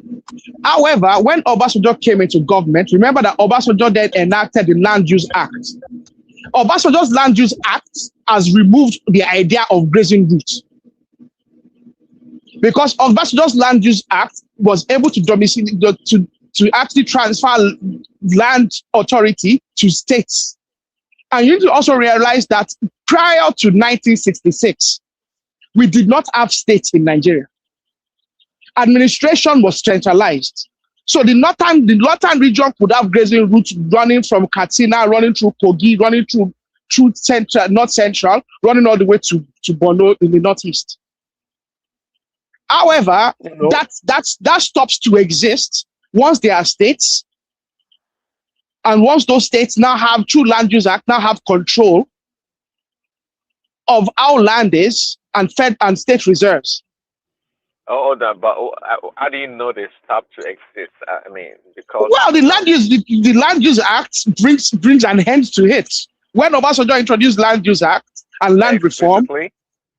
What? Well, yes. Have you not actually gone through the Obasanjo's Land Use Act, which is still in existence? But the problem with Nigeria is, even people, because the law are not enforced, all these things most people do not know, and everybody just People don't. Yeah. Let me give you an example. Now I speak from example. Now, I happen to come from a part of like Edo State where they really actually have reserve. That's, we call it Orion side, and private land. So that area those days when I was small, I believe what Aro just said. Let me also use my grandfather's house as an example. He planted a tree, and that tree grew up to a bigger size. It's not like timber. So when he saw the tree like something that is not threatening the house, his own house and his our great grandfather house, like that building. So he went and he wanted to cut it. When this man that operates this motor saw came in, he put some meters around. He said, "No, Papa, you can no longer cut this tree down." Just the way it is in Europe. I saw this with my eyes. He said, "You must go back to the authority to tell them you want to bring this tree down. It's too big now." We have these laws. We never even debate them. You have to go back to the forest guard. They have to process some certain document, which took him almost like 3 to 4 weeks. Because that time the forest guard, they used to come, drive bypass, and you have to stop there. The man now put tape and pay and go and do some certain document authorization to cut that tree. And that is when logging license. It's gonna give you a logging license. No, this one is just private land. But unfortunately, this tree has to pass some certain meters that you can't just cut it away any longer without government approving it. I saw this. This is what I'm trying to explain here. Not going to the push now. He owns the land. All the laws that where they use to apply. Democracy. You see that Babangida administration down. He overturned everything. People don't even know that they need authorization to even cultivate or to go and farm to go and even hunt. And that is why these guys are taking advantage. That's why I blame the governors. These laws are there. When you say you don't want grazing, you should set up a place where you can execute people. Send a clear message. You know what the governors do, or the people in power? when they enter power, they sabi all these things. But when people come vex them, now when they go back, they find those laws, they use those laws on people where they don't vex them. And when they can't use that thing, people go say, governor is too harsh. But governor will point to them saying, look, by Nigerian constitution, by Nigerian clinical this, that, and the other, it is allowed. And they'll be like, even if it's so, that's when people now realize that, oh, there's something like that. You understand? So it's just crazy how the law works in Nigeria. And for Buhari to even say, very disrespectful guy, Buhari was, for him to mention that Igbo people are like a dot in a map. I mean, that was, you don't expect a president to say that. A president, a former city president that could say people that are from his own same, that the people that is lording over are like a dot in the map. That was just dot in the circle. Hey, may I correct you? Dot in the circle. Exactly, dot in the circle. So I for that kind of a thing, Igbos should never even want to associate with all this, all this. This thing. I don't know what. But those ones said. Now those ones said go pull it. Now those ones go pull in blockers now. If those guys didn't pull his blockers, we don't say that. Yeah, but why would you say that? He shouldn't have said. He should have said that. If it was the president of Nigeria, now you should never have said the people were like this. It was Fulani wait on for Yoruba nation now. Yeah. Fulani people don't buy markets. What was the context of that statement?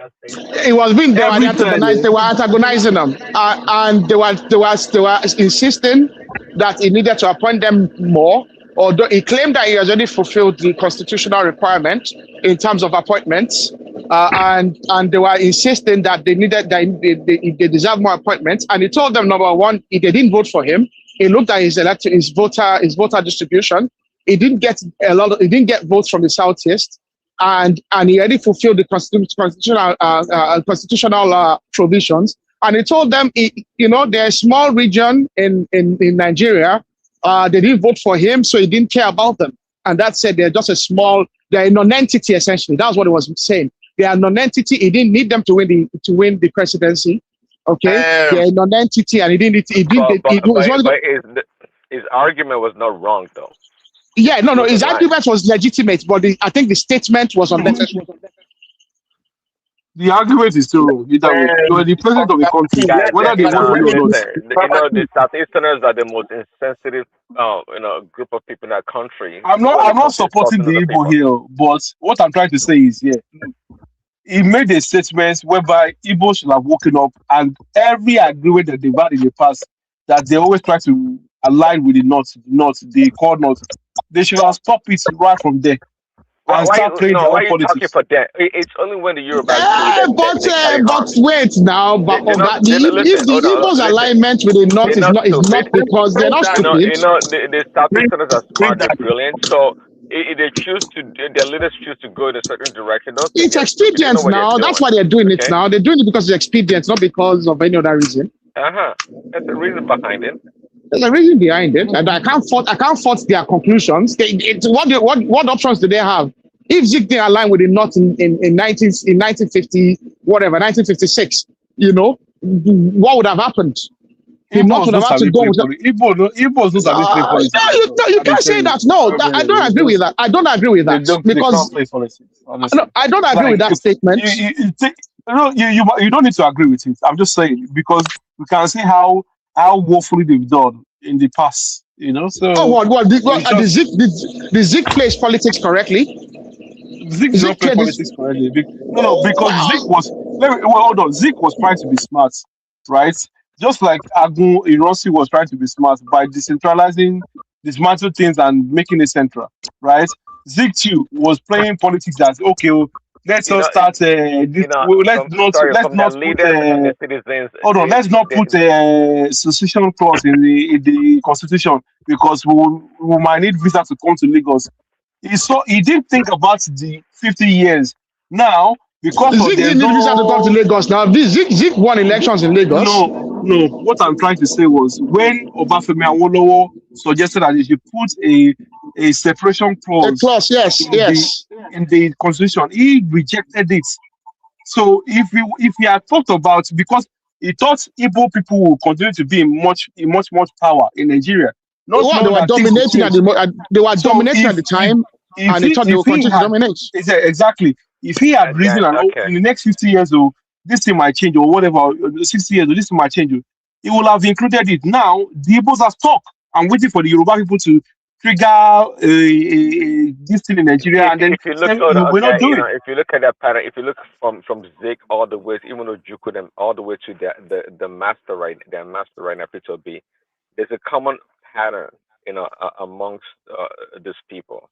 Okay, an average Igbo leader, even maybe an average Igbo person, thinks is smarter than everybody else. That's just natural.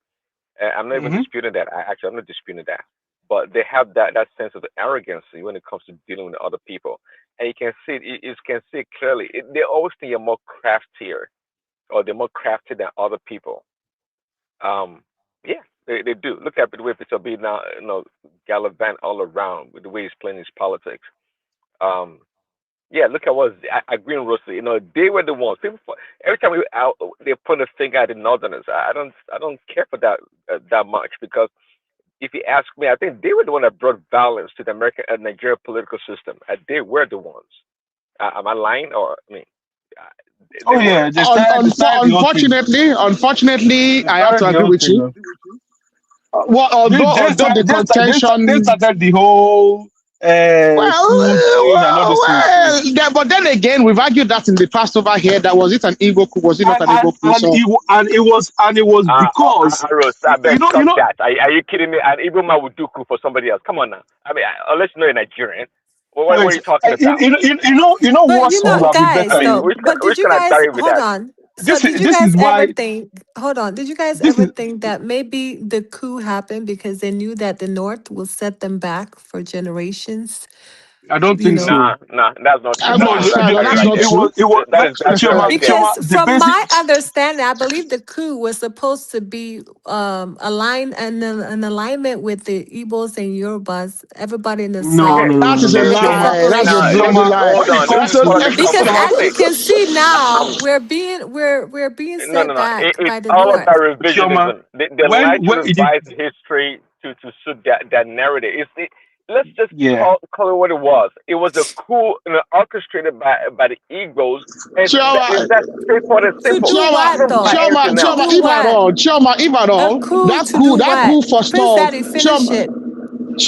That coup forestalled the alignment between the North and the Southwest. Because when that coup happened, it forestalled the new agreement between Akitola and the Northern government of Saldana. Because Akintola was now in control of the Southwest in alliance with the North, which meant that Zik was going to be pushed aside. So Zik was about to be pushed out of central government, and Akintola was going to come into alignment and bring the Southwest into alignment with the central government, which was being run by the North. Okay, and that would have actually meant that Zik would have been pushed out as the executive president.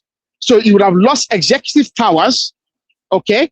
And he would have probably had to resign himself to being the premier of the Southeast. And that's why it was so convenient that when the coup occurred, so that is why the coup occurred. Awolowo was in jail. Yeah, Awolowo was in jail. Was out of the way. Awolowo was in jail. It was out of the way, and was meant to be in jail for a long time. So they didn't have to deal with Awolowo anymore, and that was why they fired Akintola and also fired the northern central government. Why don't you talk about the convenience of all the top Igbo politicians being out of the country when the coup occurred, that they were not pied or they were not attacked? What about that? No, it was. We all knew that now. It was all was that a coincidence or what? Like I said, let me tell you something. Wait, make I answer that one. There might be some coincidence there, because when it comes to this guy of Dogu, the one that they said is from whether it's from Anioma side. It's Delta now. Delta. Is Delta. Yes. Is it Odugu?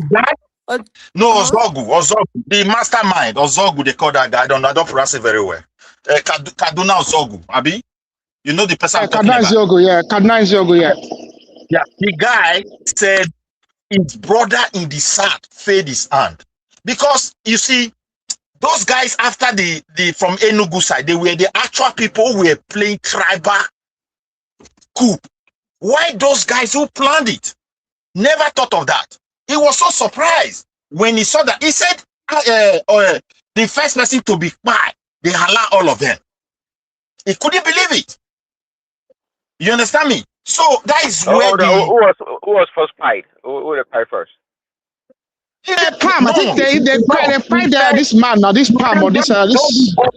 What he said those Igbo leaders that are supposed to cry in the sack first.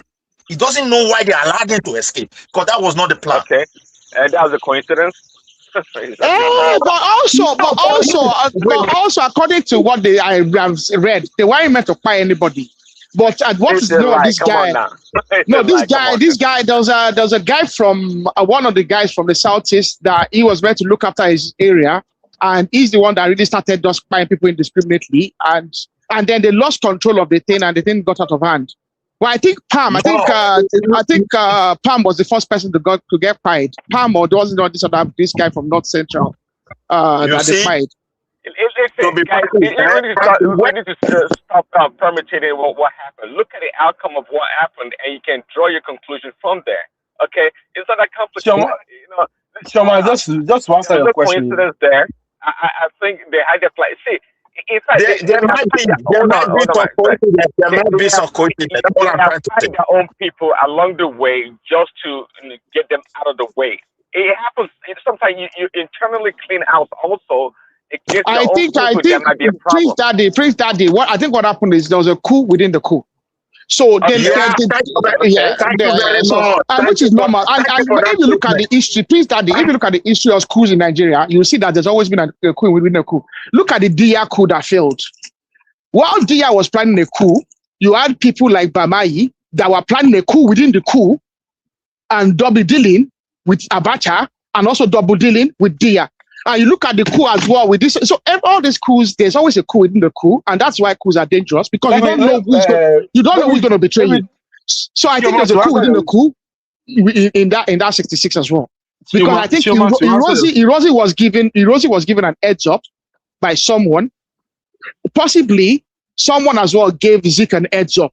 It doesn't mean that everybody that Zik was meant to be, Zik was most likely not carried along. But someone in the coup don't make possibly gave Zik an heads up. I make a lot of excuses that I got it. Now to answer Chairman's question at whether they did the coup so they won't set us back, I don't know. So no, everybody had their own thing going on. Exactly. Azikiwe is a very selfish guy. Now, when Awolowo was advising, and this is the reason why I have problems with Americans and the British system that we are using in Nigeria, because the way people would do one system in Nigeria, we will have American system in Nigeria, we also have British system. It's just very confusing. So people that studied in Britain had, like people like Awolowo. Azikiwe went to America. Their own ideology was totally different, was more of get everybody together, kumbaya, my lord. Let's all down together. You said everyone has their thing going on, but were they progressing? I mean, the North. Were they doing Amajiri system? No. Not was progressing. North was progressing, and they had their own businesses going on. And Southwest, everybody was progressing, and everybody was progressing at their own pace. But you see, because Igbos were more in the civil service, especially in the army and all these big positions in Nigeria back then, they thought them having the power, they can control things. That's why Azikiwe wasn't trying to listen to Awolowo when he said, let's put the cross in. And Azikiwe was like, oh, if we do this, that means that so at some point I will have to collect visa to come to Lagos. And he rejected it. Because they never saw today coming.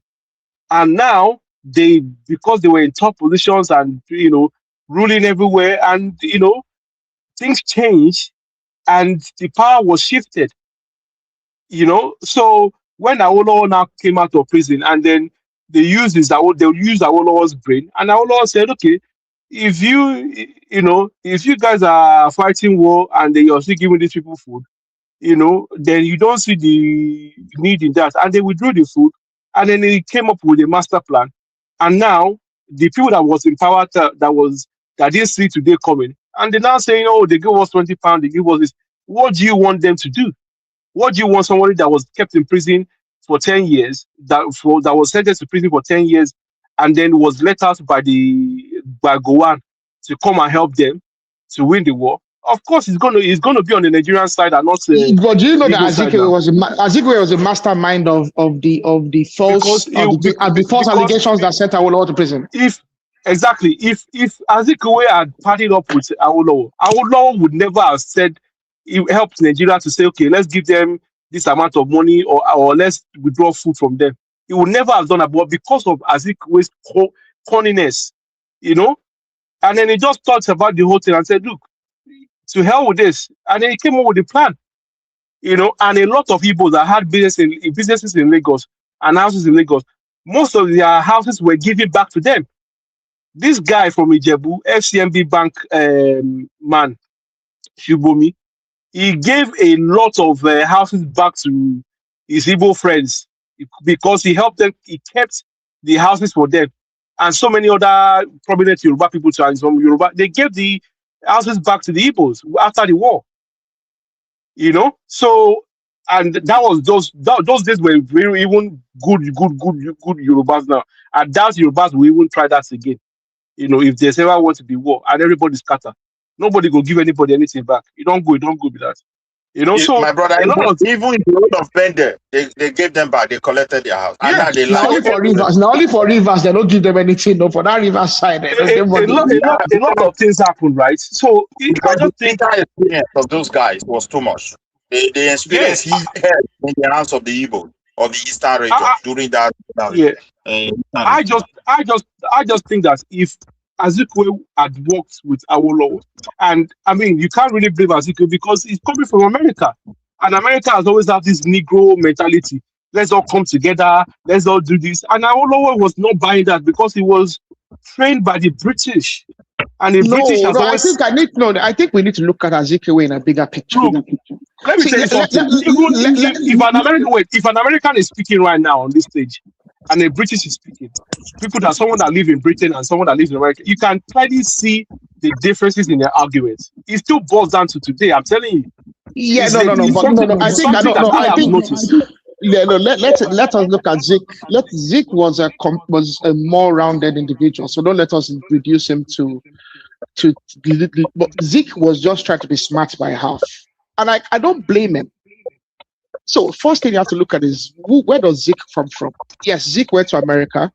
Okay, yes, he would have involved himself in some of the early Pan-Africanist sentiments and ideas. Okay, now the thing with Zik is this: you look at his personality. Zik is an individual that was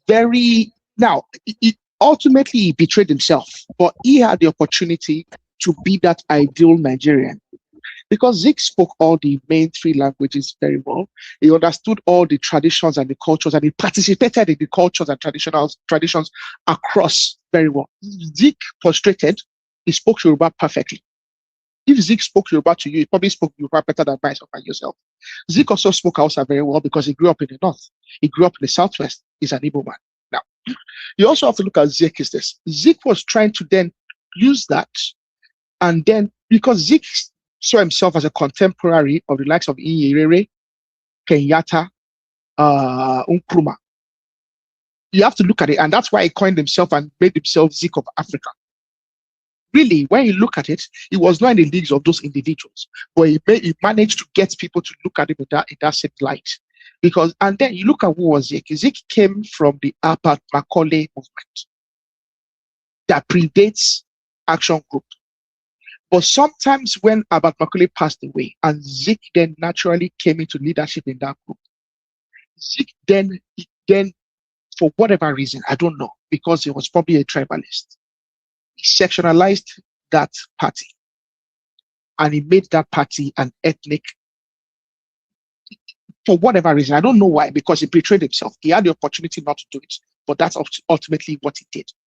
It is actually Zik's actions that actually gave birth to Egbe Omo-Oòduà, which ultimately transitioned to Afenifere and Action Group. So if Zik didn't do what Zik did in the 40s, when he took over from Albert Macaulay. The likes of Awolowo and Co would never, and the former Olowo of Olagbegi, and ultimately they invited Akitola and Co to join them. Those individuals would not have set up Action Group. Action Group is a reaction to Zik. That is what people don't understand. Action Group was a reaction to the excesses of Zik and how Zik was managing what was meant to be a collective movement. So when I look at Zik, I look at a man that ultimately betrayed everybody because he had the option and he had the opportunity to carry everybody along and to be a Pan-Africanist. He projected himself to be a Pan-Africanist, but he almost wanted to do it in a sectional way for a benefit of a sectional few. And ultimately, he betrayed himself and betrayed the whole country. But if you look at it very well, before Zik lost his power,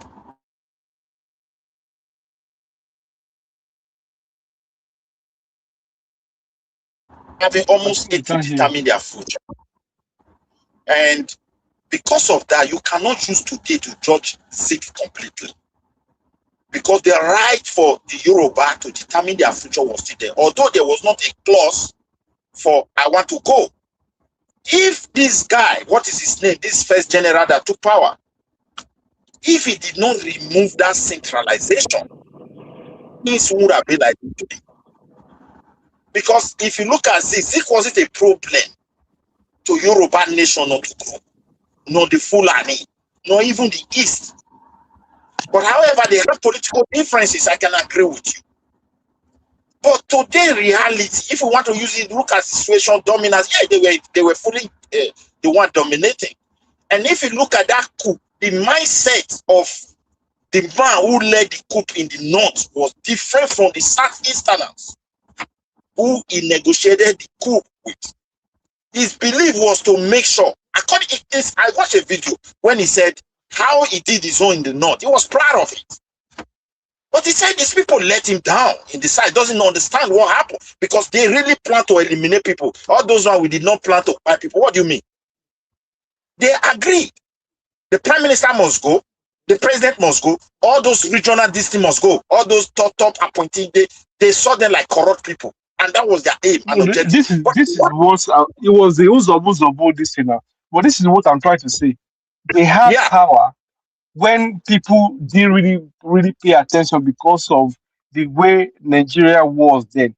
Now that the thing has backfired, they are not trying to fight and they are wondering why people are against them. And nobody's still against you. This is what I don't understand. When people say they are being marginalized, I don't really understand. Nobody is against them. It's just that people have waking up. They don't want to give that chance again.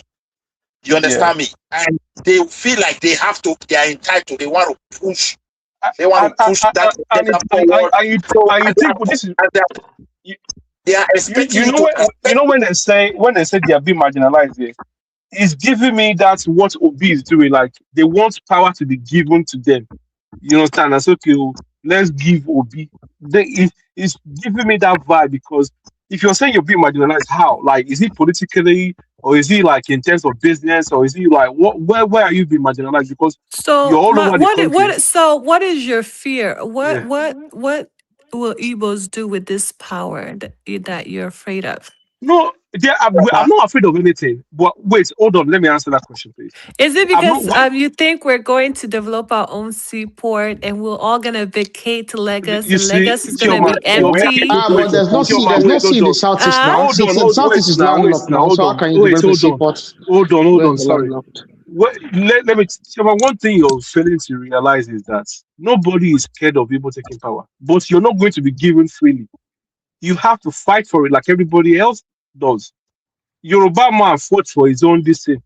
Hausa Fulani man fought for his own rights.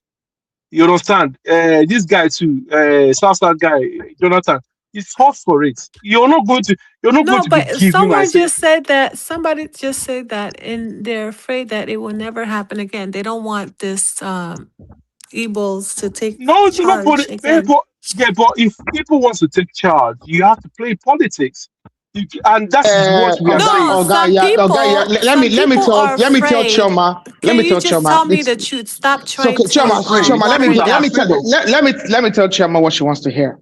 Now, this is not my Yes. opinion. This is just what I conclude. No, Okay. that's fine. Now, there's mutual suspicion in Nigeria. Mm-hmm. And some of the statements and behaviors of some leaders in the Igbo community has not demonstrated across to Nigerians that the Igbo people can be fair. That's the reality. There's mutual suspicion that the Igbo man is inherently not capable of being fair to everybody. And irrespective of what other people have done. Really, there's no guarantee that an Igbo individual can produce fairness across the board for all Nigerians. That is the problem.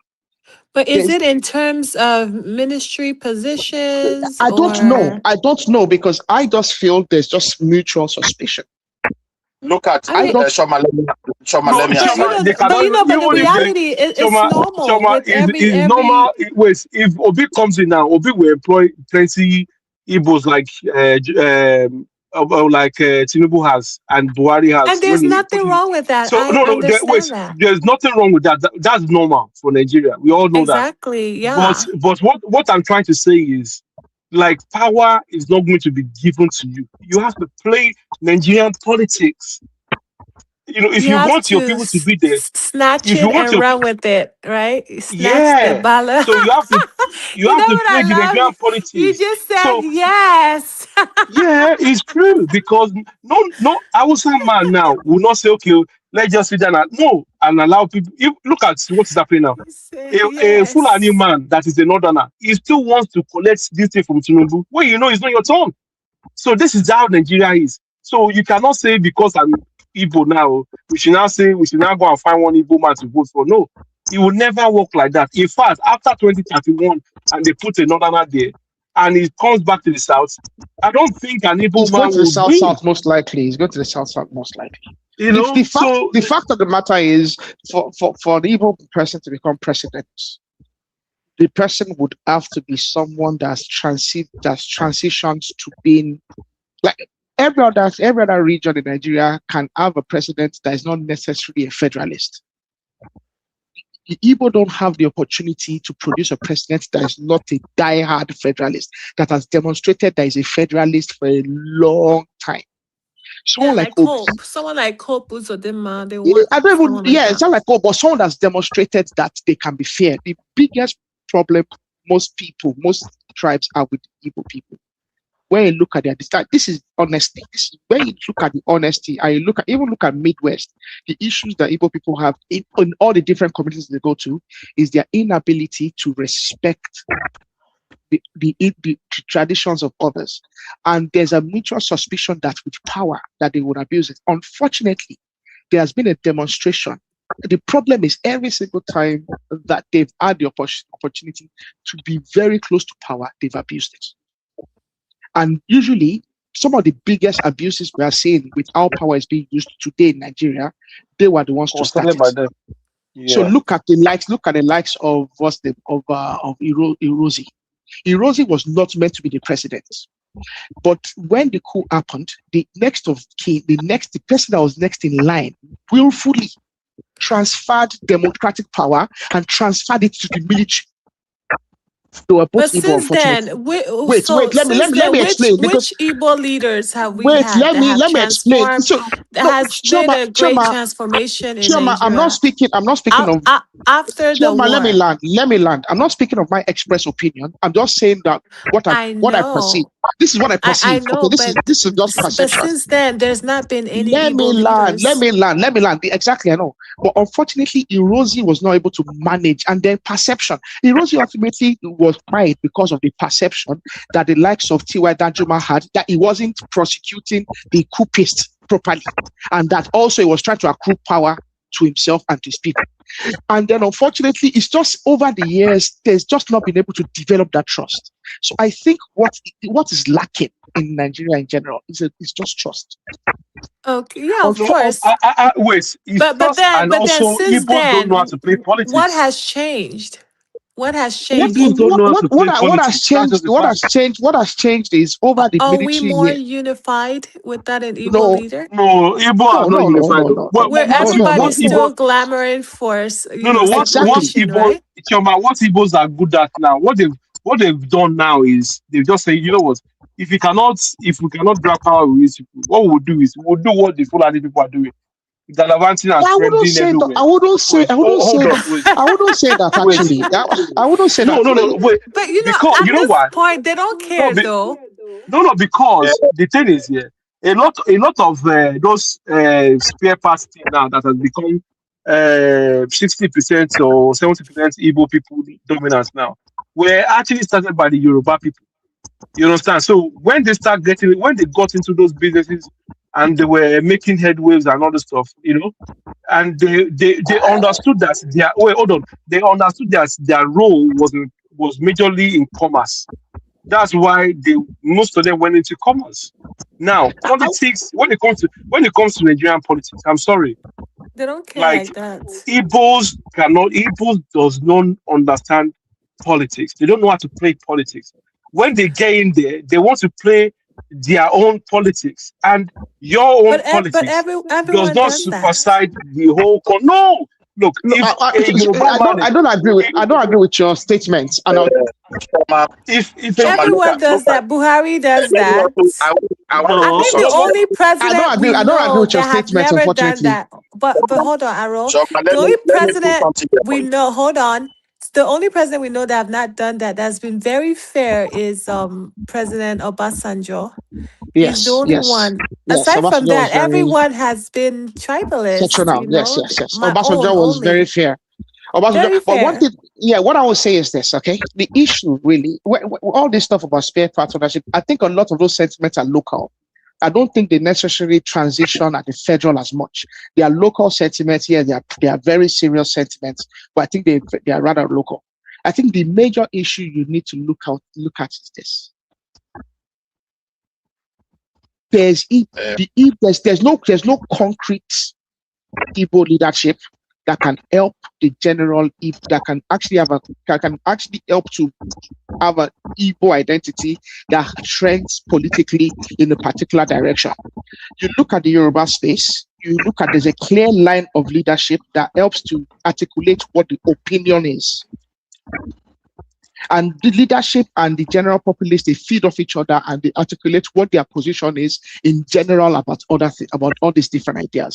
You look at the North, there's the Arewa Consultative Forum. Yes, I know there's been a breakup between the Hausa Fulani and all this, and the North Central and the North, but still they have a leadership system that helps to articulate what the principles of who they are and what the principles of what they how they see Igbo themselves. man are not like that. Wait. They are king themselves. Wait, how they see themselves in the general Nigerian space. Unfortunately, in the Southeast, they don't have that same collection. Although they have the Ohaneze Ndigbo, but even the Ohaneze Ndigbo itself has not been able to, number one, to actually have a proper, defined, consistent plan and policy and identity. The Ohaneze Ndigbo as well has not been able to actually represent, because and then the issue of trying to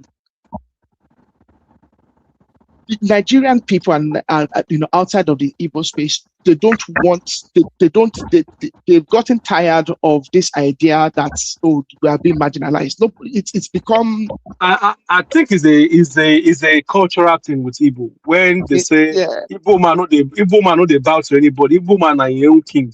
So there's no hierarchy. There's no hierarchy to order, right? So in this thing, so you don't expect. It's like in Yoruba land. If you want to do something, you mostly have to speak to the Obas and these old people, and then from the Oba will convey it to the local government, and the local government will convey it to the. So there's hierarchy of order in the society. You understand?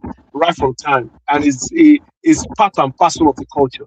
But in Igbo land, it's like if you're a millionaire, you have a higher voice than somebody that is a chief in the village.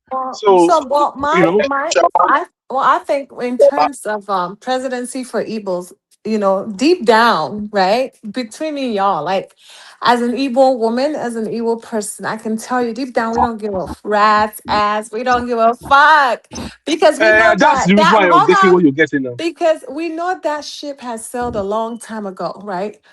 Right now, we're just rocking the boat, For, for, instigating drama, for me though, pretty I don't even much see. just going with the For me, flow. I don't see even for But Because Chioma, Nigerians. really, Chioma, Igbos are naturally independent, you know. See, I Just don't know but like why. that's part of your everybody's independent. But when it comes to yeah, we're hierarchy in society, naturally, and hold on, and we're naturally overachievers. So, we do our best, and we have our own strength and we but do our best. We're you're actually saying you're better than naturally others. overachievers. Yeah, we You're saying are. you're naturally over, but We're when naturally overachievers. We do great.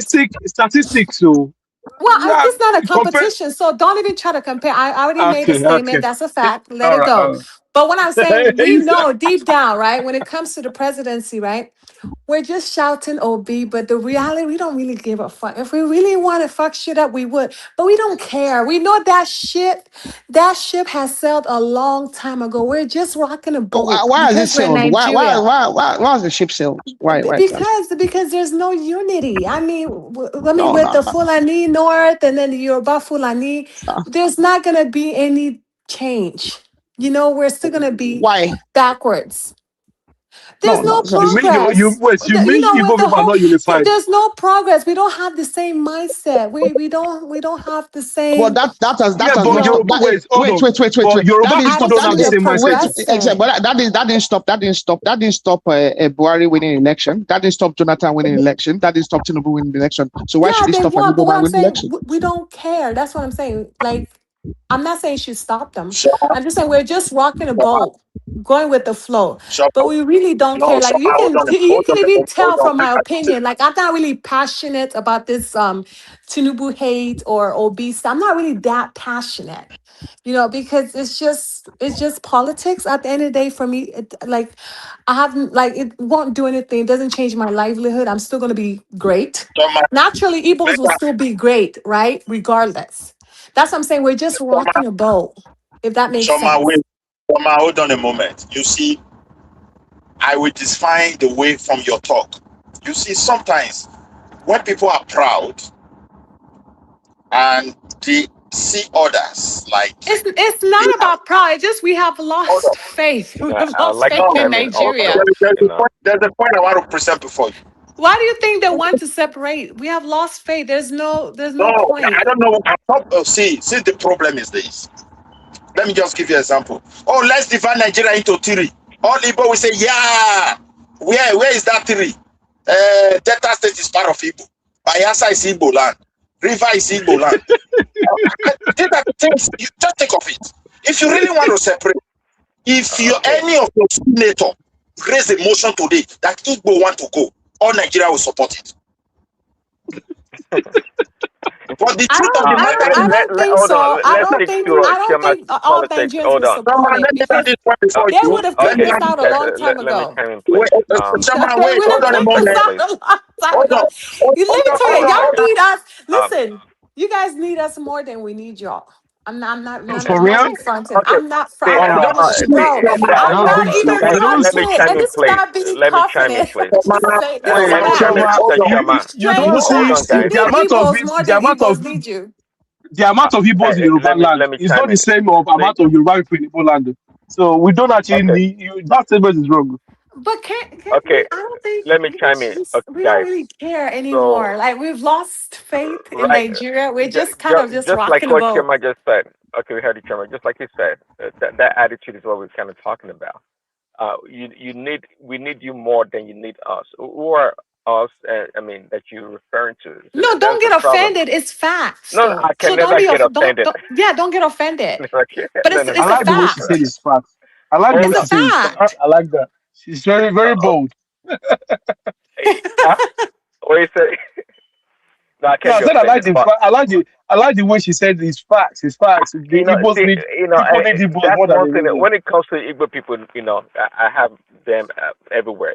That's one thing I like about them. Actually, I love that kind of attitude. I I don't mind it. I don't mind it. It's totally okay. But I and really if you, wish Fulani people would ask to leave. The way we'll jump to sign that signature, yeah, literally. okay. But give me a couple of minutes. So a lot of things have been said, but yeah, when it comes to politics, I wrote you're being cued by half. I don't sure your analysis was great. What you said about Zeke, right? But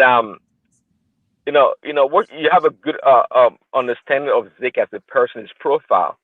But but when it's time to reconcile Zeke as a person to its output, it doesn't cohere. I mean, it doesn't merge together. I'm talking about.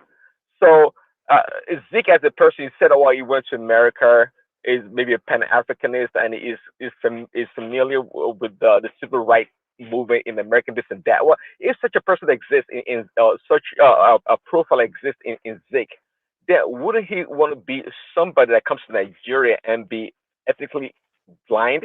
We would say, right? But that's not the case. You said it yourself that Zeke might be a tribalist, this and that. So, Zeke, it comes down to him always trying to outsmart the next person. If you ask me, actually, no, in my opinion, I think you probably think is the most is the smartest person in Nigerian politics back then, and I think that he truly believes that Zeke as a person, and as just like I said earlier, it's kind of a common theme amongst those people from that region.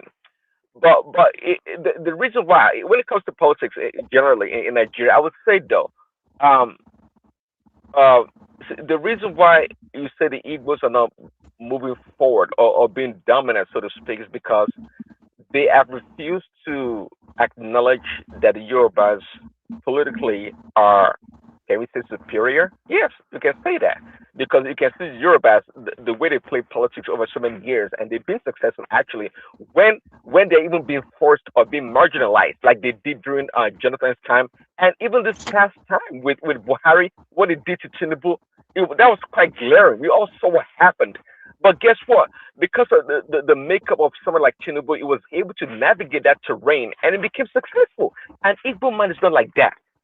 Somebody said it earlier. An Igbo man does not bow to Exactly. nobody. We're not Hold like on. that because we're not fighting for political No. ambition. We're It's not fighting for because change. There's it's no it's point hold on. in No. It's not clapping You, for because you know, you know yourself, what they call, you know what they call us let me giving now. land. Let me yourself land. brownie points for being political savvy, yet there's no achievement. With Igbo people, you see an achievement, you see transformation. We're not just answering presidency or governor or whatever. You get my point? So that's what I'm saying. We don't No, care, like, because there's no no. change. What I hear We from lost you. faith in Nigeria. That's the reality. Okay. At Hold this on, This, guys. point, Let me talk Prince after Chama. Daddy, as a friend, like Prince Daddy, as a friend on this platform, I'm gonna tell you between me and you, like, Igbos really don't give a fuck. We're just really rocking the boat at this point. We're not dependent Well, on see, Nigeria no, for okay, shit. I'm telling Chama, you please. though. I No, believe you, but that's a hold on. fact. But nobody's Shoma, gonna tell you. I'm the only one gonna tell you this truth. It's a fact. Yeah. so sorry, can I just Chama, respond to a comment in the chat? hold on. Right? Someone, Chama, let someone me just land, please. said, Let me chop okay, it with land, Chama a little bit. Guys, land, and hold on, I'll please. respond. Please. Chama, what you said, I don't disagree what you said, and but don't let's not conflate the success of Igbo people, their smartness, their intelligence. I don't need you to tell me, Chama. I don't know where I'm coming from with Igbo people. I don't need you to tell me all those things. So what you say, I accept it, but at the end of the day, it's not about how successful you people are. We are talking purely on politics here. See, not because this past president they came in and did something great, not at all. But don't tell me that an Igbo politician, and we can see right now from your local politics and state politics that they don't want to come into power and feed and feast on the largesse that Nigeria has to offer. Stop that. You speak for yourself, Chama, and the common Igbo person. But an Igbo politician is not different from a damn Yoruba or Hausa politician or Fulani. They're not different. You know that, right? So here we talk about politics. We're not talking about the greatness of the Igbo people. Not at all. Politics we're talking about. And for the Igbo people to So assume in that political politics, power, Prince Daddy, that's what I'm saying. You can have that. We don't care. no, you we're don't care. we're we're No, we're you wanting don't to care. improve No, ourselves. We Chama, you just don't want listen to me. progress in our region. You, We want Chama, you don't development. We're listen. not just Chama, trying to be you don't political care. savvy. We're No, not Chama, trying you to don't care. win Yes, you a don't. gold medal. Shoma, No, Shoma, no, look no. at it from different angle. Make Your us people hold to on. know Your the difference. politicians care. Chema, as a person, you don't care. I get it. But don't tell me, No, unless it's you're not lying as to a yourself. person.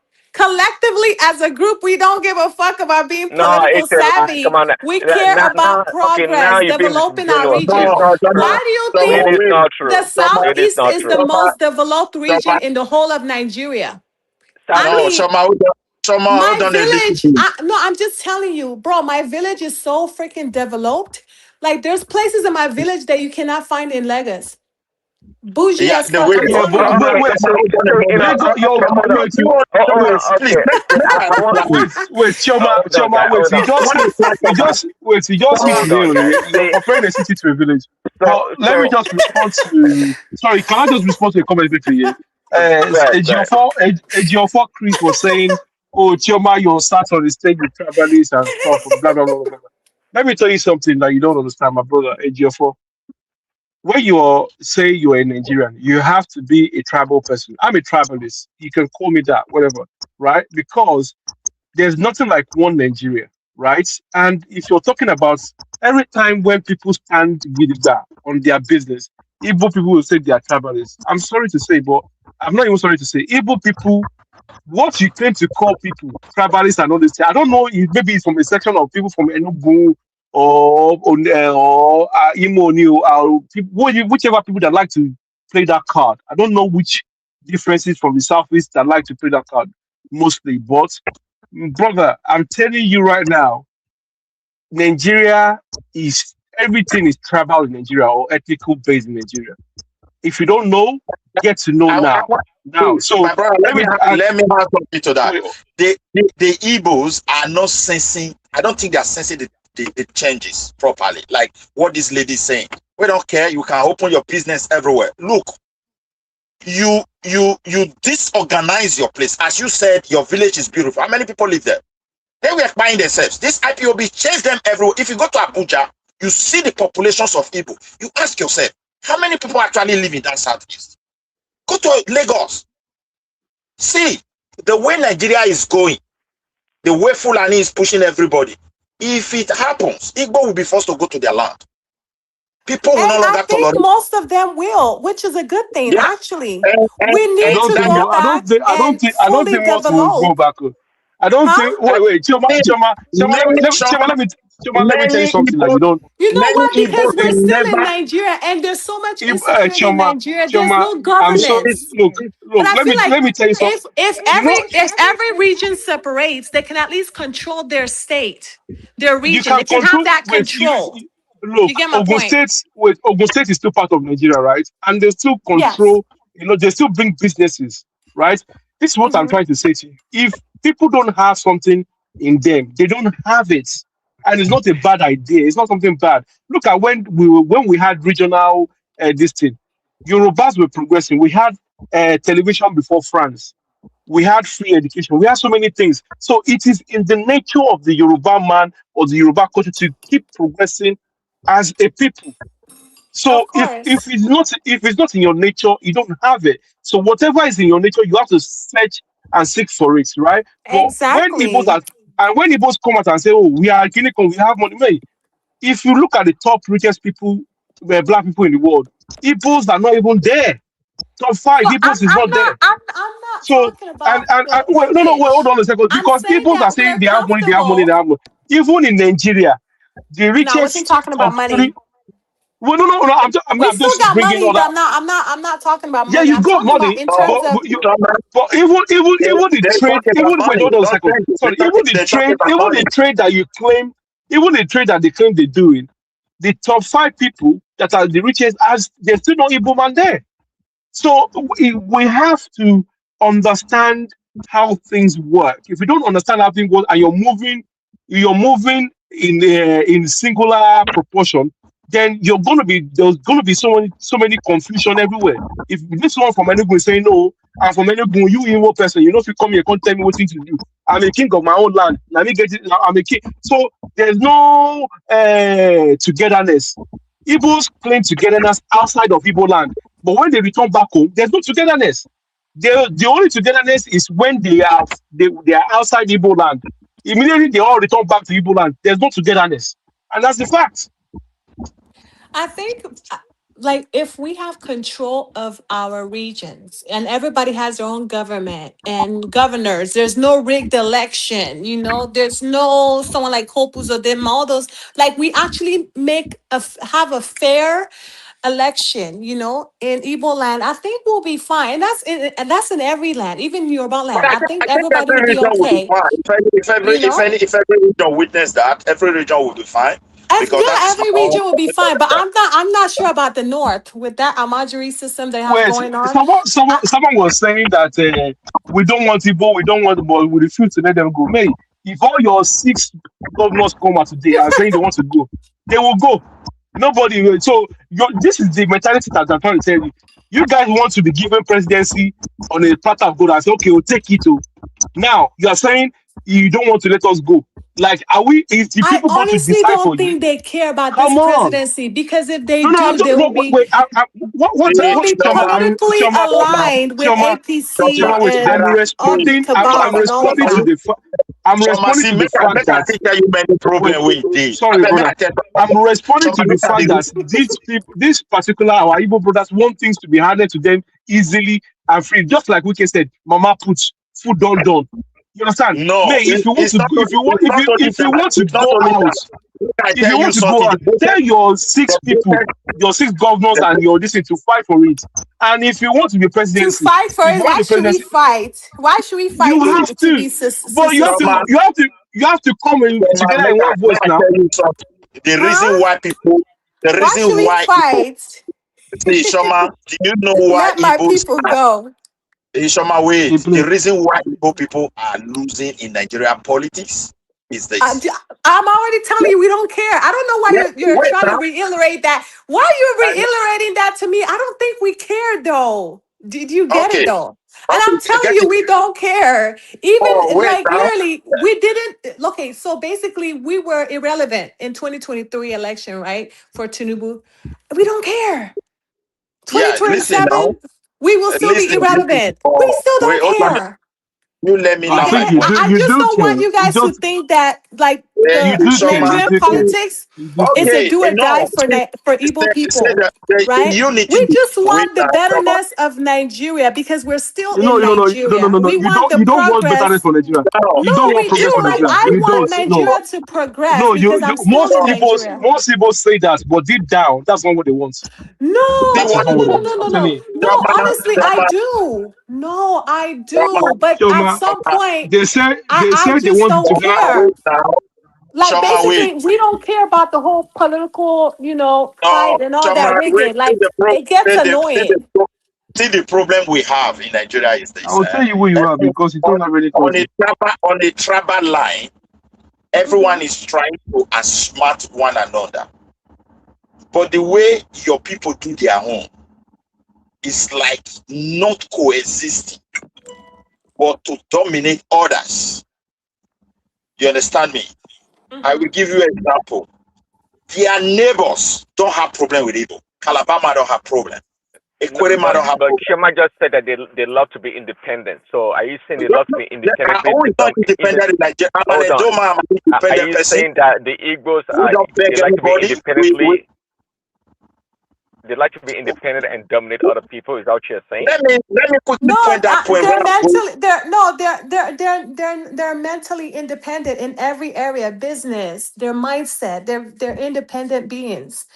Like unlike the northern I people, don't know any you know. Nigerians who are Hold dependent, on, who are dependent on. I think it's Midwest man talking. Said they like to dominate other people. So I'm trying to No, understand I where never that said anything independence. about dominate. Or I never say we like to dominate Yeah, No, anybody. let not me you. I explain. said the guy, the Midwest talking, See, not you. You say you like to be independent. I get what that I've part. come to realize, wait, let me land something properly. What I've come to realize about the people is that these are set of people that when they come to your place, you welcome them. You treat them like we are all one. But as time progress, they will be raising their kids while they will be telling those kids that your culture is bad, your way of life is bad, you are not a good person, and you not knowing it. And when that generation sprang up, you start dealing with different people. This is how I observe the kind of people they have. And if you look at the Nigeria structure today, everybody is fed Okay, up with hold it. on now. Shema, is that true? About what? what the guy just Shoma, said. He didn't listen to him. I don't think That Chioma heard we are what he raising said. our kids to speak against other cultures. yes. Yeah, that's what it said. Well, the thing about everybody finds flaws in other people's tribe, of You know, course. you Like, know what I've even noticed as well. Yeah, I've I also mean, noticed something. that's normal. You guys want me to come here and lie to y'all? Everybody Wait. talk I shit. think I'm if sure the different. northern people, the Fulani people, will tell their kids, negative aspects about the Southerners, where, Wait, we eat I think this because and we from my own observation. No, sorry, from my own observation. No, I think Enugu, Imo, what's the other Igbo district? I think they Ebony all State. Ebonyi State and other they all have they're Yeah. all the same, but they have a similar, different way of relating with different ethnic groups in Nigeria. Because you will see a comment, somebody that's never left Enugu before, the left East, village. and Yeah. then they will not come to Yoruba land. They will not come to Yoruba land, and they will make a stupid so-called tribal statements that and you be like, why would this person make it say? And you now find that and realize that okay, this person just moved from their east, Yeah. wherever part of it is to live in Yoruba land, and that is the reason why they can make comments like that, because there are people that are already living here, It's just you know, stereotype. It's they stereotype they've always yeah, known. You but don't no, have to no, go. but they claim that these people are tribalists, but they themselves that are coming from the village into other people's terrain are the tribalists themselves, because all over internet they making so much assumptions and comments on Twitter and all over social media, and then you will see some of the comments and you be like, who the hell are these people? And then when you start finding out who they are, it's either they just started living in Lagos or Ogun State or whatever, or Ibadan in 2 years ago or 1 year ago or 3 years ago, and they are making statements like this.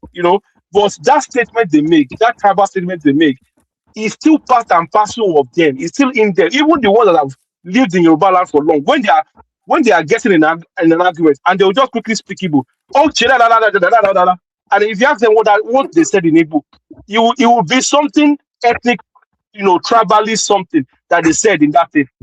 Okay. Okay, so Let me come in. what Okay, does that have to do with hold on what we're now. talking Say, about? What I'm on the trying to say issue of is, that. One because this second. guy in On the the chat are issue. saying Hold on. tribalists, but they are the ones portraying that Don't tribalist thing listen a to the lot. people don't listen to the people in the Hold on. chat. That's See, what they're the supposed to people. do. They just, cause The trauma. Igbos I grew up with in Lagos, that were born in Lagos or they came when we were very young. Trust me, they are not what you just described right there. They are well, assimilated to the Lagos lifestyle, and And culture.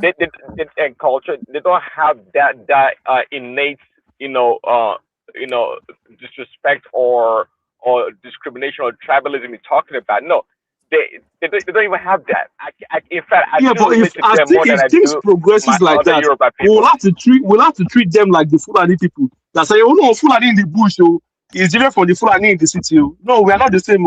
Because at some point we'll have to group them up together and say the ones that are already in the city and the one coming from Enugu or coming from The Imo State. village. You guys are all the same. So we'll not say, oh, because you are an able man, you Listen, were hey, born in Yoruba land. if We'll you just want group to, all of you guys together.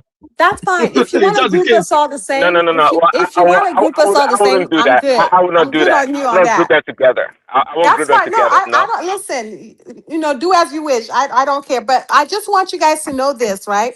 Know this and know peace. A regular Igbo man, and I'm the only one that can tell you the truth, not man of prestige, not just a Mecca or Jewel of Nashville. I'm gonna tell you guys the truth. We don't really give a fuck about the presidency. I promise you, we don't talk about Nigeria in our meetings. We don't talk about Nigeria politics at all. We talk about business. We talk about our, village Shema, meetings. That's we all we heard talk. you We earlier when don't you give a said fuck that. about what's happening in But Tinubu's administration. well, what you're I'm saying telling you, but exactly applies. Hold on. Choma, let me say Hold on, something. hold Please, on, hold Like please, on. you would Daddy. never What you see, for said, example, you Shema, would never applies see to Igbo all people other. gathering, No, discussing Tinubu. We don't do what you that. just said applies to all other ethnic groups as well. There's no Yeah, distinction in that regard. But if again, I, don't be naive. I just said it earlier. When it comes to Igbo politicians, they are no different than the Yorubas or the politicians. That's fine. Those are greedy Igbo politicians. That's fine. So when you say we don't give an F about politics and this and that, we very have lost simplistic. faith. I'm talking about the general. If you don't want to hear the truth, that's on you. But I'm telling you, those people are doing politics for their pockets. We've lost faith since Ojukwu. We have lost faith in Nigeria. All politics for their own pocket. That's my point here. The only presidency that gave Igbo people just a little bit of faith was Jonathan.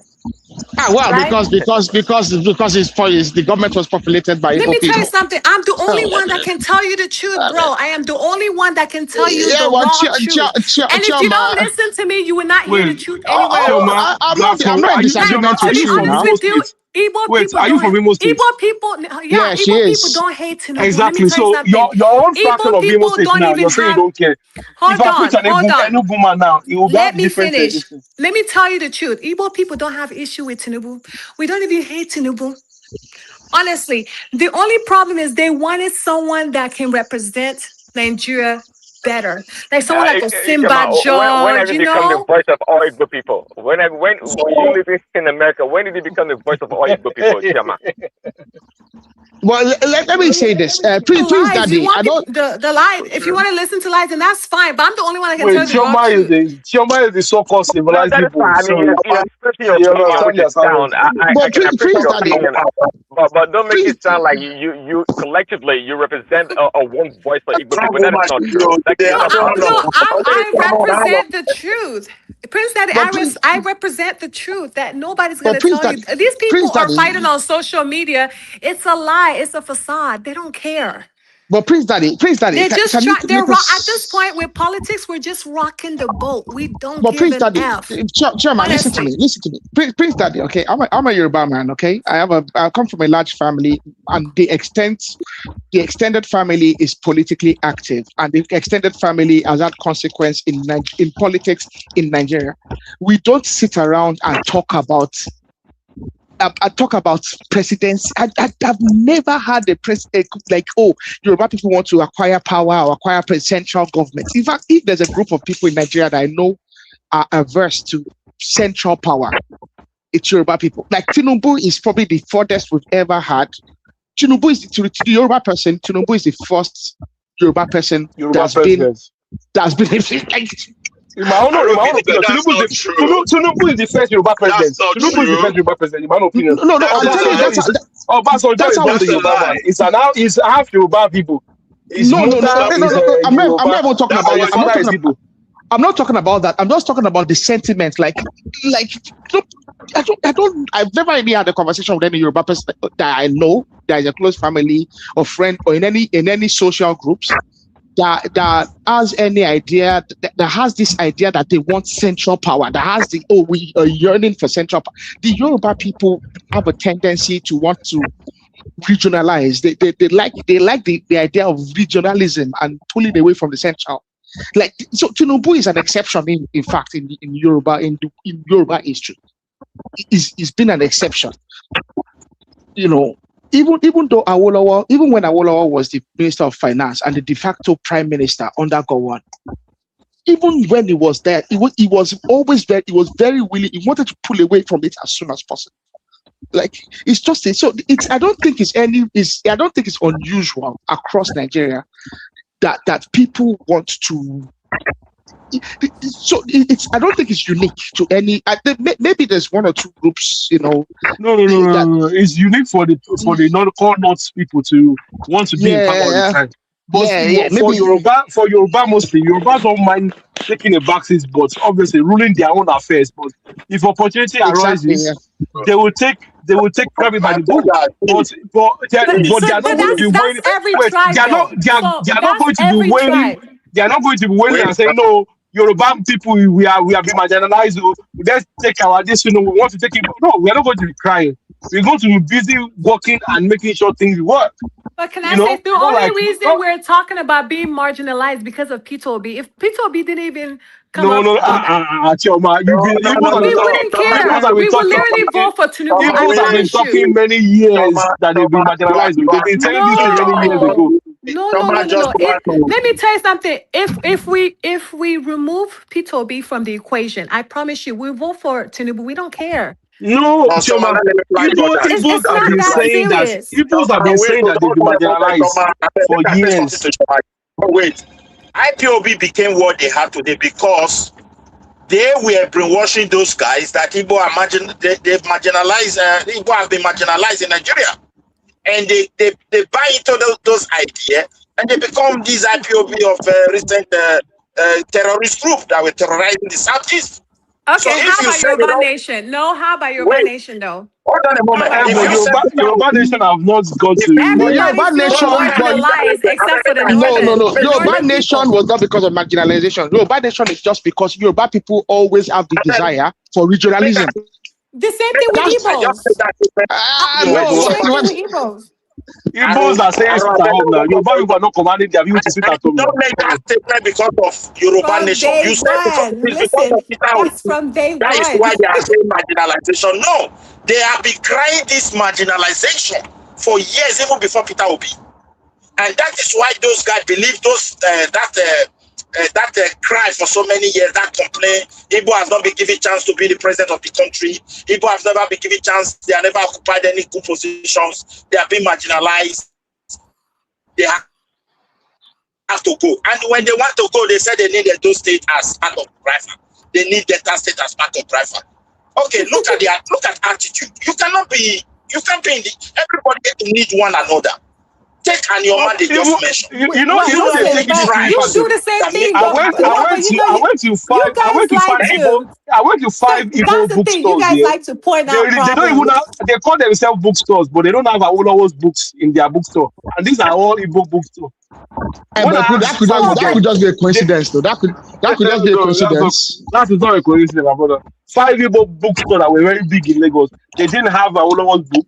Come on. That could be a coincidence. Now, How what's many the places have Awolowo books? Come on now. that could be a Thank you. coincidence. That Are is you not. plenty? That is not. I But, wouldn't use that as a Even me definitive. now, if I want to get Awolowo book now online to find on Amazon, it's not easy. It's difficult. So what are you Yeah, I was books the are thing is, difficult Chioma, to get here. but Chioma, the thing what I'm trying to say to you is, Igbo people, look, nobody hates Igbo people, but it's the fact that you're crying and saying you're being marginalized. Do something about it. Don't expect people to give you chicken on a platter of gold. You're not going, not in a country like Nigeria. It doesn't work like that. So if you're saying you're being explain why you've been marginalized. Is it by not giving you the presence, or because But every other thing else, anyone can say the same thing. you're doing, but you're doing. So the only reason why I say why you guys are shouting marginalization is because you've never become the president after the democracy in 1999. There's no Igbo president, so called, right? But so that's the reason why they've been I'm shouting sure, but you marginalization. guys, if you guys want, if you Chioma, guys were on the can I, same boat, you say the same thing Chioma, too. can Yeah, I but we interrupt were on you? the Because same I boat don't agree now. with this guy, Mr. Yoruba Yeah, people but Chioma, Yoruba people have been marginalized after independence. After independence, we've not had real power. Come After on independence, now. wait, hold on How a can second, my you be brother. Wait, making so these statements? we've not had How real can you? power after independence. Every I agree. power has You been, know what? wait now, every power has been between Igbo, Hausa. Check it out now from 1960. Go and check it. From Unfortunately, 1960. what I would say this though, I would say this from a sentiment. The Now, only see, thing we control was our own place. let me say this. Even our own place, they are still trying to control us in our own place. You can just imagine. who's trying to control you? Let me say this. Let me say this. Was trying to eat inside Yoruba land. These other people, Zik won in Lagos now. Zik won in Lagos, but that's what I'm saying. They're trying to eat there. Zik won in Lagos. To eat inside our land. When Zik was elected, when Zik was elected to the federal house, okay, it was elected under Lagos. But what I want to say is this: marginalization is a concept that is a matter of personal opinion. A lot of the time, it is actually fictional. Now, the reason I want to say this is this: Tinubu is actually an exception, because I can tell you that from a Yoruba perspective, is really the first time the Yoruba can say they've been in power and they've been able to use power for the benefit or, because they are claiming that Tinubu is running the Yoruba government. But that's the first time the Yoruba people can actually claim, fairly or unfairly, that they actually are running government. So that means you guys don't see Obasanjo as a Yoruba president then? And there's nothing wrong with that. Saying this. No. Obasanjo is an Igbo man. Half Igbo, Yoruba. No. That's your own statement. His father is, his father is Igbo. His mother is Yoruba. That's not my statement. Because the king of Owu has said this. Yeah. Everybody knows this. Yeah, but that's not where I'm coming from. Where I'm coming from is this. Okay, where I'm coming from is this. Obasanjo is a federalist. Obasanjo was a military man, and he came into power through the military. Then he operated as a federalist. When he came back to power in 1999, he operated as a federalist. Mm-hmm. Okay, Obasanjo, through his policies, his actions, actually disadvantaged Yoruba people, and that's just fact. His actions, his policies, and the way he's always played his politics is a man that's actually, if I tell you the list of people, Yoruba people, that Obasanjo through his actions, his inactions, has actually gone out of his way to disadvantage Yoruba people for whatever reason. I think it's because he wants to. That guy is a very stupid man. Everything Yoruba, he turned it to national. About that. Our national first TV in Africa, he turned it to national TV. Our theaters, a lot of our developments, he made it national. Mr. For what?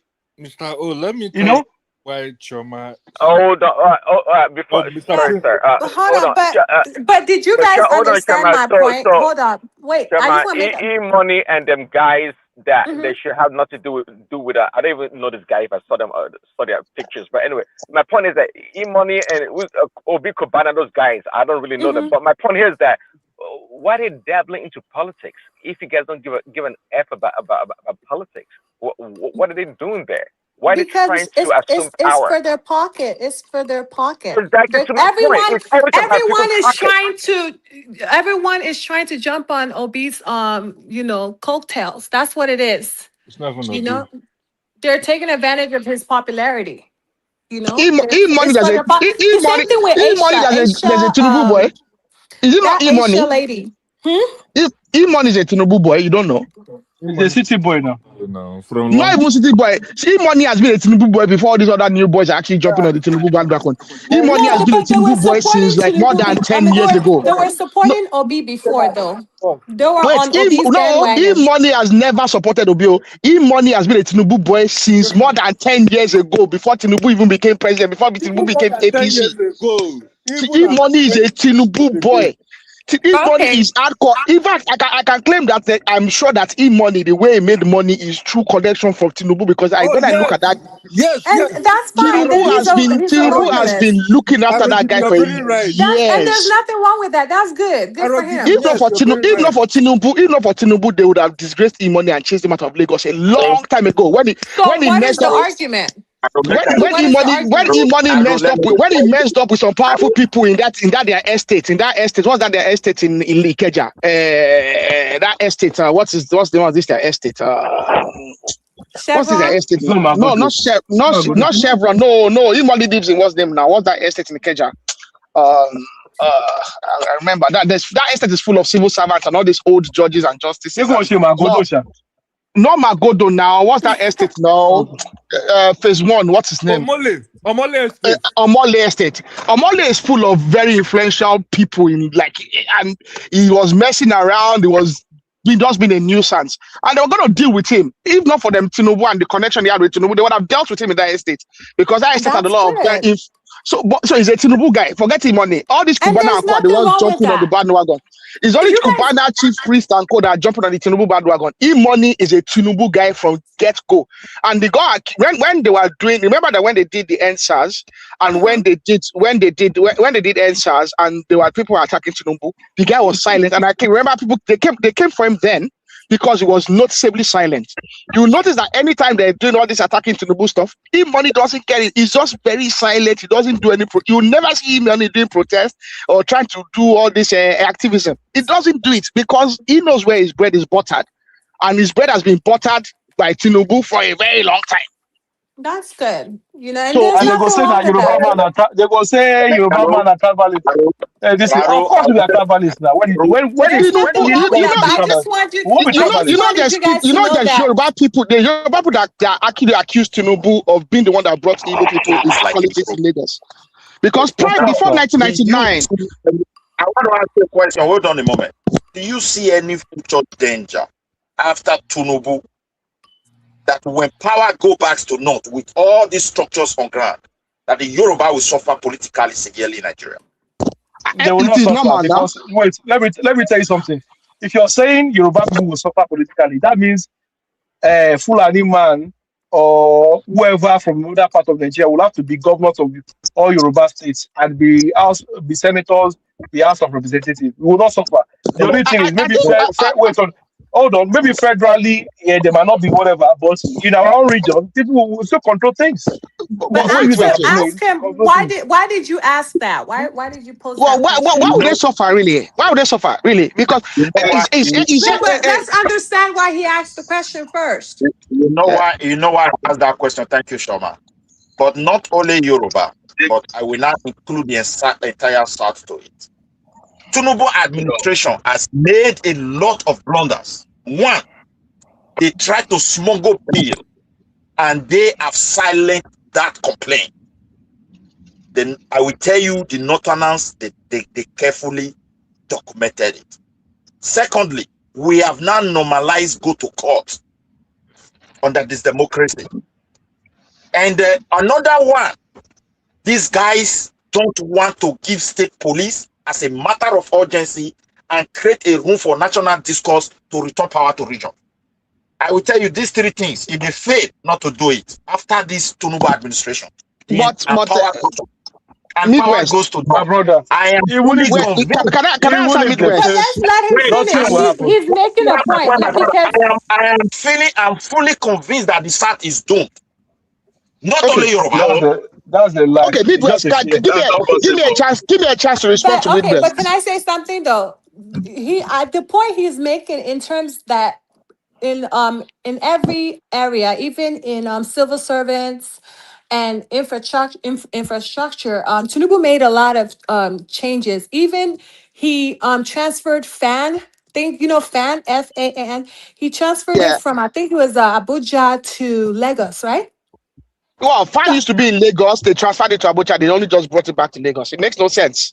The main international airport is in Lagos. Those are the type of points he's trying to make, that Tinubu made a lot of significant but you will not changes. suffer now. Why will Yoruba suffer? But let me Midwest, I don't get this idea that Yoruba will suffer. But let's put it. Let's articulate your three main points. I think the first point you made was that the smuggling bills through smuggling bills at a very high speed without going through the full review. That is not something that's unique to this Tinubu government. Buhari did Every government is doing that. The only thing is the Tinubu government has been unique, that Tinubu has not had a situation where he has he has the Senate president in his pocket. Let's just put it that way. No. You change what I'm trying to say. Let me say. They discuss a bill, they agreed on it, but the content they gazetted is different from what they debated. Twice they've raised this issue. But that is always happened in Nigeria. That's always happened in Nigeria. The problem, it has always what we've never had in Nigeria. Wait, we're Midwest now. What we didn't have previously was the access of the public to this general information. Exactly. Wow. So what has happened is that there's actually not a lot more public scrutiny. Exactly. So it is only an improvement in the fact that now, as a public, we now know more of what is happening in the legislative, and now because of that, we can get. And a lot of the time, it's actually not that stuff has been smuggled in. It's just the fact that there's always a lot of confusion, and a lot of people don't understand. Budget padding has been in existence for years. Not even budget padding. Now, let us evaluate how laws are passed. If a law needs to be passed, both the upper and the lower house. Now, I don't mean intend to disparage the House of Representatives by calling them a lower house, but both the Senate and the House of Representatives would actually pass the laws individually in their chambers, and then they will have an harmonization committee. because the clauses have been changed in each of the houses, the harmonization committee has to then go into a negotiation and see how they can fine tune and harmonize the laws that each of the houses has passed. After doing that, then they then have to bring it to the president. The president then signs the law, and then it is up to the civil service to gazette the law. I believe there's been some clerical errors in some of the laws that have been passed, and there's also been a confusion between some because I think there's this current. I think is it the 10th assembly we have now has the highest turnover rates in the history of the Fourth Republic. The turnover rates in the current assembly, I think, is well over 70%, which means that there's a lot of legislators that don't understand the legislative process enough. And also, I think there's been a lot of legislators that are also playing to the gallery. So I think that's the first matter I think dealt with. I don't think there's anything particularly unique to this administration, and I don't think there's anything particularly suspect or particularly malicious on the part of the administration. However, I think there's a few laws that have been passed in rather too quickly. But at the same time, we can also not say laws are being passed too quickly when we look at the PIA Act that took up more than 10 years. Okay. Just to put I'm not finished. I know I've spoken for a while, but let me finish, please. The excess power in the hands of president, if it go past to north, Nigeria is not going to remain the same. But that is not new.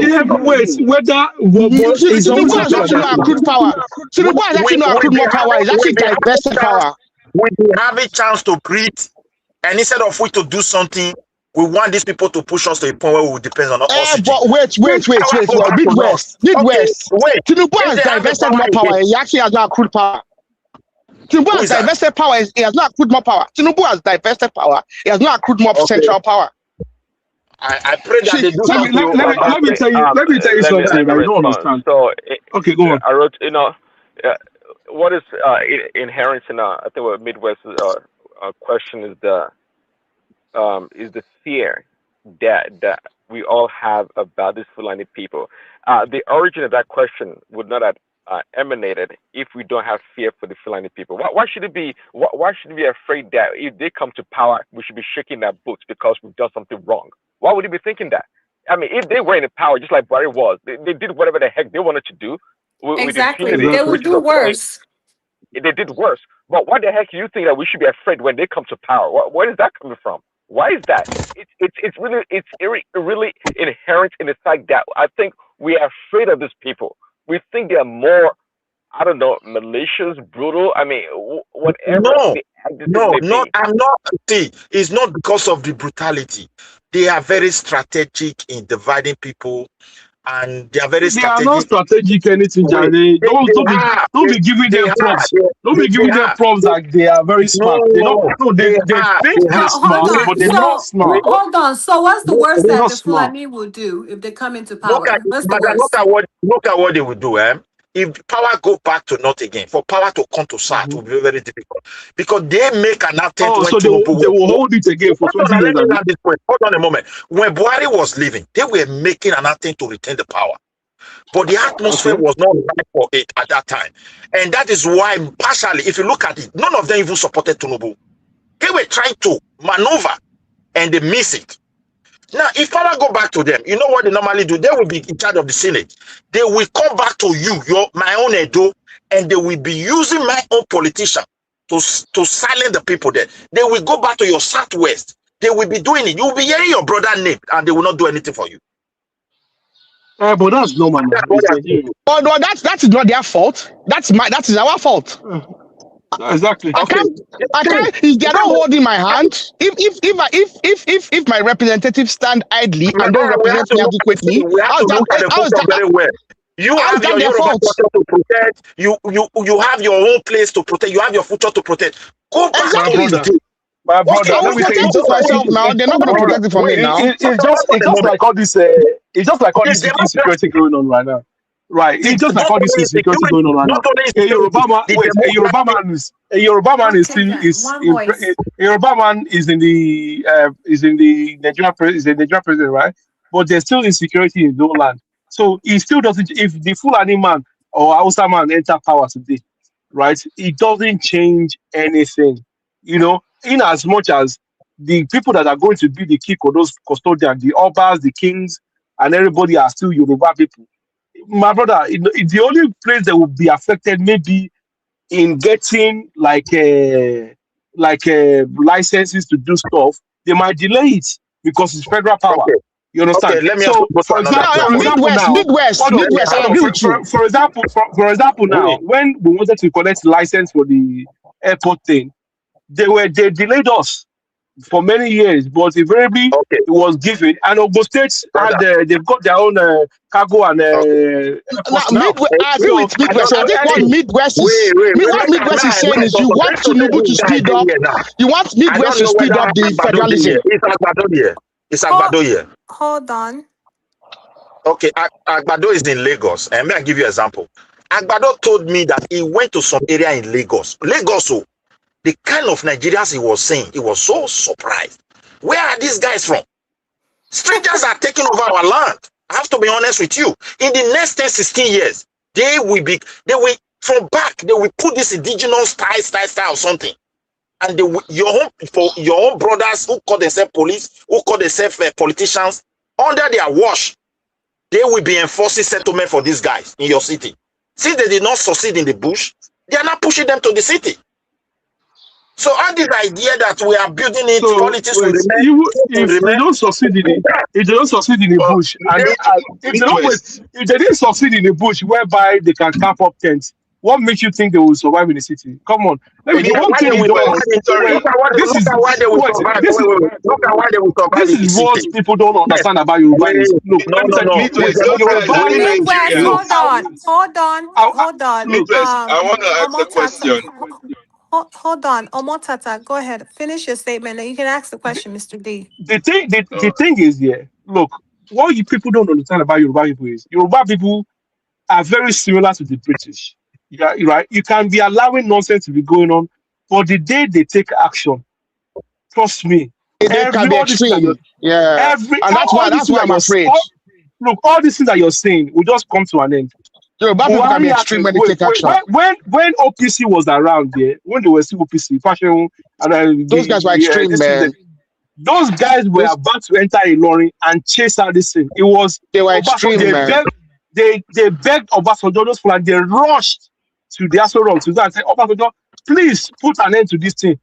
Because the way they were moving then, they were clean out. And in Shagam then, when that Hausa thing happened, what they did to those Hausa people, imagine buying all those people and loading them into trailer and tell them to OPC used to go to Sabo every morning in Ibadan, and they used to just deal with all this. Like I used to be worried for Hausa people then because Ibadan they dealt with them in Sabo.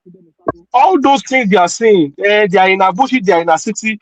Trust me, when it starts, now go they beg. Say, oh, this thing, man, I not do the thing too much. So thank you for your comment. And also, let me tell you something here. Yoruba people are very crafty. When people will say, oh, Yoruba people are mumu, they be mumu. Yes, you might think they are mumu, but when they are start winning power here and there, you go no say they don't be mumu because they've clearly shown you how to be politically observant, but when they bring out their iron fist, there's nothing you can do, my brother. You just play them out. Let me tell you. So hold on. Excuse me, hold on. So Mr. D, you want to ask a question? Yeah, I want to ask a question because sometimes these guys here, or all these people who speak up for all these APC defenders, and I'll put it like this. You say someone is Nigerian. Why is the person not allowed to stay in one part of Nigeria? Why? So what's the point of you saying anyone that the Nigerian Constitution guarantees? Look at it from this angle. I will answer you like this: the black man. I remove myself. Midwest. Wait, black man believe that when they look at the law, it favor their selfish interest. They see the law as correct law. When the law try to cash on them, they complain like I'm the victim. That's just the way I will answer your question.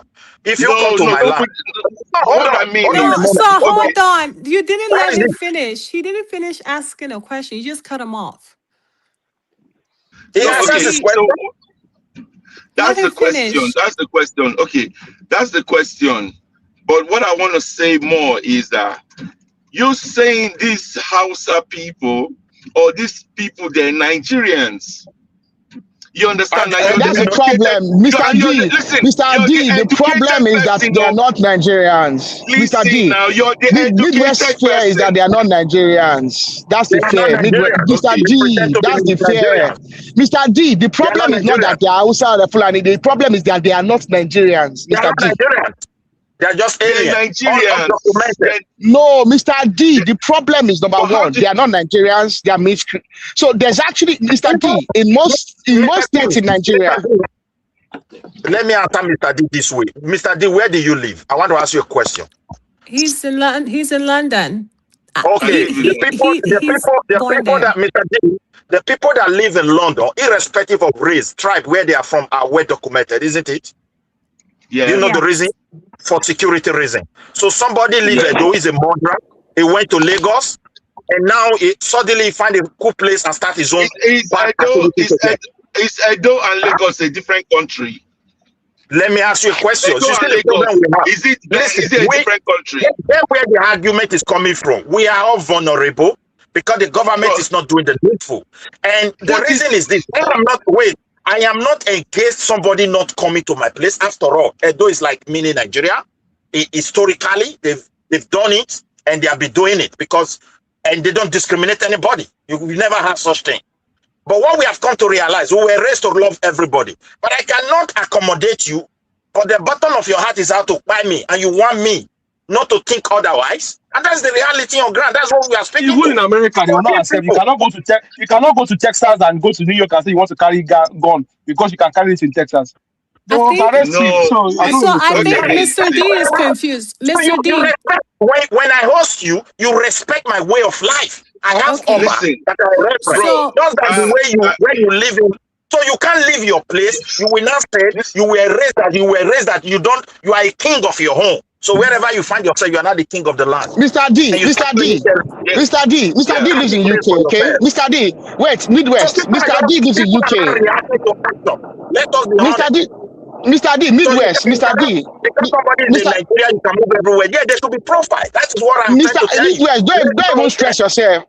Midwest, don't stress yourself because Mr. D shouldn't even ask this question. Mr. D lives in the UK, where there's been an extreme rise in sentiments, where almost every weekend they're having nationalist parades. Tommy Robinson had a big parade. Okay, almost every single week they're having a parade. It's possible that the Reform Party are going to gain ground in the next elections. So Mr. D actually should not be asking this question because the exact sentiments that is causing a lot of these concerns in Nigeria are showing themselves in the UK. Sorry, Hold on, guys. I want to say something. Yeah? Hold on. Okay. So I think Mr. D is a bit confused about the dynamics of the Nigeria Choma, I'm not. I'm coming in from it. So here's the thing. So hold on. Let me educate you. Hold on. He's a Delta man. He has always been like that. Hold on. I don't know. The correct guy. Now, the correct guy. Okay, It's just a bit. No, I'm trying to give him a clear understanding. D, when they said that these people are not Nigerians, they mean some of them are coming from Niger, like other parts, like Fulanese from other parts of Africa. They're undocumented. Basically. Yes, Well, it's not that there's a rise in crime. There's a rise in crime. They're undocumented. So, Yeah. Chairman, can I quickly chip in, please? Of course. I do understand. Sorry, 1 second. Yeah? So where we understand that some of these guys are not Nigerians. That's fair enough, right?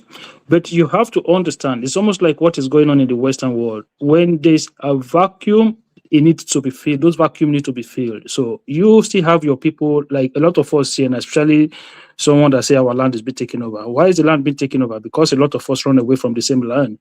So your people still need to farm, or are the people that work in the farm? They go and bring these people to come and work in their farms. Your people, your younger generation, they do Yahoo, they are doing all sorts of stuff except do the farm work. They will not do your daily odd job that these guys will come in and fill.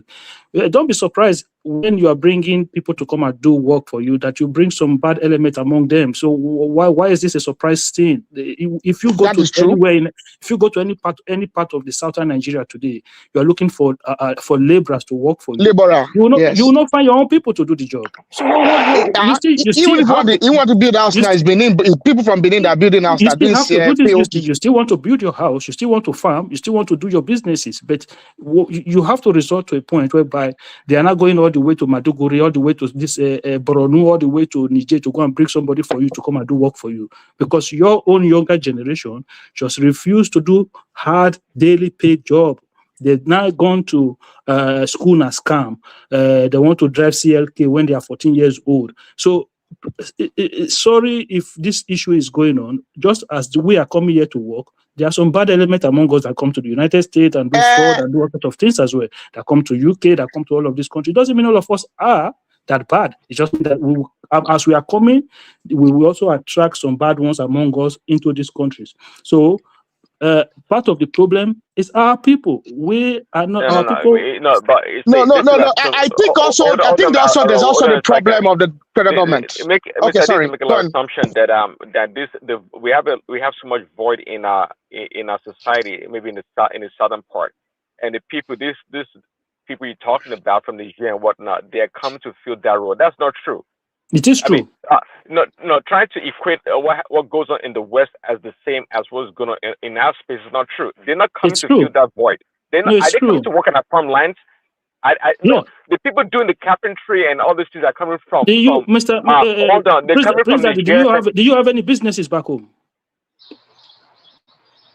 No, I don't. Exactly. So forget even business now. You try and build a house right now. And you just try and build a house right now. That's my point. And tell me, those laborers are coming from Benin and Togo. They are not the Nigerians or the Malians we're talking about. That's a big difference. Let me those people are not coming there for terrorism. Those are legitimate immigrant workers. The ones that are coming from Benin are your tilers, your mercenaries, the ones that If you're doing your normal labor works, right, you get most of them from the northern part of Nigeria. I'm telling you this for fact. If you do your farm work, you're getting most of them from the northern part of Nigeria. Even as I speak to you now, my gate man at home is from Kano. Kwankwasia with his red cap every day at home. Gate men have always been Hausa people. That's nothing new in our space. They've always been Hausa people. I'm just telling you. The people that sell tomatoes and potatoes on the street in Lagos, they've always been in Northerners. Why are we not saying they are occupying our space? Whereby are we no longer going to farm anymore? Listen to what Shema said. You are failing to recognize that the caliber or the constituent of people we're talking about here, they are not the same people that come to our space and try to fill in the void of the jobs. That's not true. Yeah, but what changed? Back in the days when we used to go to the farm ourselves. Let me explain what changed. Back in the days when we used to go to the farm ourselves, when I was a young boy, I did labor work. I went to site. I helped them to mix cement and everything. I did all of those things when I was young, when I was going to school. Okay, so why is it that you find younger generation today who don't want to do that? From our own same side. Let me answer. Okay, so the issue really is not a matter of a void. The issue really is a matter of the fact that there's actually an uptick in disturbances in the north to the north of us and the countries that surround us. Chad, Niger, Burkina Faso, Mauritania, Libya. The insecurity and the prevalence of violence, and also you have famines, you have poverty. It's causing individuals to be attracted into our country. And that is also, you see a lot of the insecurity even in northern Nigeria, in the border towns of Zamfara, Katsina, Kebbi. A lot of the banditry and a lot of the insecurity you will see is a consequence of the insecurity and the breakdown of law and order in bordering countries. And also on the failure on our part to regulate irregular migration. That is what we are talking about now. We are not talking about we are not talking about sorry. Listen to what I'm trying to explain to you, right? So if you and I now, right? If we say maybe you, so we are talking about cross-border migration now, cross-country border migration. Just one second. So if you, I remember back then when I was young, people want to work, they'll come, they'll take a couple of us from the area, they will go and do the work. All of us, we are from the same place, we know each other, okay? We go to that site, we do the work, all of us finish, we come home together. So the chances of somebody passing information to an outsider to come and kidnap people there is very low. But when you are regularly working with people you don't know, don't be surprised if they have links to people who have bad motives. You're there in your farm. So who knows that? How will somebody from Niger know that you're in your farm? If there is somebody that is working for you that will pass that information to them to say, this na Megida, this Megida has money. They are the one, because you are now forced into that situation where you have to work with these people. Which on that note, you are correct.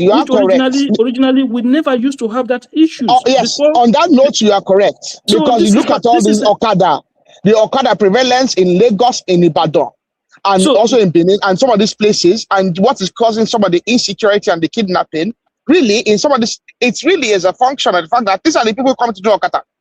Over 80% of the people driving Okada in Lagos, Ibadan, are not indigenous of those places. When I go home, right, I want to sleep. In the evening, I will take my own another padlock, right? Another padlock to go and lock the gate and hold my own key in my hand. You know? I hold my own, because even though the boy has been working with me for a while, for years now, I still would not relax myself like that. Because you don't know who them know. Do you understand what I'm saying now? You don't know who they know. And who they know might give them a bigger offer that you are currently offering them. Yeah, it's a crime of opportunity, essentially. Exactly. It's not. Exactly. So we are now victims of vacuums that we left behind, which our younger ones refuse to fill. Yeah, but these are bigger societal problems of, like I said, insecurity in the border countries around us, the inability of the country, the federal government to control migration and poverty. What Mr. D said, are you confirming what he said is true? Because I don't buy what he's trying to sell. I don't think it's only insecurity as well. You have to realize that poverty as well. Poverty. I did discuss that as well. Climate change. Because I mentioned that earlier. Climate change as well. Yes. Historically nomadic, right? But now they are moving towards rapid migration, urban migration, and sedentarization, and that's driven because of stuff like desertification in the Sahel region, right? So that's what is making them permanently settle in towns now, and that's what is causing this conflict in farming. That's a good point. Except that Mr. D was making a point that because we have so much void in our society, it's not about void. It's not about no. What I'm saying is, I understand. Even if they're nomadic people, but what he was talking about is what I don't buy. No. What I'm saying is, Prince Daddy. What we are trying to explain to you that if you go back home, nomadic sorry, they're still Nigerians. If you go back home now, right? If you go back home, what we are trying to explain is, if you go back home, right, we are almost outnumbered. I'm telling you now. If you don't want to believe it, we're almost outnumbered. No. But please listen to me. I'm not disputing that at all. I know that. What led to that? This is what I'm saying. What led to that? How did we get there? Well, just like the manufacturers explained. Because we said we want to be Nigerians now. Bros, that's the question. Mass that's the migration answer. coming as a result of, climate change, poor economic opportunities for industry and whatnot. So climate change, why are they not settling in Niger Republic, in Niger State? Why are they not settling in It's the same reason everybody wants to come to Lagos. Everybody wants to go to Lagos. The same reason all these Osun states. Yeah, the same reason all these Osun states I wants to go to Lagos. Same reason someone wants to go from Lagos to Lagos. We're in London and America. Exactly, economic opportunities of the country. Exactly. So there's economic opportunity in the southwest. If you remove Lagos, where else do you have economic opportunity that you don't have Actually, in most the of the north? southwest has more economic opportunities than the north. That's a fact. What Ekiti have economic No, I opportunity wouldn't than call most it, of the but cities? that's why you don't have as much. That's why you don't Why have you as many of attacking them Kitty? settling in the Kitty. But the reality is this: you don't have as many people settling in the Kitty. But we know that Ogun State, we know that Ibadan, for instance, we know that Edo has actually seen an uptick in people settling there because those are Almost all big the states metropolitan actually. places that Even have in more South economic East too. opportunities. Don't be mistaken. Okay, say apart from you can use Ekiti as an example of maybe a non-prosperous place in the Outlier. southwest, but nonetheless, the southwest has always been quite hospitable to people moving there. So when people don't even have economic opportunity, they want to come there and establish themselves. Have you asked the question why that is? So, please, before I go, I need to go. So let me just quickly make a last submission because I was listening to you guys while I was in the gym just now. So, what I was listening to the idea of power going, the south is not being given power, and I think we had this conversation before, right? And I asked a question: if it wasn't somebody like Tinubu, do you think the Southwest will have this presidency that they have now? They wouldn't know. Look. So you have to look. Politicians are politicians. They will play politics among themselves. It is the one that have the upper hand that will come out on top. This is how it works among them. It goes all the way to state level. It's about I don't know why ordinary Nigeria, an ordinary man who don't have electricity in his house, who struggle to eat at home, is fighting for a politician to become president as a way of him not being marginalized. There is a marginalization going on in Nigeria. It is marginalization from the rich to the poor. It To is the poor, exactly. the marginalization of the elite against the ordinary Nigerians. Until we start to see it like that, this is why I do not join people with all this kind of nonsense movement, because how do we start this conversation on whereby I have to support somebody because they are from certain tribe? I don't do that. If you want us to have a conversation as to what is our problem, then we have this conversation. I have my own different idea. If I come out tomorrow and say, look, I like this, I like this, I like this, it's not because I like the person that is doing it, it's because I like those policies as a person. When Tinubu say is doing something like local government autonomy, am I going to go against it? No. Student loan, am I going to go against it? No. If it's if you remove fuel subsidies, if you remove electricity subsidy, if you remove unify the exchange rate, foreign exchange, am I going to go against it? No. If tomorrow the only thing I'm asking him to, one of the things I'm asking him to do is state police. If they create state police tomorrow, am I going to go against it? No. If the way they decentralize power, electricity, am I going to go? No. These policies are things that I was fighting Buhari for not doing. These policies are things that I was complaining that Jonathan needs to do. These policies are the things that I say Obasanjo should have done when he became president. And then somebody came into office, whether I like him or not, and then is carrying out these policies. And then you want me to still fight the person? No, I don't. I'm not in love with any politician, whether you're from North or from South. If Buhari, as hopeless as he was, had been able to pass laws, or Obasanjo has been able to put us in the path where Tinubu is trying to do now, this country, in my opinion, would have progressed far, far, far ahead of where it is today. I believe that our system is modeled in the likes of the United States, right? And we cannot then run a centralized system of government because that is not how it should function. We have to decentralize all of these things. We have to take central government out of this. Look, even to the fact you know how I have it in my head, how I have this decentralization in my head. I have it to the point whereby our federal government should not be building hospitals. Our federal government should not be involved in university or building university or operating university or running hospitals. Leave it to the state and the private sector. Just like you introduced Nelford, introduce something for the health sector as well. If you can have a form of an insurance system where the people key into, whereby any time you need to go to the hospital, whether private or state hospital, then that insurance covers some of the you have to address immigration along with that. You can't say leave everything to the state to do. But federal government usually that's federal. That be federal now. Immigration and the military. I'm not going to say that you decentralize the military now. All states are not equal. Some will perform exceptionally well than others. We all know that. President, that is the whole point. That's the whole point. Look, if you that's the beauty of a federal system. Hold that's on now, that's the but beauty of the you federal can't say that's system. the whole point without addressing immigration, because everybody is going to troop into the places that are doing very well. That's my point. No, we cannot. Look, it's almost, so you're telling me now that somebody cannot leave Texas and go to New York. Is that what you want? You want us to address immigration in that place? No, if you are not living in Texas and you go to New York, and it happened, the New York government make some expenditure for your healthcare, who is going to pay? What do you mean who is going to pay? You're going to pay taxes in New York. Then the New York government will take tax. No problem. That means you live in New York. Okay. Yeah, but all those people that live in the villages all across the country, they troop into your state because you have good healthcare, good education. They overwhelm your infrastructure, your road, your healthcare.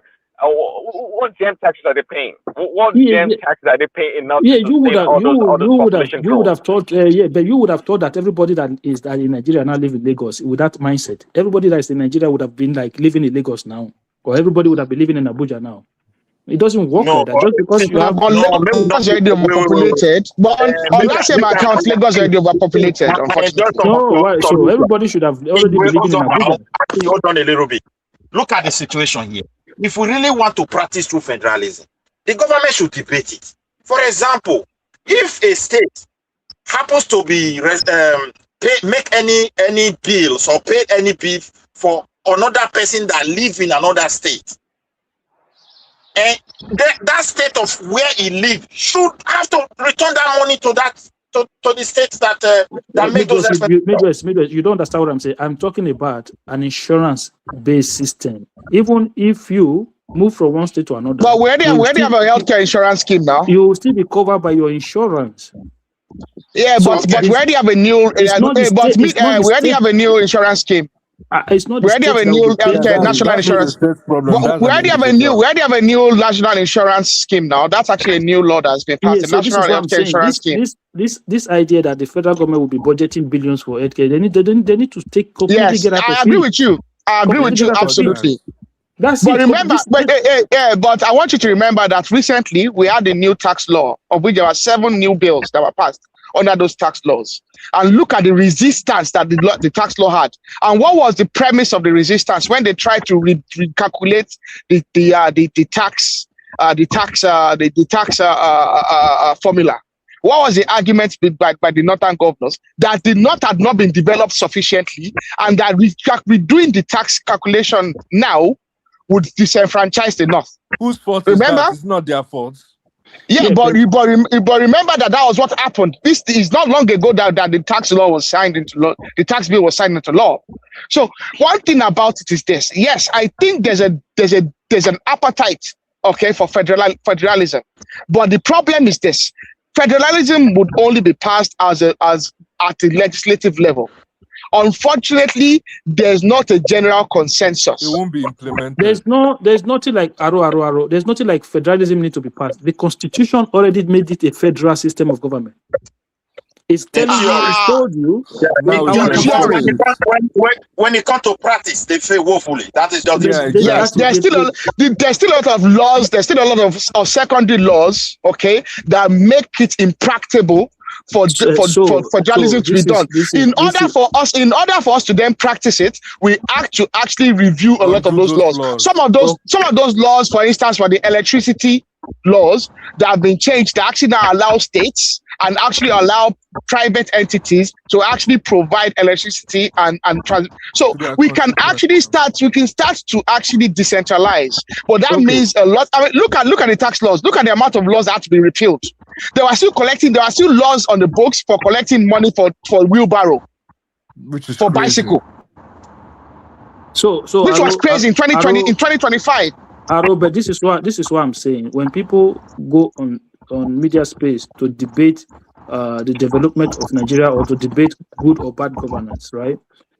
I say this long time ago. I say if you make Jesus Christ the president of Nigeria and Mohammed, the vice president, the country Them will go fail. suffer, oh. It will the country will fail as You it's said currently that they just crucified Jesus the first time. If as they it's make him the currently president of Nigeria, they'll do worse to him. because the country as is currently constituted, it's not going to function. I already have that belief that it won't work. We have to then go back and say, okay, what we need to do. Okay, State look at and the same people federal, yeah. now. Hold on. So if Mohammed was the vice president, are we going to be Christian or Muslim nation? Oh Well, God. just the way we are now will be 50-50. There's nothing wrong with that. So what I was saying, you see the same people that are criticizing the government of the day also will tell you that, Abia State have 24 hours electricity. Okay, Yep. let's assume they have 24 hours electricity. What do you think makes that possible? Is The new electricity law. Yeah. Do you understand what I'm saying now? It just doesn't make sense. So this is what I'm saying, that the problem have diagnosis, and the diagnosis does not come from one person. The diagnosis means that we need to change certain laws to allow individuals to be able to thrive in that society. But And there are some interests that don't want that, and a lot of those interests are elite interests. They are not necessarily regional interests. Those interests are not regional; they are elites. You see this insecurity that we are facing today, all this kidnapping and all of these things, right? For me, I'm not delusional to think a president will come in and fix it. But the president that will fix it will be the one that will pass state police. And I believe that when we pass state police, you give Nigeria 10, 15 years from now, a lot of this problem will be gone. That's my mindset. That's how I believe. Even this electricity issue, I said to somebody that I say we've solved electricity problem in Nigeria. I'm like, you go like, oh no, there's darkness. I say yes. What happened is that the structural problem have been resolved. So you now need to give it time for it to manifest. So you will start to see different states now. We start to have their own electricity grid. We start to generate power. So everybody in a federal system, everybody cannot live in poverty together. If you don't want to develop, you cannot stop me from developing. Yeah. That is the old mindset. If you elect an idiot as a governor, that's your problem. If I elect somebody who knows what they are doing, that's my problem. And I think that's what the Northerners are facing. The governors are facing now. I think they are afraid of the reprisal from their own people, because they'll be seeing what is going on in other regions and be like, and why is our own region behind? And they're looking at their governments. The thing is this: they have strategy. They will, because of the over concentration of power in the hands of presidency, they will tell you those people are enjoying this because their brother happens to become the president. He's taking the resources. But that's not true. There's the way they always use the Nigerian federal system as an excuse. You understand me? For their failure. And they have been doing it. If you look at the way they oppose bill, they will always say, my people, our places are like this. Because these are the things they can say to their people. It's not their fault. It's Nigeria the way. So that is why anybody that want to fix Nigeria, like Akim said, this one will work. My brother, the next 15 years, we will be hoping. Look at the age we are now. What has really changed? Nothing. So the structure itself is already faulty. Because you cannot be taking money from federal and be distributing it to people, governors that doesn't work hard to make money. You read budget for healthcare in the federal level. My state government also budgeted for healthcare. You go to the state, nothing is happening. I don't know whether you understand now. So we cannot be pretending over it that it's going to work. This one is having electricity. Sometimes we praise these people, overpraise them, and after their tenure, once they are out of office, the revelation that will be coming out, you will be so shocked. So this is my submission there, because but I think it starts with us though. Okay, let me talk about the state police. Let me just throw back the state police and keep your question. What kind of state police do we actually want? I think the other guy asked a question the other day. They said they want a graduate to go in there. To really have a police, it means if they pass the law today, maybe it will take 3 years to train them. Because you're going to bring out laws for them. You can't read the laws of the land just overnight. To ramp up, yeah. So okay, you're going to train them physically. I think they just jump into poto and jump into fire, then you give them uniform. No, that's not. And you have to provide materials for them. Their vehicle have to be equipped. If you really want to have a police, you have to discuss their salary, their welfare, their being, and the kind of categories of people you want to recruit. So all this will take like 3 years plus. It's not going to be a magic. But if the kind of police we are, hoping for is like the one they But for this Midwest, local that's vigilante, why. Midwest, is it that how it should Midwest, be? that's good. Isn't that how it should be? That That's good. Yeah, we go exactly. in To the Mr. right Progressive. direction. Yeah, We go in that's the right good. direction. We and keep it traveling takes in the right time to direction. fix it. Yes. That's it. At least we are traveling in the right We're not going direction. to say because it's going to be another 3 years, then we don't do what we're Yeah, supposed to because do. that's the problem we've had. We've actually not, a lot of presidents in the past have actually not had the conviction to move in the right direction, because moving in the right direction will bring some temporal pain. Because they are into constitutionalism. That's why. No. I think it's just the conviction. A lot of presidents, because presidents in Nigeria have always been afraid, especially because you had look at the history of us since 1999. We had Obasanjo that won the first term. We had Obasanjo that won the second term. Now we had an Obasanjo that wanted a third term.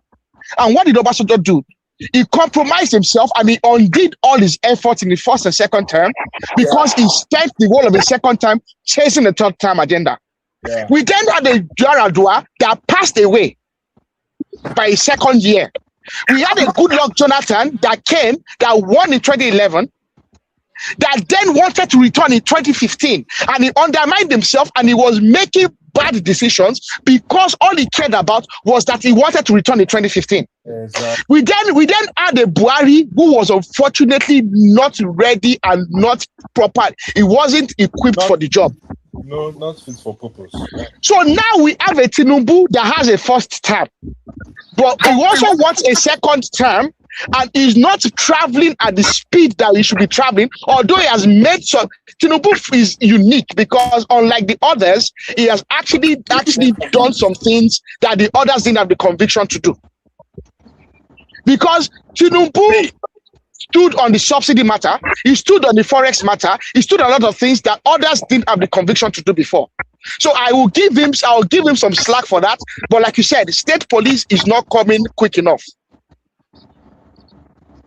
It's true. See, my brother, most of the policies that Tinubu is putting on ground, whether they are not good or not, but they are enough for people to walk upon and build the nation. Most of them.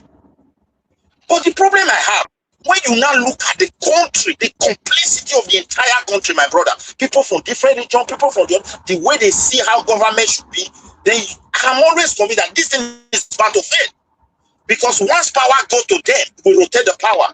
And they will look at it, because if they oppose anything that Tinubu is presenting, they will always use that word. It's not good for our people, because they are afraid of something.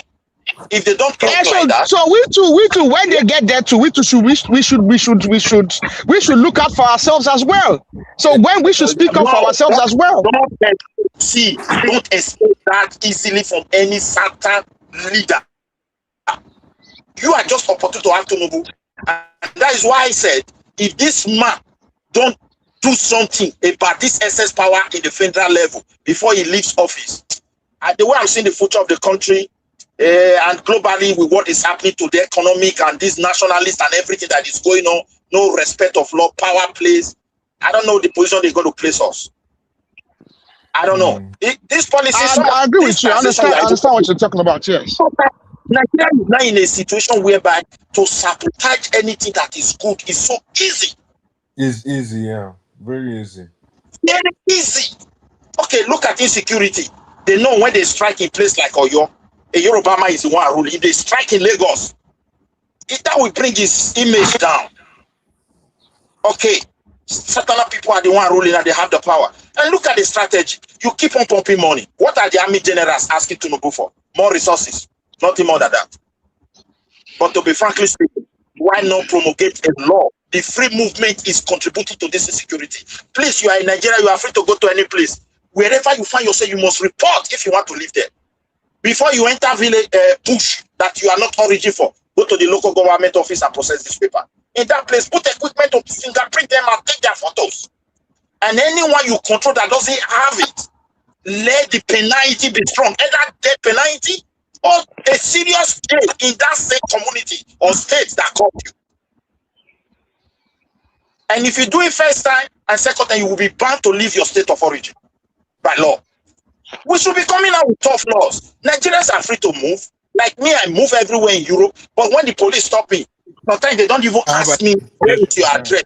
With the number they control there, they know where I live, they know where I work, they know they will even ask me how long have you been here. They just want to document something about me. And later they give me, if anything happen, oh, so person that was from so area, we found him here, and all of them, they will be checking. This stranger came here today, he was here this week, he lodged in this hotel. Why are all these things necessary? Just for security. In our own place, everything is kinetic, bring money, and they are now super rich, and the country is dying.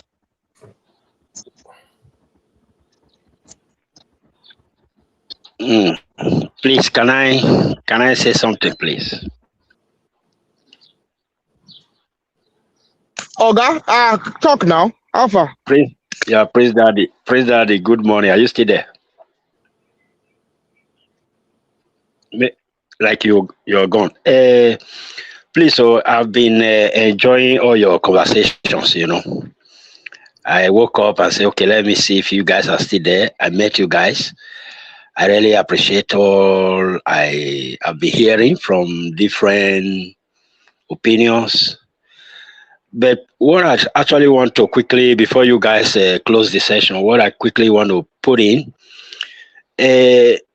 you see, we all talk about changes, that there should be changes. And I heard one of our brothers said, most of these changes actually is going to bring some sort of hardship to the people. And then when you are doing a lot of new policies and all that, the one Tinubu is introducing right now, fuel subsidy removal, exchange rate, and all that, that actually is going to be a kind of hardship that we have to pass through, and at the end, it will bring in Nigeria into the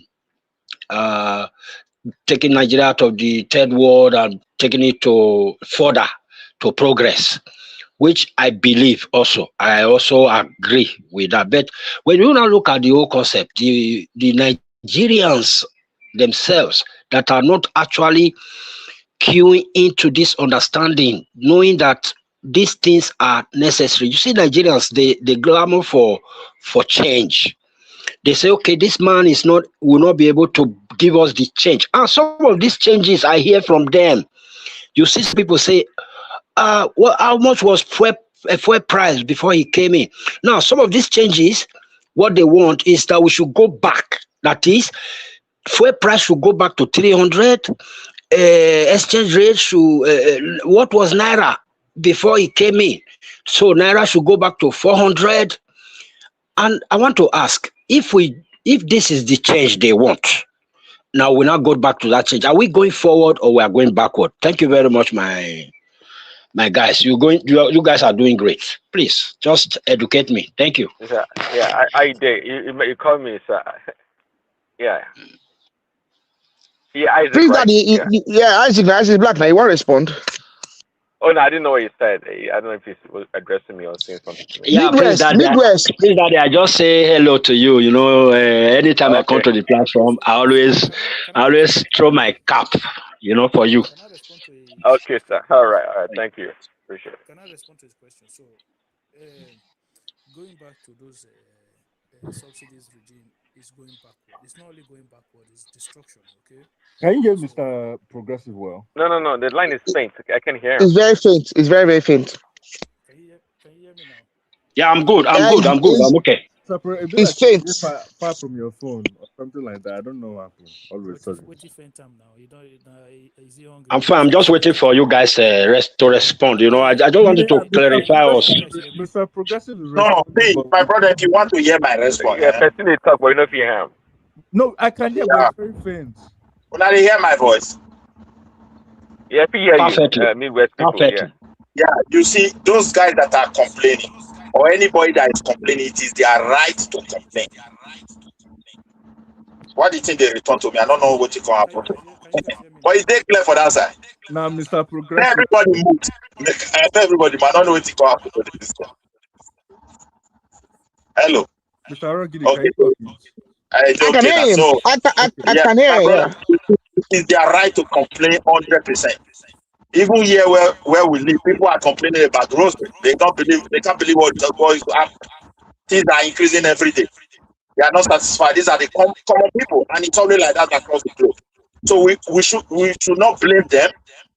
But however, the pain and the sacrifice they are making today for tomorrow to be good, just for few people to truncate it after the administration will not take less than 6 months, and they will not tell you, sorry, it is because of this law that you were suffering, so we are removing it. It is that former president that is causing this pain. Just like the way this administration is blaming the previous leaders. And that's politicization. Those are politics. But my worry is that when you look at the entire country, look at the bike.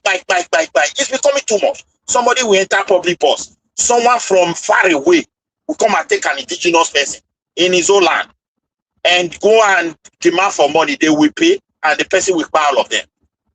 We can't continue like that. Open doors for free movement. Yes, you are a citizen of Nigeria, free to move.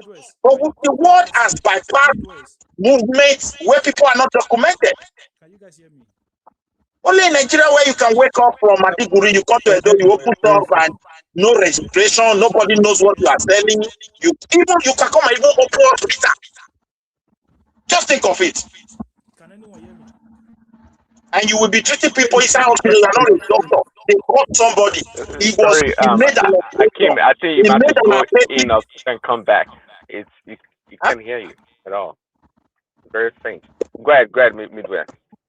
Yeah. So you just imagine they caught somebody running an hospital. He did an operation, appendicite operation on somebody. I think that person died. Later, when they investigate, this guy is not even having a license. He's a secondary school certificate holder. Now, he said he has worked with a doctor for many years. Hey. So from there he learned all those things, and he has been doing that operation. That is how far we have gone, my brother. It's okay. You go to pharmacy. How do those drugs arrive that the government don't care? Just imagine, have you not heard of, if you are from Edo State, have you not heard of Medical Store Road? Yeah.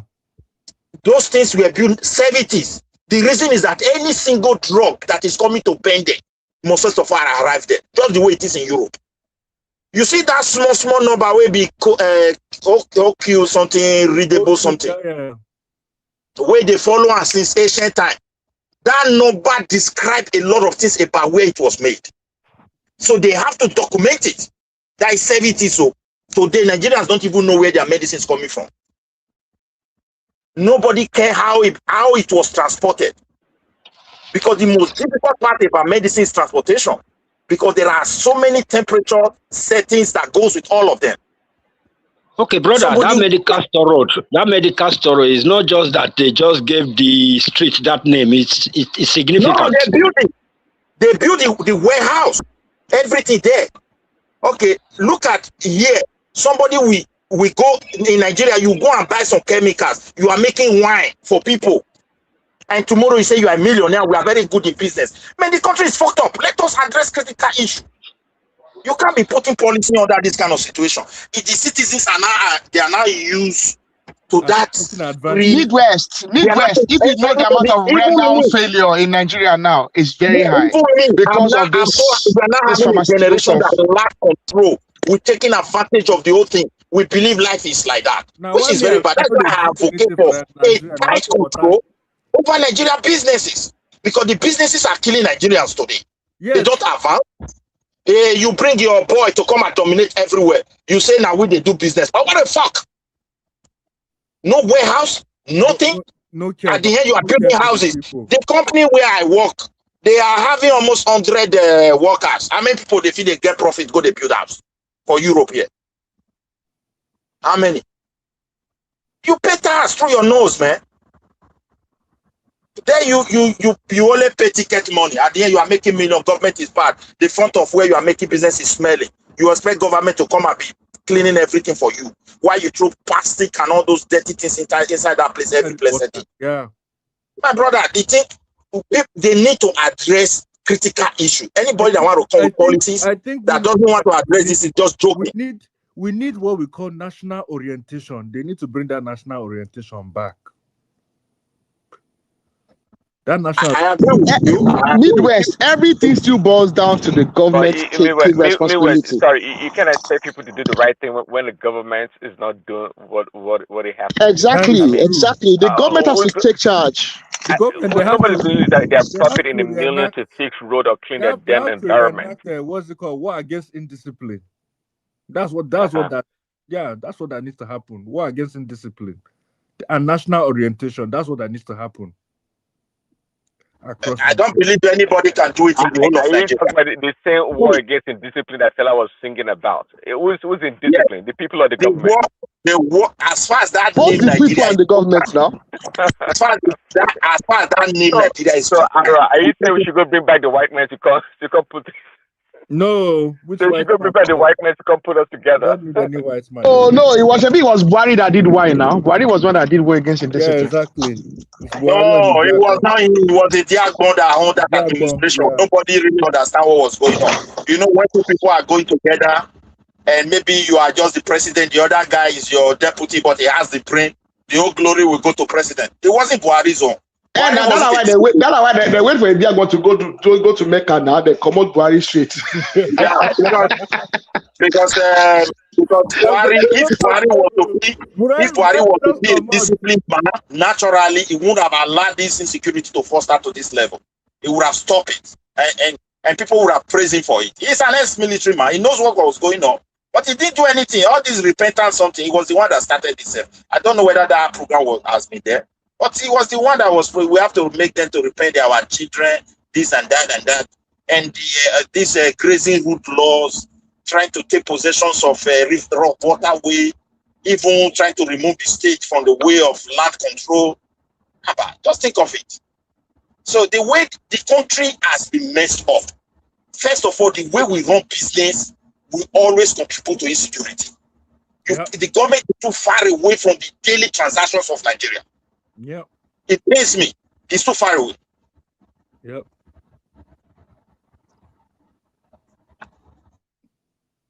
But now that the government is trying to be more involved, look at the complaints that people have. The average Nigerian doesn't Before I want. even go further, you said earlier that Buhari was not ready. Is it Buhari that run 3 or 4 times with 20 million voters in his back pocket, as they say? It was not ready.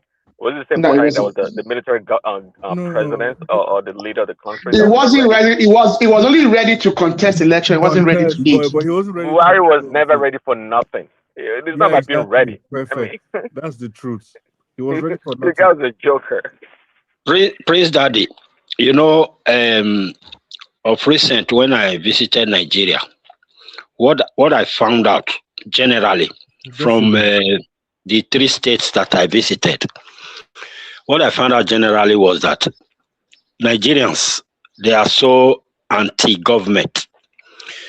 If you study their attitude, you will see that they don't even want that government presence to come close to them individually. Nigerians are we're traditional Republicans. They resist really? the government. Who's gonna fix their road and things? Who they expect to do all those things?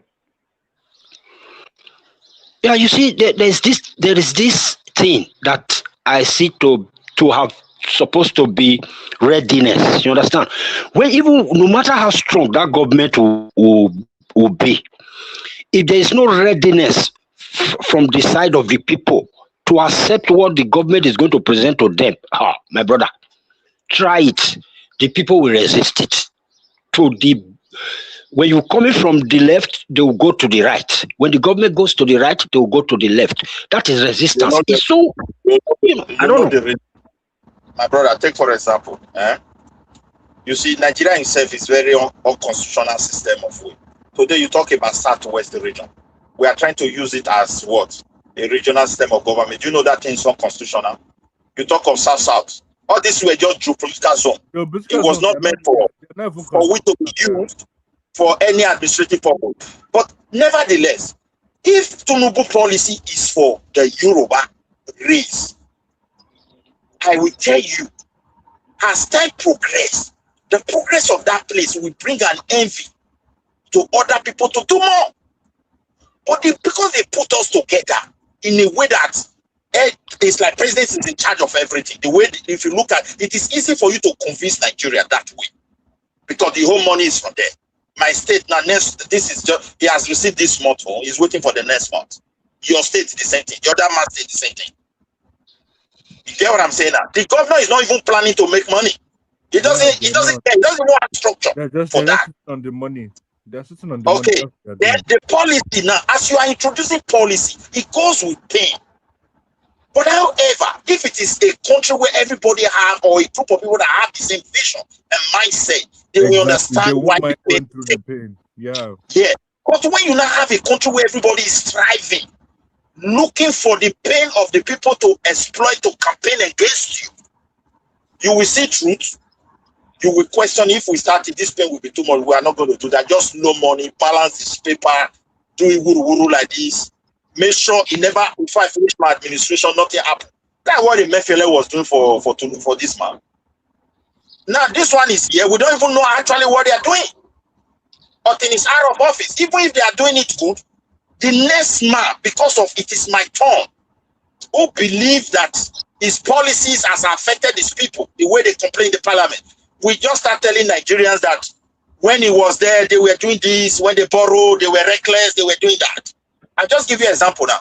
They will start campaigning against their policies. But they know the truth. So, that's the funny thing. They know the truth. Yeah. And at the end, the masses will not even know the truth. So they will label his administration as administration of pain. Why the policies, everything is gone. They want to start afresh. But if it is where people can hold their region or state accountable, my brother, like one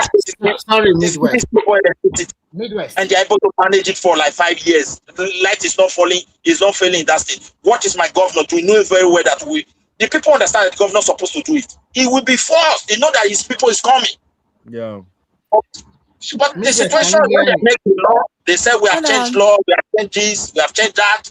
Midwest, people don't even understand whether the law has changed. We can hear you. Okay, so guys, make sure you click the like button.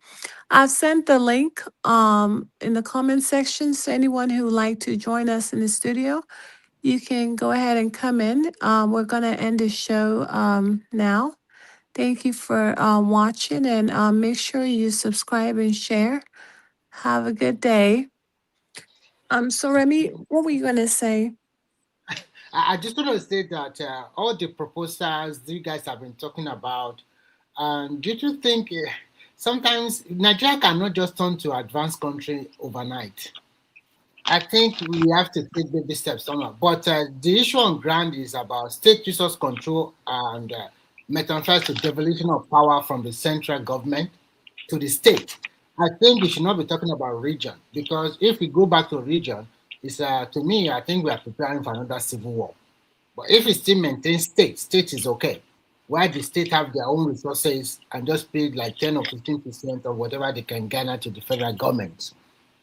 And I think we should also talk about the movement of people should be well documented.